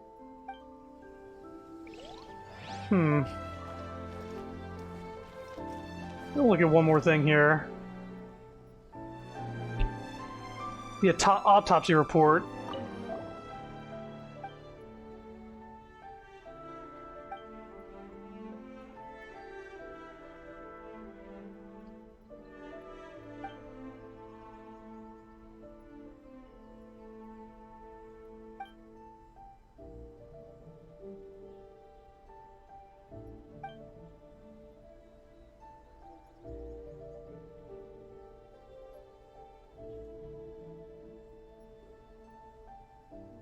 Yikes.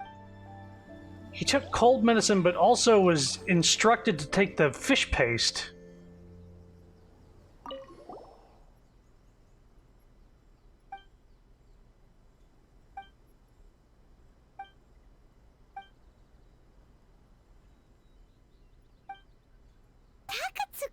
Where was it at? Where was it?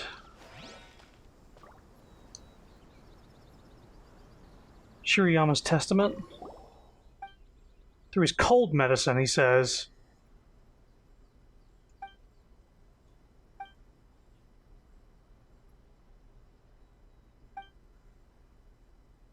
Hey, this...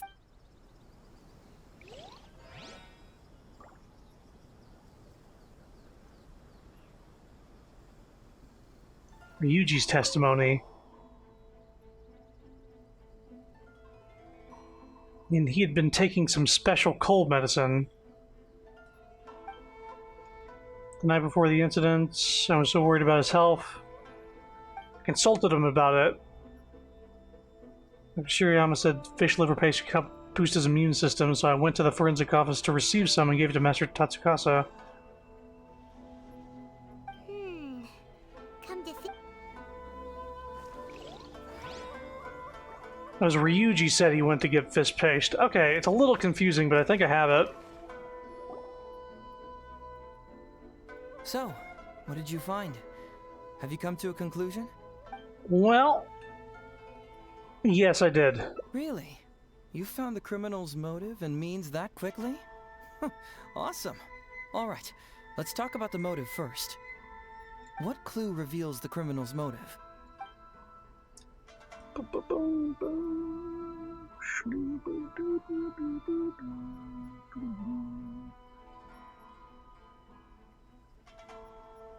It's the message. Excellent work. According to the victim's message, the two had deep conflicts. Although we cannot confirm whether the poison had been requested by the victim or not, It is true that Isamu used Shiroyama's family to blackmail him.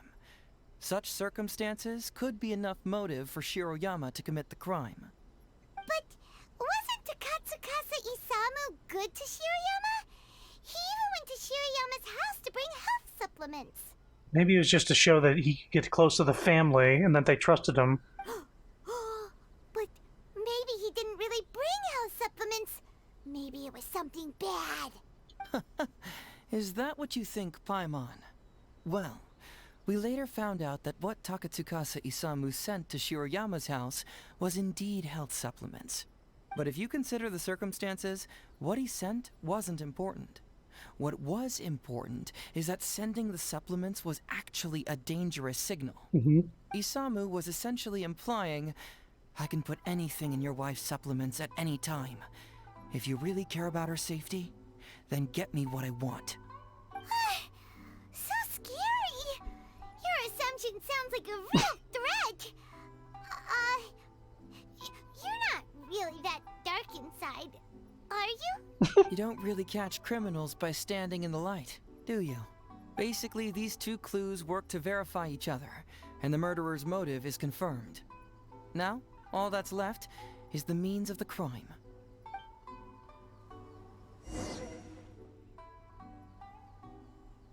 Next, which clue confirms the criminal's means? So, what did you find? Have you come to a conclusion? Yes.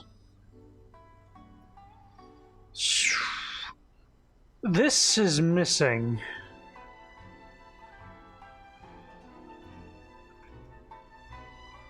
This right here. The poison. This has all this stuff about poison.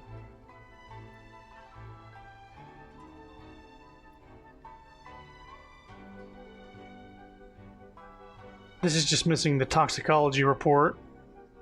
I'm curious about this, though, the ripped up pages. Bingo! The autopsy report confirms that the cause of death was a special toxin. The testament indicates that Shiroyama used his position as a forensic expert to mix the toxin into the cold medicine taken by the deceased. But is that really the truth? Is it not possible that the toxin was mixed into the fish liver paste? Could have been. Well, according to the toxicology report, this white powder only dissolves in water. Neither rice nor the fish liver paste could be used as a carrier of the toxin. The cold medicine was the only option. Putting the poison elsewhere would not only fail to guarantee a lethal dose, but would also increase the chance of it being noticed by the deceased. Therefore, the means is also confirmed. Add that to the motive for the crime and... Whoa! So the murderer really was Shiroyama! Yep, pretty clear cut, wouldn't you say? Look, I really don't know what Sango is so suspicious about.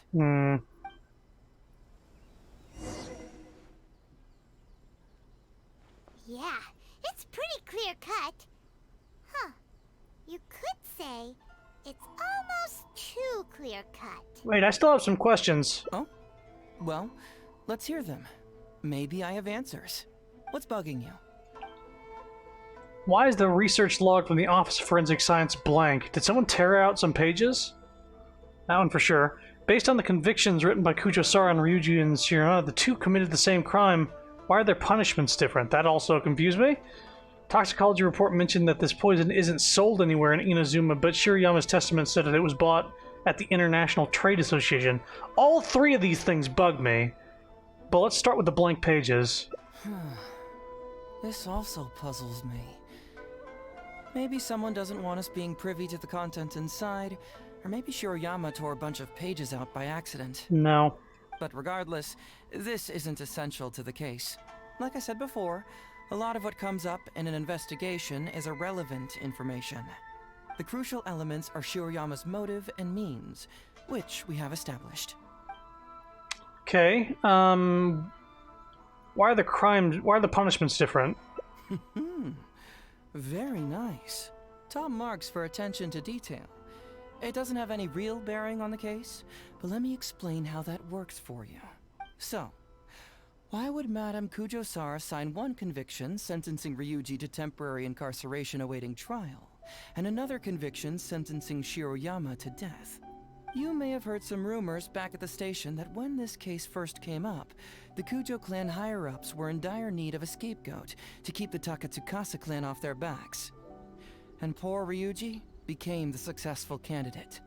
In less than a week, the conviction was drafted, sent to Madame Kujo-Sara, and signed. Allegedly, she knew what it was about as soon as she saw it, and signed it with no questions asked. But anyone who buys this story clearly doesn't know that much about Madame Kujo-Sara. She's the most principled person in the entire Tenryo Commission, for goodness sake. So, how would she respond to a case filled with unanswered questions and no confession from the suspect? Oh, you mean... Exactly. Before she signed it, she changed Ryuji's conviction from the death sentence to temporary incarceration. Ryuji escaped a disastrous fate without ever realizing it. Had Madame Kujo-Sara not changed his sentence, Sango would have been seeking justice for a dead man. Why was Sara so lenient with Ryuji? That's the wrong question. This wasn't about Ryuji, but Madame Kujo-Sara's principles. The conviction could have been for a Ryuji, a Guji, heck, even a Tanuki, and she would have made the same decision. Given the enormous pressure she was under at the time, I'd say she did the most she could. Don't you think? Pressure? Really? Was someone higher up putting pressure on Sara? The pressure came from all sides. The deceased was the leader of the police station and the rising star of the Takatsukasa clan. All eyes were on this case. How this became reduced to the unimaginative rumor that Madame Kujo-Sara convicted Ryuji under pressure from her superiors, I have no idea. Ugh. Rumors here, conspiracy theories there. Lies at every turn. Fortunately, Madame Kujo-Sara works in an open and transparent manner and pays no heed to rumors like this. She just rolls her eyes and forgets all about them. How do you know? Just because she has never publicly clarified the truth doesn't mean she was hiding anything. So when I asked her about it, saying it was relevant to a case I was working on, she just told me how it was. Believe me, in this case, more than any other, I have checked every last detail. What about this trade association business? Maybe the report was wrong. The International Trade Association is a gathering place for merchants from all over. Countless merchants pass through the port of Rito every day. It's natural for there to be a couple of missing records here or there. Well, I've answered all your lingering questions, and you've checked all the material the police station has, so... what do you think? Case closed? Paimon still feels like something doesn't add up. But then again, Heizo did give us all the files the police station had. Ugh, this is annoying. We've seen everything that the police station has. Now I see the problem. I don't follow. Enlighten me. At the detective agency, you told Sango I've disclosed everything the police station has on the case.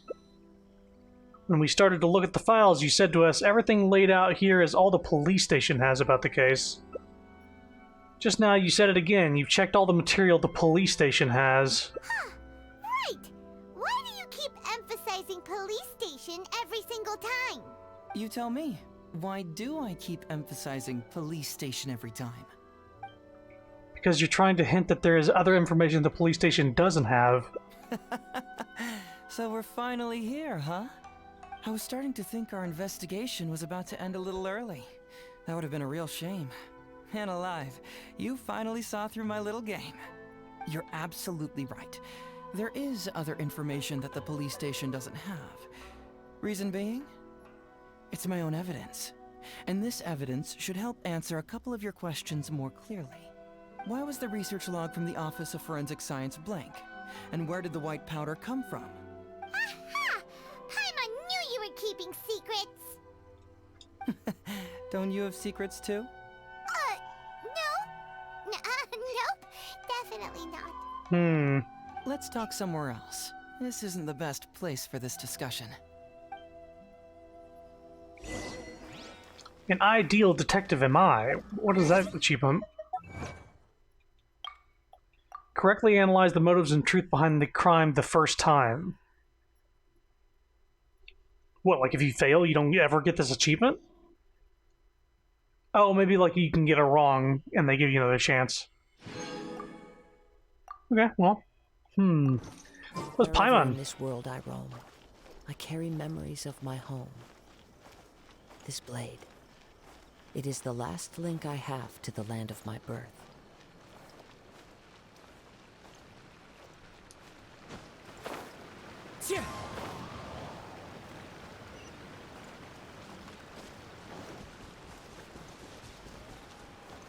Wasn't the only one to see a possible rat hint.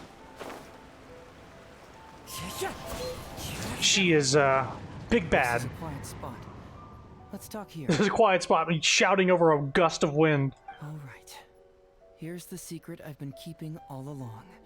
The torn out pages from the research log of the Office of Forensic Science. Hey! Give them to me! Great!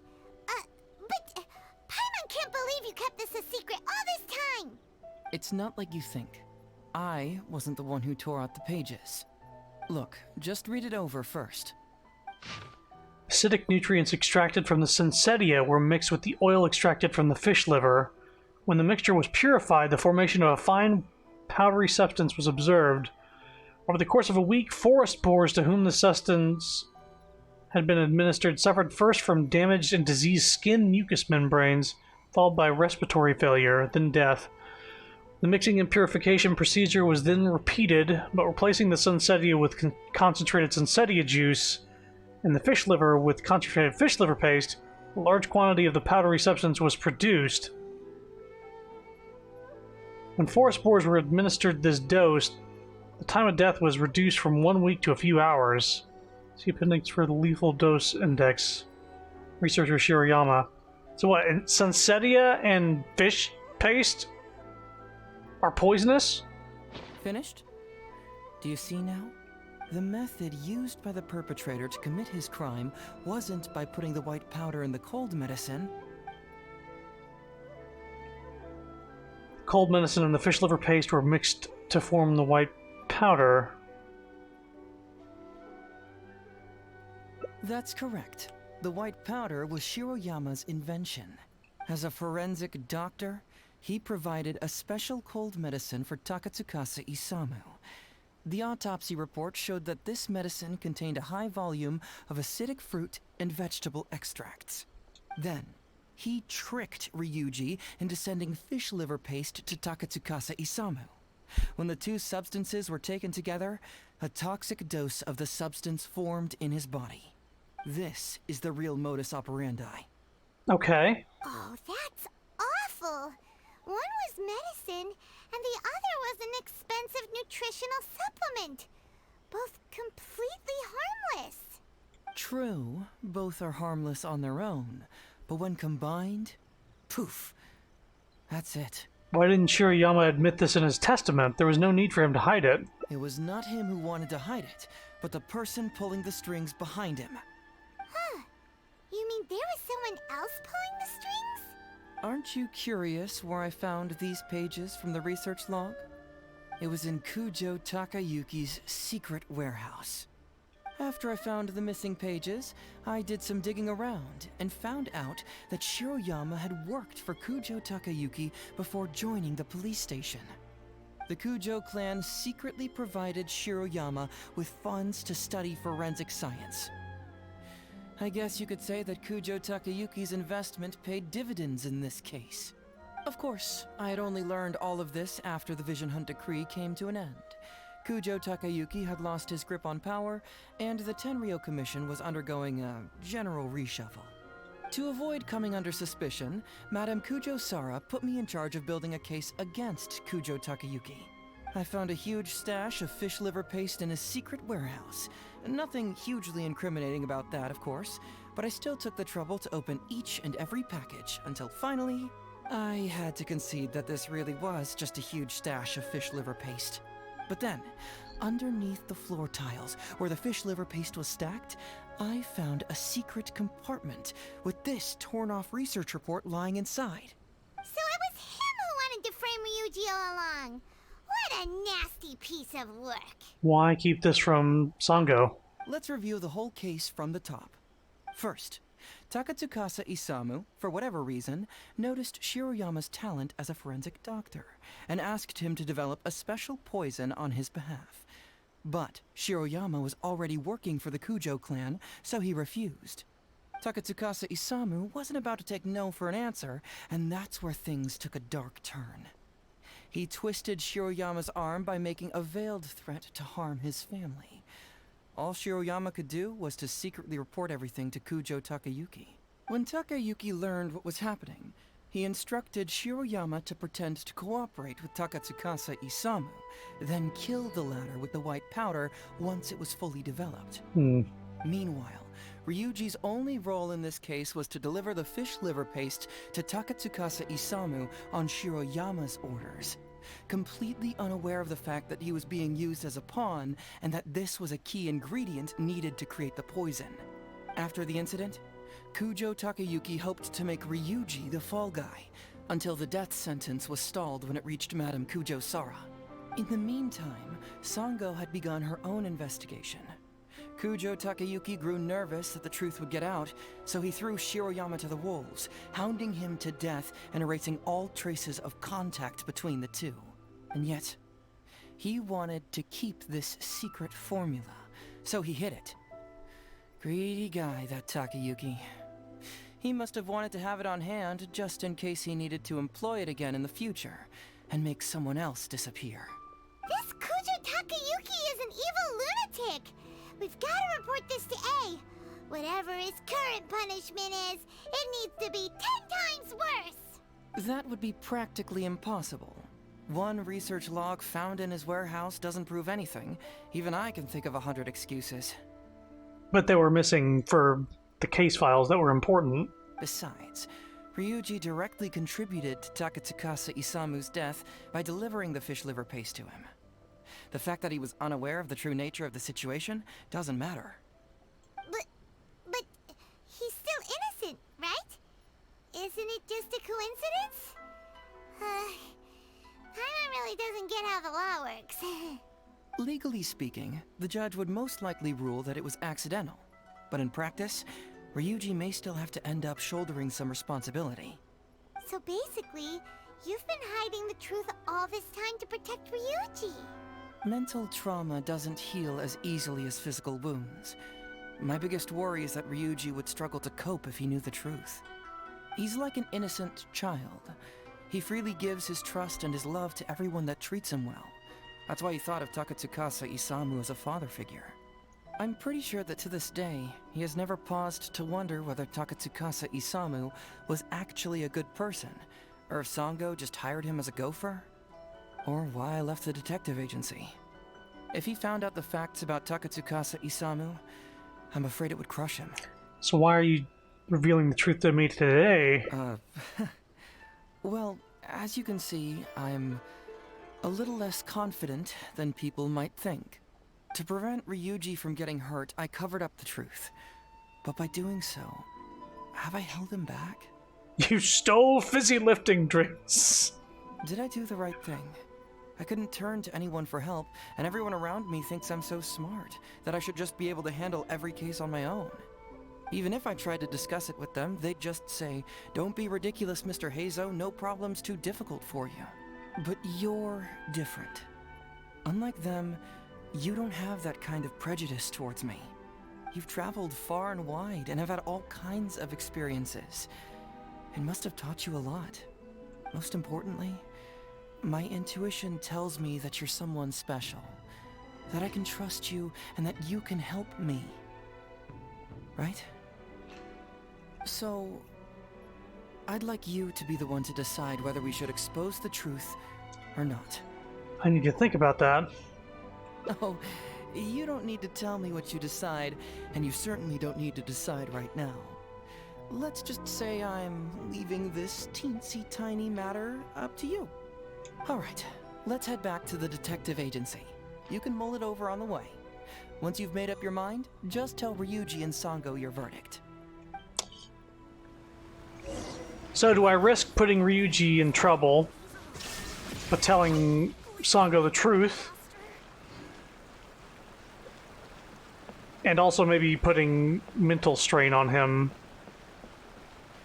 knowing that he killed a father figure. Follow the wind.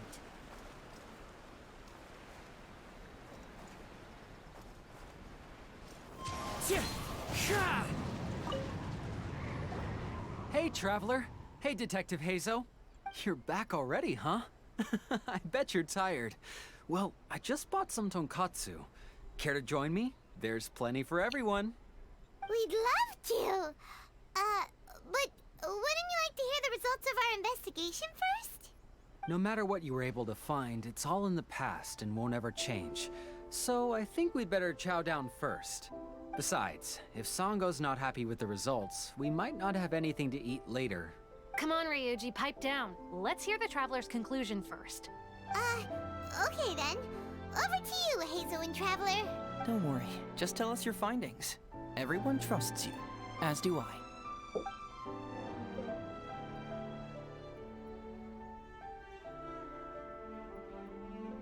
Ooh, they're not gonna let me finish. And this is the truth. Detective Hazo hid some evidence. The truth of the matter is, you tell them the whole truth. But how? How could this be? Huh. So, that's what really happened? Ryuji, I know it's hard to accept, but... Wait a minute. Sorry, I have quite the stomachache. Sango, can I take the day off? Sure, of course. Take the week if you need it. Oh, Paimon hopes Ryuji will be okay. I didn't expect things to turn out like this. Just give him some time to himself. I think he'll eventually come to accept it. I'm still a little worried, though. What if he doesn't come to work tomorrow? Then we'll go to him. Don't you worry about that, Sango. You need some time to process all of this, too. Now, geez, hope nothing bad happens. I will have to rewind. 8 AM?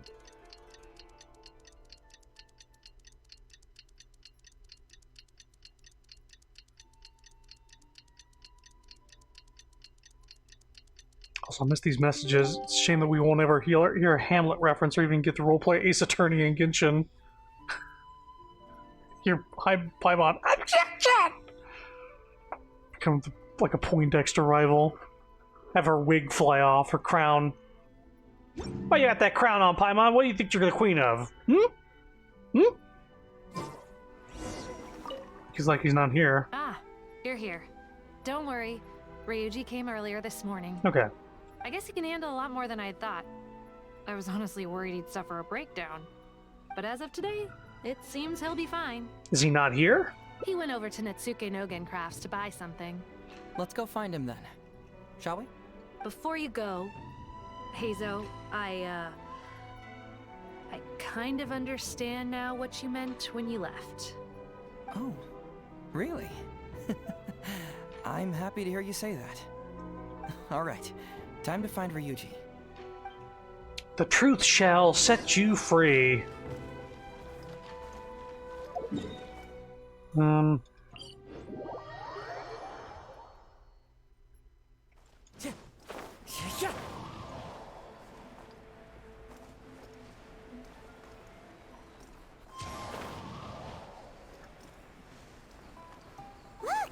there's Ryuji with a little kid too. Takatsukasa Is he playing Chico. with toys?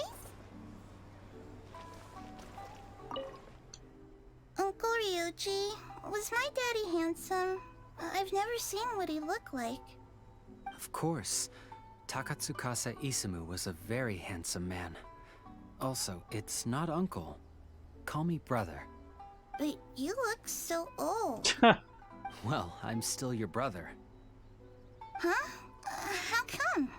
Because he treated me like a son. Huh? Who are you guys? We're friends with your big brother Ryuji. And with your father, too. Oh, really? Yay! I've met loads of my daddy's friends today. Can you tell me some stories about him? I really want to hear them. Sure. Why, I know enough stories about your old man that if I started talking now, you'd be all grown up before I finished them. Wow, that's amazing. Well, I don't want to grow up too soon then. Maybe when I'm 100. No, 200 years old. No, 300 years old. Yep, I'm gonna wait until I'm 300 years old before I become a grown-up, so that I can make sure I finish all the stories first. Well, some things will always be more important than the truth. Famous detectives' principles. And yet...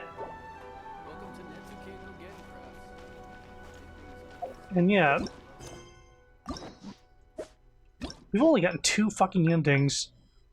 I mean, this has got to split off at the decision, right? Yeah.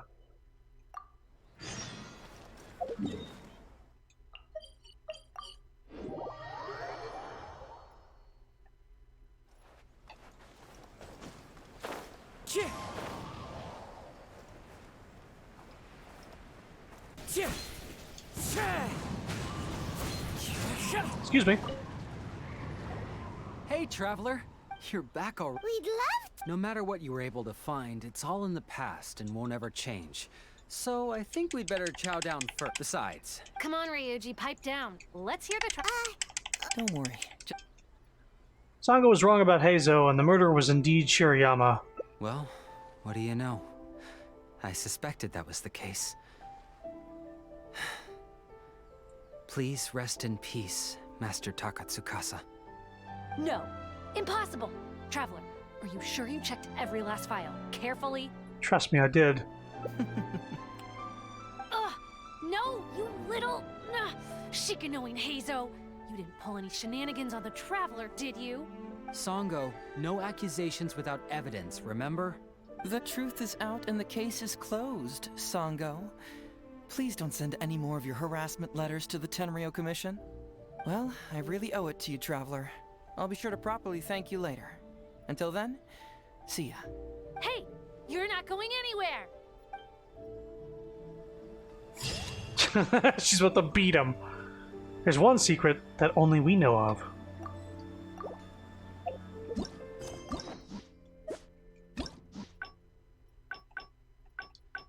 So that's the end of this storyline. So there's 2 endings in this middle path, it seems. The 3 case files. So I suppose instead of selecting... instead of selecting... One with nature. Ito's file, maybe something else will lead us in a different direction.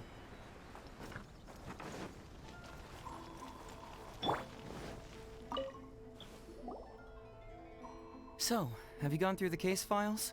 Is there anything that caught your eye? An approval reply for Heizo Talks fraud.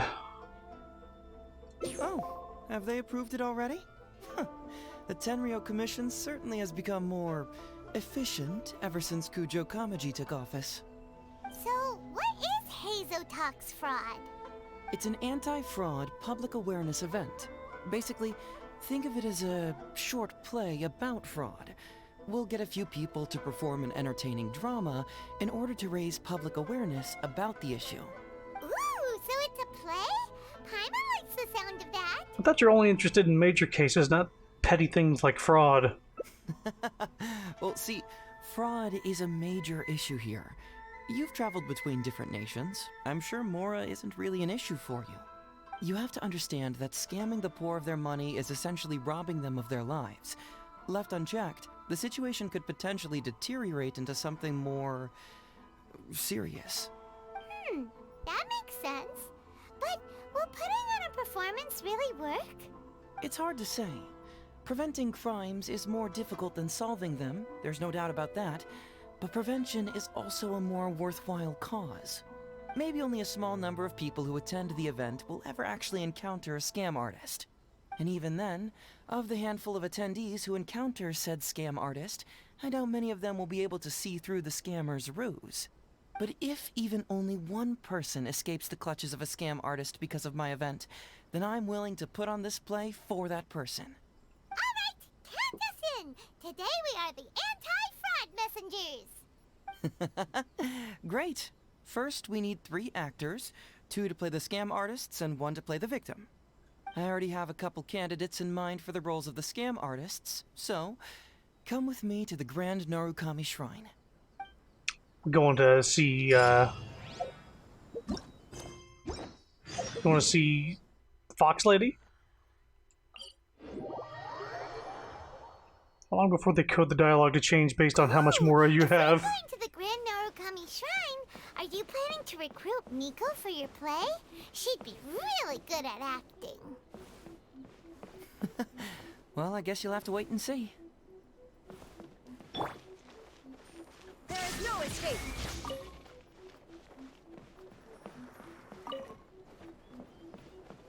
Yeah, I wonder. Like, I'm sure you have no trouble with money, like, except See that he stays. somebody's poor.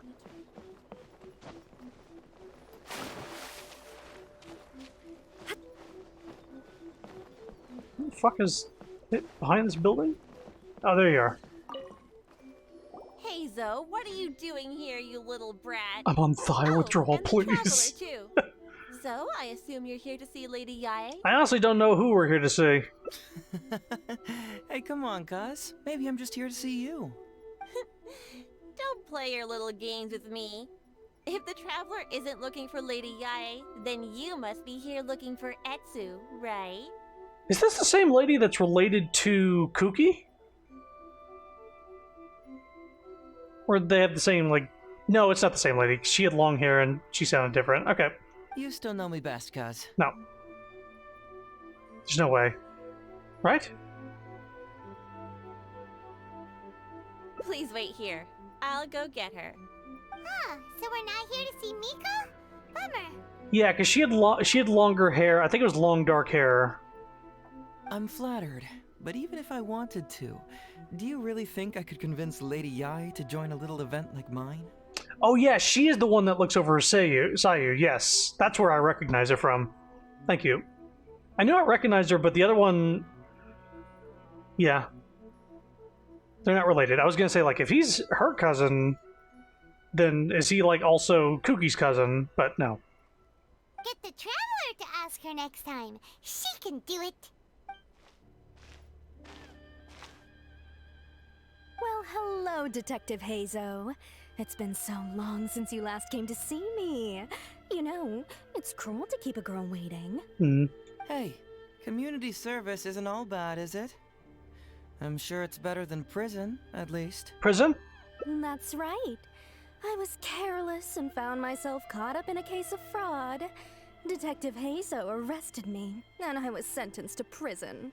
For the record, I'm not the one who technically arrested you. Oh, come now, Detective Hazo. Don't pretend like you don't remember the part you played. You have a cold heart, Detective. Colder than an icicle in the middle of winter. How would those Doshin have nabbed me if you hadn't provided evidence of my involvement and whereabouts, They were so bland and functional. Not like you, Detective. When you took me down, you knew exactly what you were doing. Whoa. So, how did you end up here at the shrine? Don't need to talk about how he took you down. I'm here doing community service, of course. After all the information Detective Hazo managed to squeeze out of me, he promised to help secure a reduced sentence from the court. Squeeze out. But in the end, they hardly reduced my sentence at all. Even after serving a lengthy prison term, I am still required to perform community service. I have to spend the entire day sweeping leaves or wiping floors. Just look at what the work has done to my soft and delicate hands. So, don't believe a word that comes out of his mouth. I helped you get community service because you were credited with assisting the investigation. But if you find it too exhausting, I can always send you back to prison again. If you want. He didn't finish the... Oh, come on, Detective Hazo. Now you're just toying with me. Don't give me that. Listen, I'd like to invite you to the anti-fraud event I mentioned last time. It's tomorrow night, and you'll be a VIP guest. Let's see. Appearing in the event would be equivalent to... what? 5 days of community service? How does that sound? Only 5 days? That's hardly anything. 5 days not enough? Okay. How about 4 days? Hey! That's a day less than what you just promised me, Detective Hazo. Oh, my mistake. 3 days. All right, I'll go. Just stop playing with my heart. And may I ask, will they also be coming as a guest tomorrow night? Hi, I'm Chrono. No wonder you're treating me so coldly today, Detective Hazo.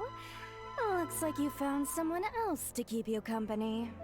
And what a charmer they are. I get what you see in them.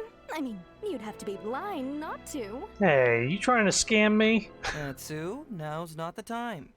If I hear you talking like that to my friend again, I'll make your community service even more unpleasant than your time in prison. Oh, I'm so sorry. I had no idea they were your friend. Really. Well, now you do. Just be sure you're ready tomorrow. I'll send you the location, time of the event, and the script, so don't be late. All right, on to our next candidate. He should be in town right about now. I apologize for earlier. I don't know what came over me. Oh, Detective Hazo? He can't stand people like me, I'm sure of it. Although he sounds polite and friendly, I can tell that he treats inmates convicted of fraud differently. He's really got something against us. Do you think he may have been defrauded himself before?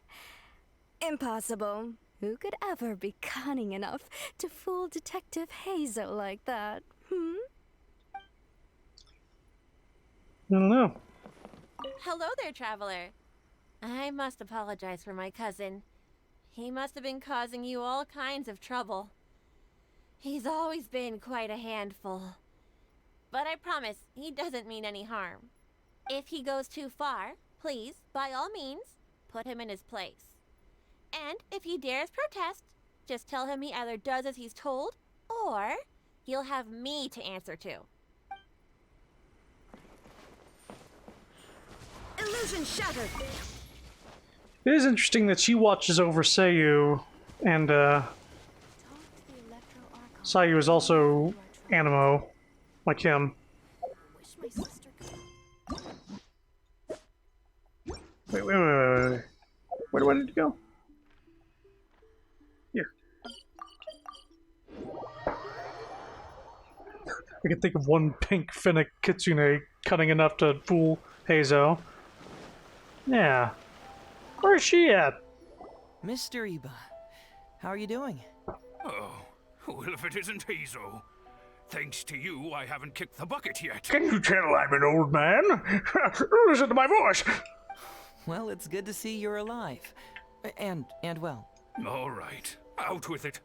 I know you wouldn't come see me for nothing. He sounds like he's trying to do a pirate. I see you're still sharp as ever, Mr. Iba. Look, have you had a chance to think about that anti-fraud event I mentioned to you last time? You can forget it.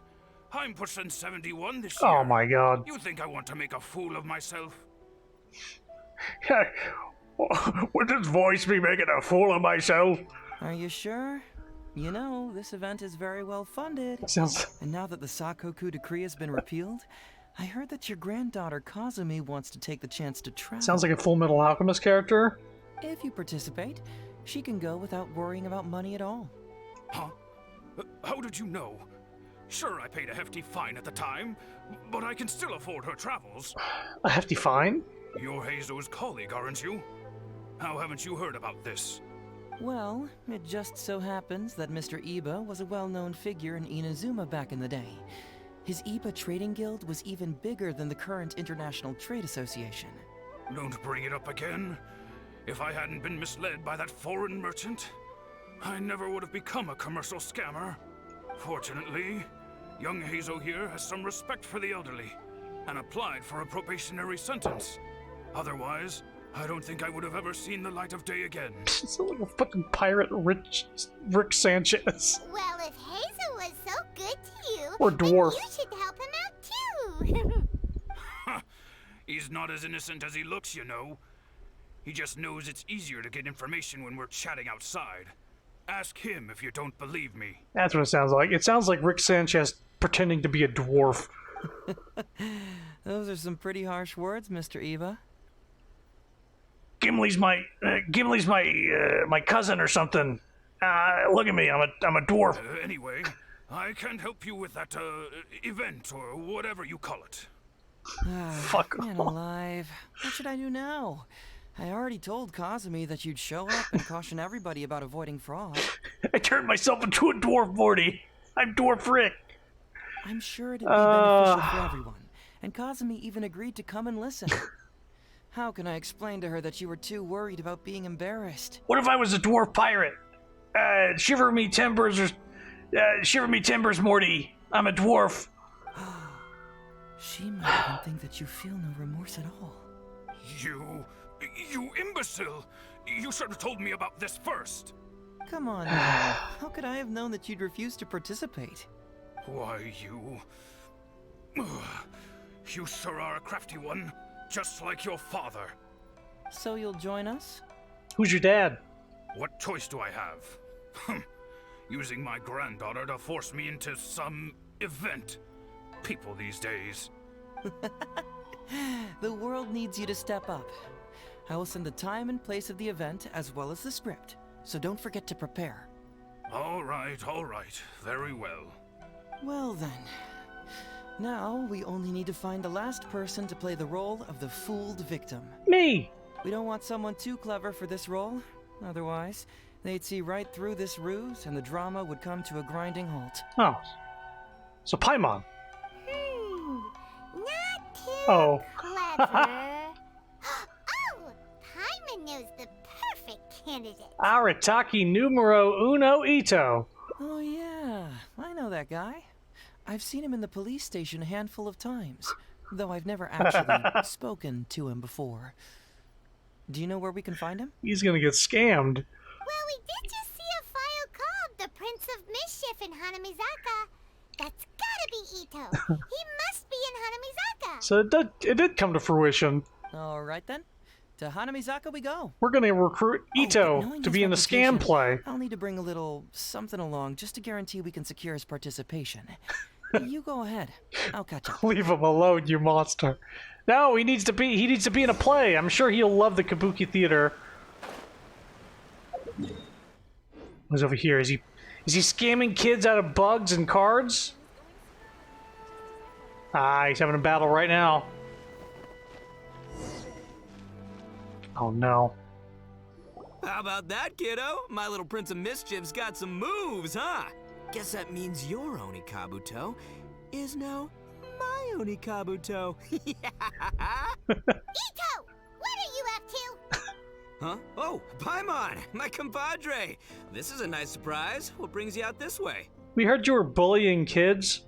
What? No, it's not. No, it's nothing like that. They let me look after their Onikabuto just for a little while for safekeeping, and then, once they've gotten stronger, they can come and take them right back. You win some, you lose some. Fucking. That's right, my little guy. Good attitude. All right, see you around. Okay, yeah, bye.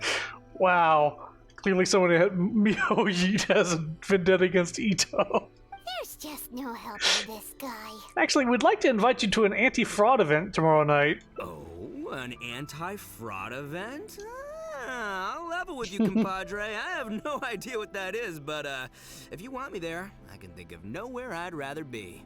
Oh, except that there's this Onikabuto Battle Royale tomorrow night that I was planning on going to.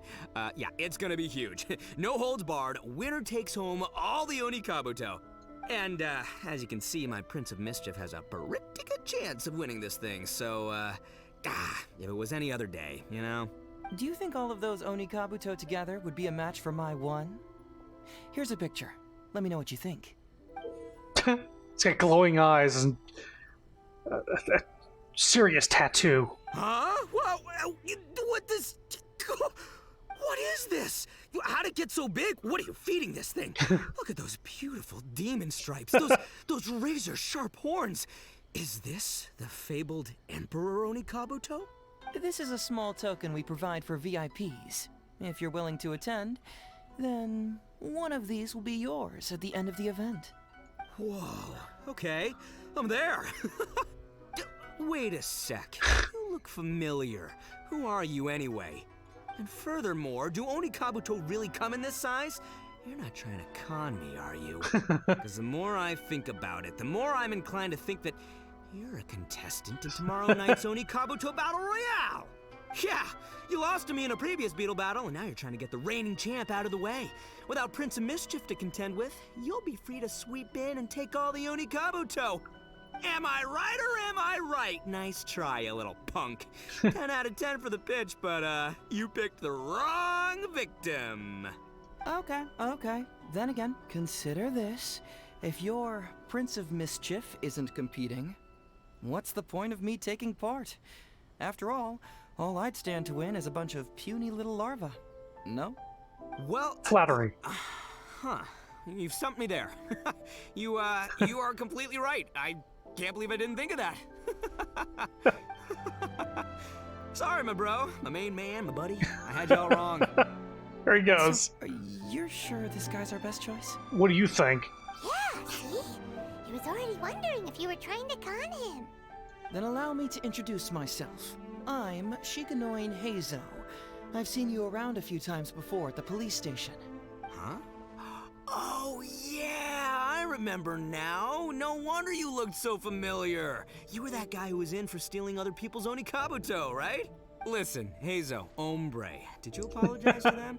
You can lose like a man, you can win like a man, but you can never steal like a man. And that's a little Ito nugget. Ito! He works there, for crying out loud! He's not one of your fellow inmates. What? Oh, jeez. What's wrong with me? How could I forget? Of course I know you. I remember you now. For real, this time. Mm-hmm. You're the guy who sells lavender melons at the station, aren't you? My God. A lavender melon seller? At the police station? Don't be ridiculous!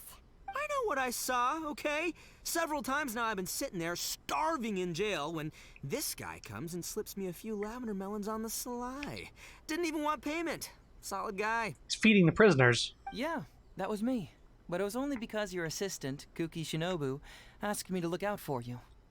What? So Shinobu was behind it? Wait, so hombre, you're not a lavender melon seller? Look, we're getting hung up on all the wrong details here. The important detail right now is that I am the host of tomorrow night's event.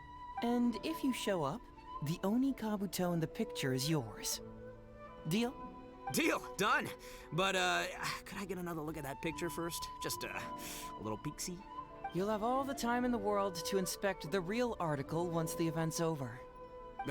Okay, sure. I can wait. So, hombre, is there anything I need to do to prepare? Because if I'm doing this, I'm bringing my A game, all right? No half measures here. I'm gonna do this right. He sure picks his moments to start acting responsibly. Okay, so for this event, you, my, bro, will be participating in a short anti-fraud play along with 2 other VIP attendees. The main thing we ask is that you just relax. Try not to be nervous. I have the script, right here, if you want to take a... Script? What? It sounds like someone's never seen the Arataki Gang perform before, huh? Don't you worry, hombre. The Arataki Gang is a little beyond the need for scripts. You'll see, this Oni Kabuto will be well worth your investment. You, don't need a script? Wow, well, now I'm excited. See you there tomorrow night. You bet. I'll be there. I'm gonna tell the gang about this, too. They'll all be there to support us. Oh my gosh. Wait until the following day. I had no idea. After we got cucked on Ito, I didn't think he was going to be in the story. But here we go. They're putting him in a lot of stuff recently. More than I could say about Mona. And a few other people. Kind of just like forgot that they existed.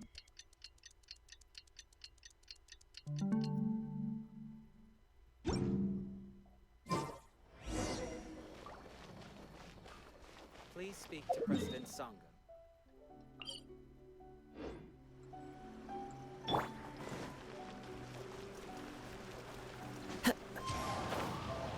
Keiko?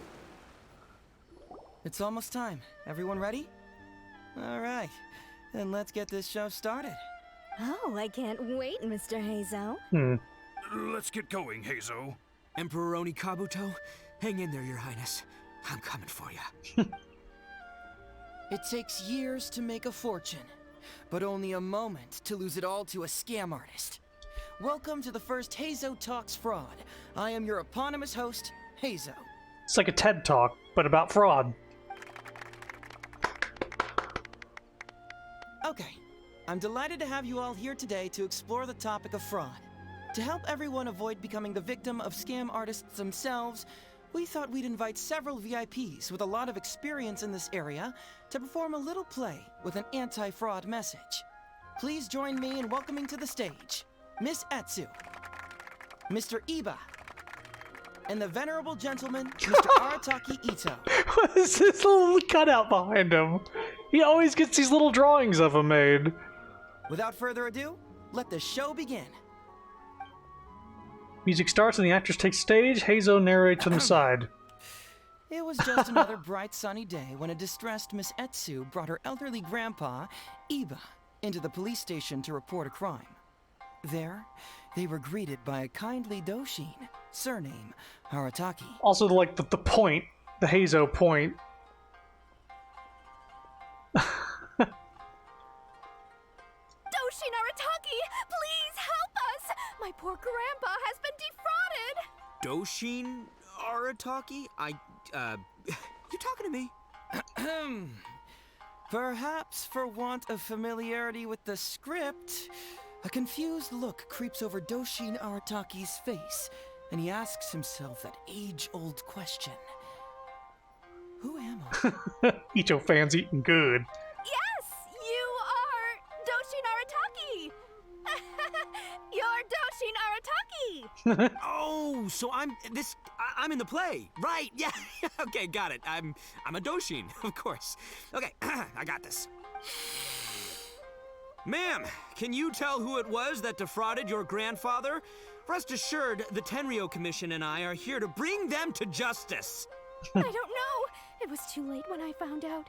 They took all of my grandpa's money, and all they left was this note. Doshin Arataki frowns as he realizes this is more complicated than he thought. He takes the note in his hand and reads it out loud. I am the Raiden Shogun. I am currently being held hostage by the Crux fleet and urgently need 200,000 mora to secure my release. Please place the ransom mora on the north coast of the deserted island. When all of this is over, I will promote you to General of the Tenryo Commission. Oh my god. It's the almighty Shogun. We cannot let Her Excellency come to harm. But this is a scam, surely. I mean, 200,000 mora? Kinda lowballing it for the Electro Archon, don't you think? Shouldn't it be like, 300,000 at the very least? Well, I sure thought so, but Grandpa's already parted with the money. Well, then we gotta get it back. Is there still time? Before I could go out to look for it, Grandpa received another note. Doshin Arataki takes the note and reads it out loud. I am Miss Hina. I am currently raising funds to publish a photo book. I urgently need 300,000 mora for publishing fees. In return for your support, you will receive a limited edition signed photograph. This is something he would fall for. It's Miss Hina. We can't leave poor Miss Hina in a tight spot. You're right, Gramps. Is 300,000 Mora enough? I can spare some too if we need to make up the difference. Maybe I can get a photo of Miss Hina too. We gotta help Miss Hina out here. Oh my god. It's a scam, Doshin Arataki! Snap out of it! Oh, right, yeah, no, yeah, because if Miss Hina needed funds, she'd come to me first, you know, as her #1 fan. Why would she go asking this old geezer for help? Wow. These con artists don't know who they're up against. Well, anyway, not long after Grandpa handed over the money, he received yet another note. Keep asking for more and more money. Doshin Arataki grabs the note and reads it aloud. I am Arataki Ito. I was recently framed for a crime I totally did not commit, and now I'm stuck here in prison. I am in urgent need of 500,000 Mora as bail. In return for your help getting me out, I will bring the whole gang over to thank you personally at your house. Must be a scammer, surely. I've never heard of this person, and they're asking me for 500,000 Mora. Wow. Wait a minute. This is a scam. I'm Arataki Ito. You are? But your name tag says... Doshin Arataki follows Miss Etsu's gaze to the name tag emblazoned on his chest, which reads, Arataki Shmito. Shmito? What kind of whack job script is this? Am I me or ain't I? So, the bail money? Nope, no way, not a chance. Arataki Ito would never ask innocent people for Mora in order to post bail. Whoever wrote this is a liar and a cheat. We gotta get out there and get this guy off our streets. But just as Doshin Arataki is being overcome with righteous indignation, the sound of Miss Etsu's weeping brings his attention back to her. Miss Etsu, don't you worry. We're gonna catch the people who did this. Even if you do catch them, how are we ever going to get Grandpa's money back? Oh, whatever are we going to do about all those Onikabuto? Onikabuto? Wait, what was that about the, Onikabuto? Oh, well, Grandpa is a major Onikabuto breeder in our village. His are the biggest and strongest Onikabuto around. People come from far and wide to buy from him. We recently received an order that was too big for our current capacity. We were planning to expand Grandpa's facilities, but then we were swindled out of all of our money. Right after we'd signed the contract, too. If we don't deliver these Onikabuto on time, Grandpa will have to pay huge damages. Oh, what are we going to do? Man, what's that saying? It's like, it never rains, but it snowballs. Exactly what we're dealing with. Etsu, my dear, don't worry. I'll sell the house if I have to. We'll find a way through. But then where will we stay? Please help us, Doshin Arataki. All we need is the 500,000 Mora that was taken from us. Can you help us raise it? Or maybe you could lend it to us? Grandpa's business is going very well. We just need help getting over this hurdle. Doshin Arataki, please. If you lend us the money, I'm sure I can make it up to you by... I won't hear of it. As a public servant, I would never dream of taking advantage of a person in need. Oh boy. I was going to say, by giving you part ownership of the Onikabuto farm. Oh, so that's what you were, yeah. It's not as enticing an offer as I was... wait, on Onikabuto farm, how many Onikabuto did you say you have? I thought this was Doshin Arataki. Because if it's more than, say, 10... 10,000. What? 10,000? Well, that's more Onikabuto than I've seen in my whole life. Please help us. As long as we get through this, those 10,000 Onikabuto are yours to keep. 10,000 Onikabuto? Hey, if I looked after them, they'd have little baby Onikabuto. And then the little baby Onikabuto would grow up and have little baby Onikabuto of their own. Oh my god. Doshin Arataki is struck by a sudden wave of pure elation. His face breaks into a big, beaming smile. But what does he do next? Miss Etsu, don't you worry. I'm gonna help you out. But 10,000 is too many. I can only accept 1,000. Wait, no, what am I saying? 500 Onikabuto. As a Doshin of the Tenryou Commission, it is my duty to serve. How could I abuse my position to take advantage of you? That's great news, Master Arataki. What a wonderful person you are. So strong and handsome and committed to doing the right thing. It's rare to find these days. Cute and stupid. Himbo energy. Yep, that's me. All right, there's just one final question that needs answering. What question is that? The question is... Where's my Mora? Huh. Yo, Hazel, my hombre, question for you. What's my character's salary in the script? Oh, also, any inheritance or other lump sums I should know about? Basically, can I afford this 500,000 Mora? I mean, Schmito. I can afford it. Can Schmito. Faced with a damsel in distress, Doshin Arataki fights to remain level-headed and asks that other age-old question. Where's my Mora? Suddenly, he feels a strange compulsion to slide his hand into his pocket where, it turns out, a bank check has been quietly nestled all along. He draws the check out and inspects it. Today is payday, and this is his salary. The amount? 500,000 Mora. Whoa, check it out! A check for 500,000 Mora! Where'd you come from, buddy? Misatsu, get this. Turns out I just got paid 500,000 Mora today. Well, here's your Mora. Thank you so much. Master Arataki, what's wrong? Doshin Arataki stretches out his hand. But wait! Just as he is about to hand over the check to Miss Etsu, he hesitates, tightly pinching one end of the check betwixt his two fingers.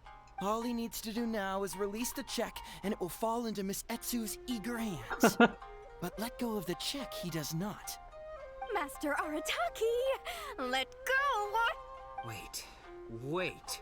Something's not right. Doshin Arataki is having second thoughts. Has something caught his attention? Has it aroused his suspicion? Has he finally realized the truth? So, this is an anti-fraud show, right? Huh?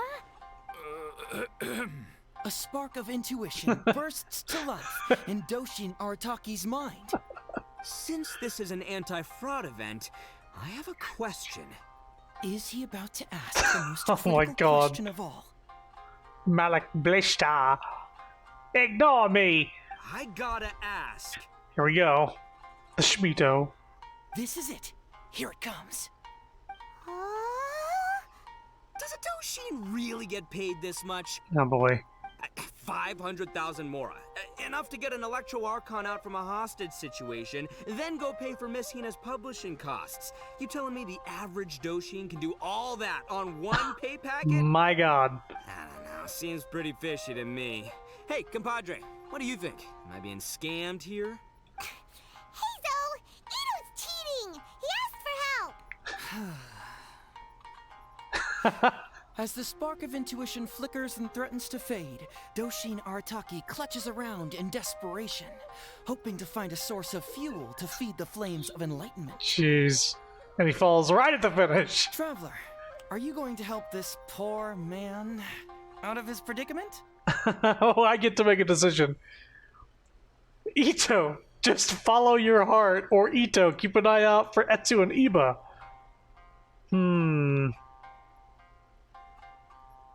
I mean, this is definitely where it branches. Help him. All right, keep an eye out for Etsu and Iba. Aha! Etsu and Iba! So that's what's going on Help here. the poor himbo. You two are the scam artists. You put on this damsel in distress and elderly grandpa act to win my sympathy, then used a few cheap tricks to get my attention. Then you dangled the bait in front of me, waiting for me to bite. Darn it! I knew it! Who in their right mind would give away Onikabuto for free, let alone 10,000 of them? It's too good to be true, and that's how I know you're the scam artists. You got a lot of nerve trying to scam a Doshin. You're coming with me, and you'll give a full confession if you know what's good for you. Finally, with the help of his intuition and a little guidance from beyond the void, Doshin Arataki successfully avoided being defrauded. Not only that, but he asked a critical question. Who in their right mind would give away Oni Kabuto for free? Huh. I ask you all, is there such a thing as free Oni Kabuto? Free Mora? Or does nothing in life come for free? Is Heizo not going to give him the Oni Kabuto? Was it also a scam? All right, remember, it takes years to make a fortune, but only a moment to lose it all to a scam artist. Thank you once again for watching Heizo Talks Fraud.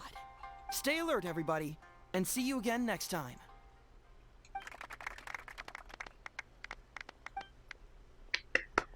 Show ends on a high note with thunderous applause. So, how's my acting? That... I think I did just fine without a script. Those two would-be scam artists need to up their game if they want to have a chance of taking me down. Thunderous, that was not. That was more of like a piddle. Hello? Without that hint from the Traveler, you would have handed that cash away without a second thought. Right, yeah. I should thank her for the timely hint. But I pretty much knew off the bat that something fishy was about to go down, so, it was just a matter of time before I saw right through their scam. Seriously, oldest trick in the book. Who's gonna fall for that? Yeah, who? Old tricks they may well be, but the reason they've stood the test of time is that the ideal victim is always out there somewhere. People who are behind on the times, naive, socially isolated, or have cognitive deficiencies. Oh my god. Just because they don't always get noticed doesn't mean they're not there. Scammers cast a wide net.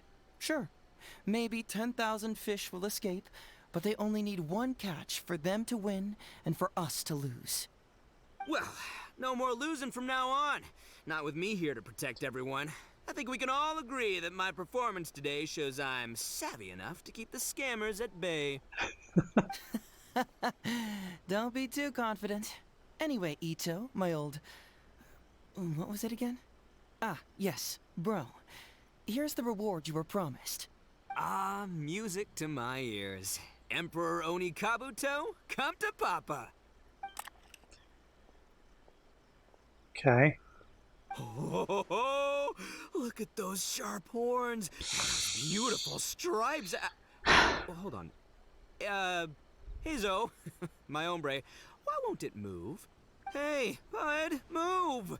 Oh no, I think this one might have, joined the big beetle battle in the sky. It's a figurine, so not the moving kind. What? A figure? So, it's a fake? Man alive, you seem a little surprised. Wait, you didn't actually think this was a real Oni Kabuto, did you? No, surely not. Ito, old chap, you must have seen from the photograph that it was a figurine. Don't tell me you didn't notice. Really? You little punk! Give me my Emperor Oni Kabuto now! He's gonna chase him down. He's got his little tongue out, too. Paimon's trying to keep him back. Free Oni Kabuto lunch. Is there such a thing as a free Oni Kabuto? Or does nothing in life come for free? So we have one more ending, I think? And I think that's not helping.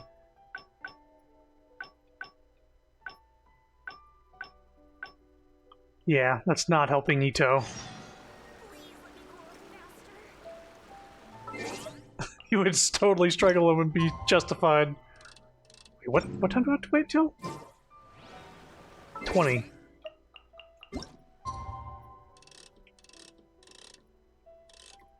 Can't make me fucking wait 23 hours.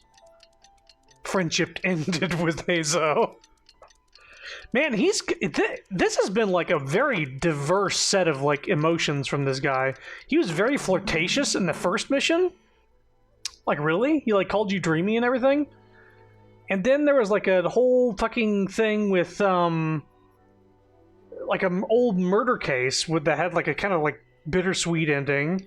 And then you got this very silly Ito thing. Kind of all over the place. Everyone ready? Oh, time to skip. Let's get going, Heizo. Oh boy, I gotta skip all this. It takes years to make... Okay. To help everyone, please join me and Miss Etsu, Ex-con informant. and the venerable... Without further ado... Cool. It was just enough. Oh, right, recruiting this lady for this. It was all very goofy stuff for this one mission. Ma'am! I don't know. It was too late when I found out. They took Doshin Art. I am the... It's the Almighty. Well, Well, before I could go... Doshin Art. I am... It's Miss Hina. You're right, Gramps. Is 300,000... It's a scam, Doshin Arataki! Oh, right. Well, anyway... Doshin Arataki. I am... Must be a... Doshin Art... Gotta whack... Schmito. No way, not a chance. Arataki Ito would... But just as Doshin... Misetsu, don't... Even if you do... Oni Kabuto. Oh, well, we recently received an order that was too big for our current capacity. We were planning to expand Grandpa's facilities. I'm clicking A. But then we were... Man, what's that? Setsu, my dear. But then we're... Please help us. Grandpa's business... I won't hear of it. I was going to... Oh, so that's what you were, yeah. That's not as enticing. Because if it's more than, say... 10,000... What? Please help us. What? Doshin Arataki... Misetsu, don't you worry. I'm gonna... But 10,000 as a Doshin of... That's great news. What question? The question is... Huh. Yo, Hazel... Suddenly... Whoa, check it out! A check! Misetsu, get... Thank you so much. Doshin This is a long play. I enjoy it. I don't enjoy having to skip all the way through it again, but it is still good. A spark of intuition. Since this is he about to... If you tried crouching through to speedrun the dialogue. She really get paid this much? Well, the crouch button is X. I don't know, see? And that's only context sensitive. Okay. Ito, just follow your heart. I almost pressed A on the top thing. Follow my heart. All right, then. There's no way a Doshin makes 500,000 mora in a single pay packet. Two innocent victims, Miss Etsu and Mr. Iba, come to a Doshin for help. And the Doshin, what, whips out a 500,000 mora check? Yeah, likely story. There's only one possible explanation. Who's got two horns and carries around a fake checkbook? Yep, this guy. With this fake check for 500,000 mora, I almost swindled Etsu and Iba out of 10,000 Onikabuto, the last thing these poor folks needed after the recent string of catastrophes they faced. My mind is blown. Craziest plot twist I ever heard. The criminal was the main character all along. Miss Etsu, I'm afraid I can't let myself give you this fake check. But I will do everything in my power to raise 500,000 genuine mora for you. So don't you worry. Jeez. What the... Oh, jeez. In the end, Doshin Arataki listened to the voice of his heart and narrowly avoided being defrauded in his own unconventional way. But regrettably, he failed to ask the critical question. Who in their right mind would give away Oni Kabuto for free? I ask you all, is there such a thing as free Oni Kabuto? Free mora? Or does nothing in life come for free? Thank you all for watching Heizo Talks Fraud. Don't get greedy and you won't be needy. Stay alert and you won't get hurt. You never know where scammers may lurk. See you all next time. Did he do those two catchphrases last time? Thunderous applause, yeah? Show ends on a high note. Yeah, there it is. Thunderous applause. Wait, my man. What did you mean when you said I avoided being defrauded? I thought I was the fraudmeister here. Maybe someone should have read the script. Miss Etsu and Master Iba were the scam artists. Duh! You were the one they were trying to scam. What? Huh? I was being conned? Darn, I can't believe they got me. Well, you still managed to protect your money. In the end, they didn't succeed. Yeah, but that was a happy coincidence. They scammed me, and I fell for it. Guessing it wasn't your first time either, huh? It was such a cheap trick, too. Oh, this is killing me. The trick is a common one for a reason, but don't underestimate it. That's how you end up being a victim. But how am I gonna protect my gang if even I get fooled by such cheap tricks? Don't blame yourself, old chap. In fact, you know what? I was also conned today. Yeah, me, of all people. Does that make you feel better? You too, hombre? No way! No, that's impossible. You're just trying to cheer me up. Oh, no, it's the truth. Please, just take a look at the present I got for you. Wait, why can't it move? That's just it. I'm sorry to say, it's just a figurine. What? A figure? You mean it's a fake? Yeah, and it's all my fault. I was duped by the Onikabuto vendor's false advertising. What a colossal fool I am. Taken in by a common street vendor? Ugh.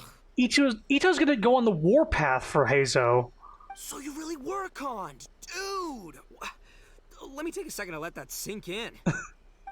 Gotta say, although I didn't get my Emperor Onikabuto, somehow, knowing that even Heizo got conned kinda puts me back in a good mood. It's, strange. Maybe I'm sharper than I'm giving myself credit for. Great minds think alike, so, me and my hombre here, kinda equally matched. Hey, by the way, compadre, looks like you're the only one out of the three of us who didn't get conned today. But you better watch out. We got fooled not because we were stupid, but because those scam artists are some crafty dastards. Wow, dastards. I want you to have this figurine as a reminder of the fact that today, Heizo and I both got conned, but we both grew a little wiser too. I hope that whenever you see it, you'll remember how cunning those con artists were, and how difficult it was for Heizo and I to see through their schemes. Then, you'll always keep your wits about you, and you'll never become a victim yourself. Yep, that's right. No one will ever manage to con you. Hey, we got the item. It's a teapot item. The 3 undeceivables. Oh, that's a cute picture. One of us has been tricked, but it isn't me. It's not me either. Can't be me, right? I mean, are you kidding? And that just leaves our little flying lavender melon. Wherever in this world I roam, I carry memories of my home. I'm gonna put it in his room. It is the last link I have to the land of my birth. Into the wind.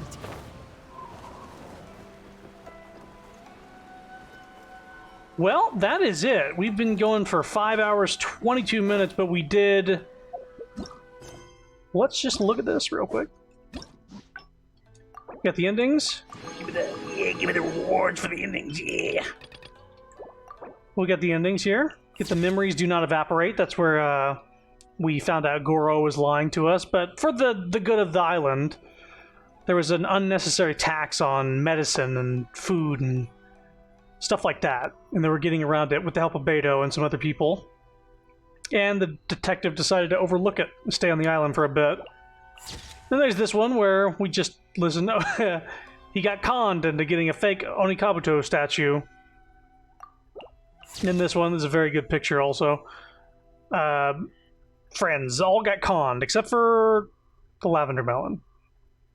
Maybe they did. Then there's this one where we kept a secret from these two in order to protect their innocence, I guess.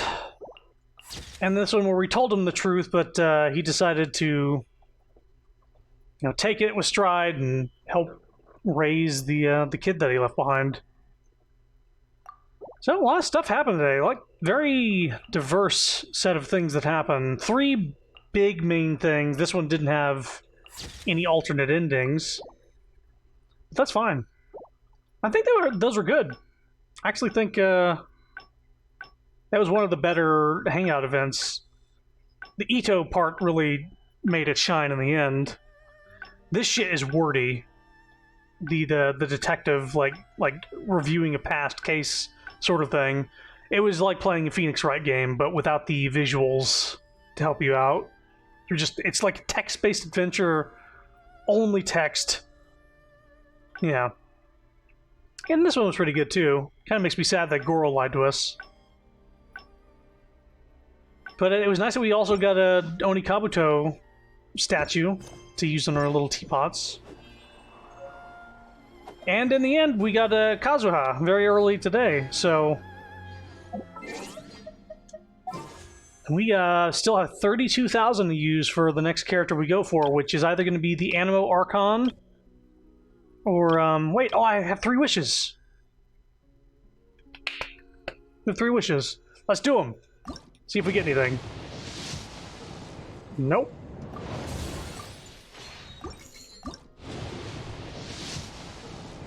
Nope.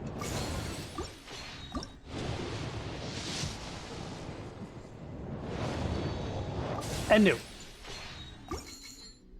I'm not going to pump anything extra into that. But yeah, I'd say today was pretty eventful. Ito is a bit of a dingus, but he's basically like there's definitely like cartoon characters that are similar to him. He's like lovable, but kind of dense.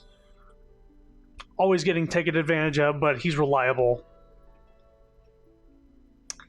Anyway, that's it for the stream. Next time I stream, there should be an upcoming event. Hold up. Wait. Wait.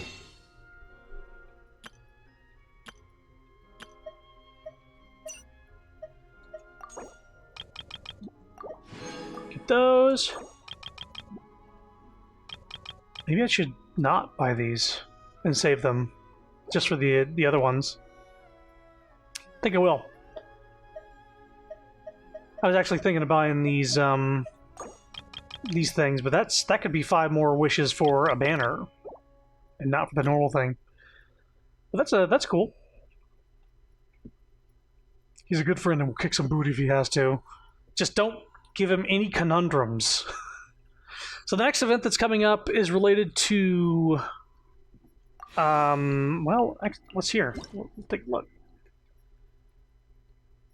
This Summer Fantasia that's going to have a new this Golden Apple Archipelago limited time area.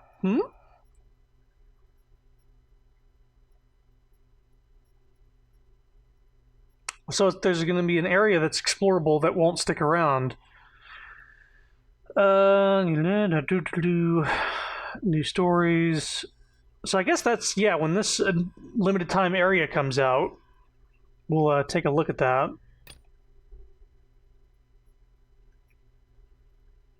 Complete Archon Quest Chapter 2 Prologue, Autumn Winds, Scarlet Leaves. And complete Mona's story quest, Astrolabs Chapter... Oh!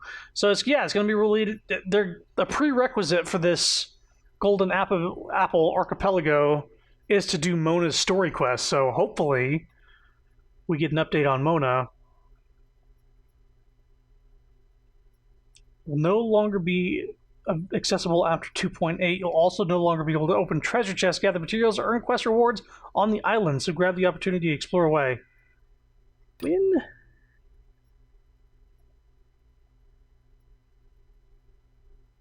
is that coming out? When's that Golden Apple Archipelago coming out? Is it already out? This scenery is wonderful. Surely enough to convince anyone to become a wanderer. Where's the... It's not here, so I don't think it's actually in the game yet. It must be later in 2.8. I'll get back to you on it once I figure out what it is and how long it'll take. But that's it for this stream. Thank you for coming. Hope you had fun. Patrick Star and Homer, the two dinguses you could think of, similar to Ito. Yeah, I was thinking Homer too, but maybe... What's his face in Gravity Falls? Hey, dude, what's going on? How's it going, little dude? That guy. Not Frank from House Party.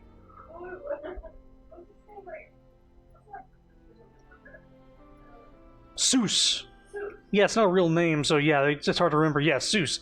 That's who Ito kind of reminds me of a little bit.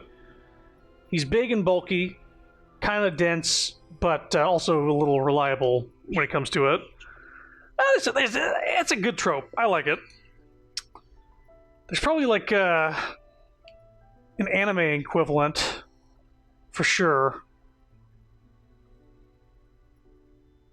I think Zoro's kind of a dense motherfucker sometimes in One Piece. At least he can't navigate anywhere.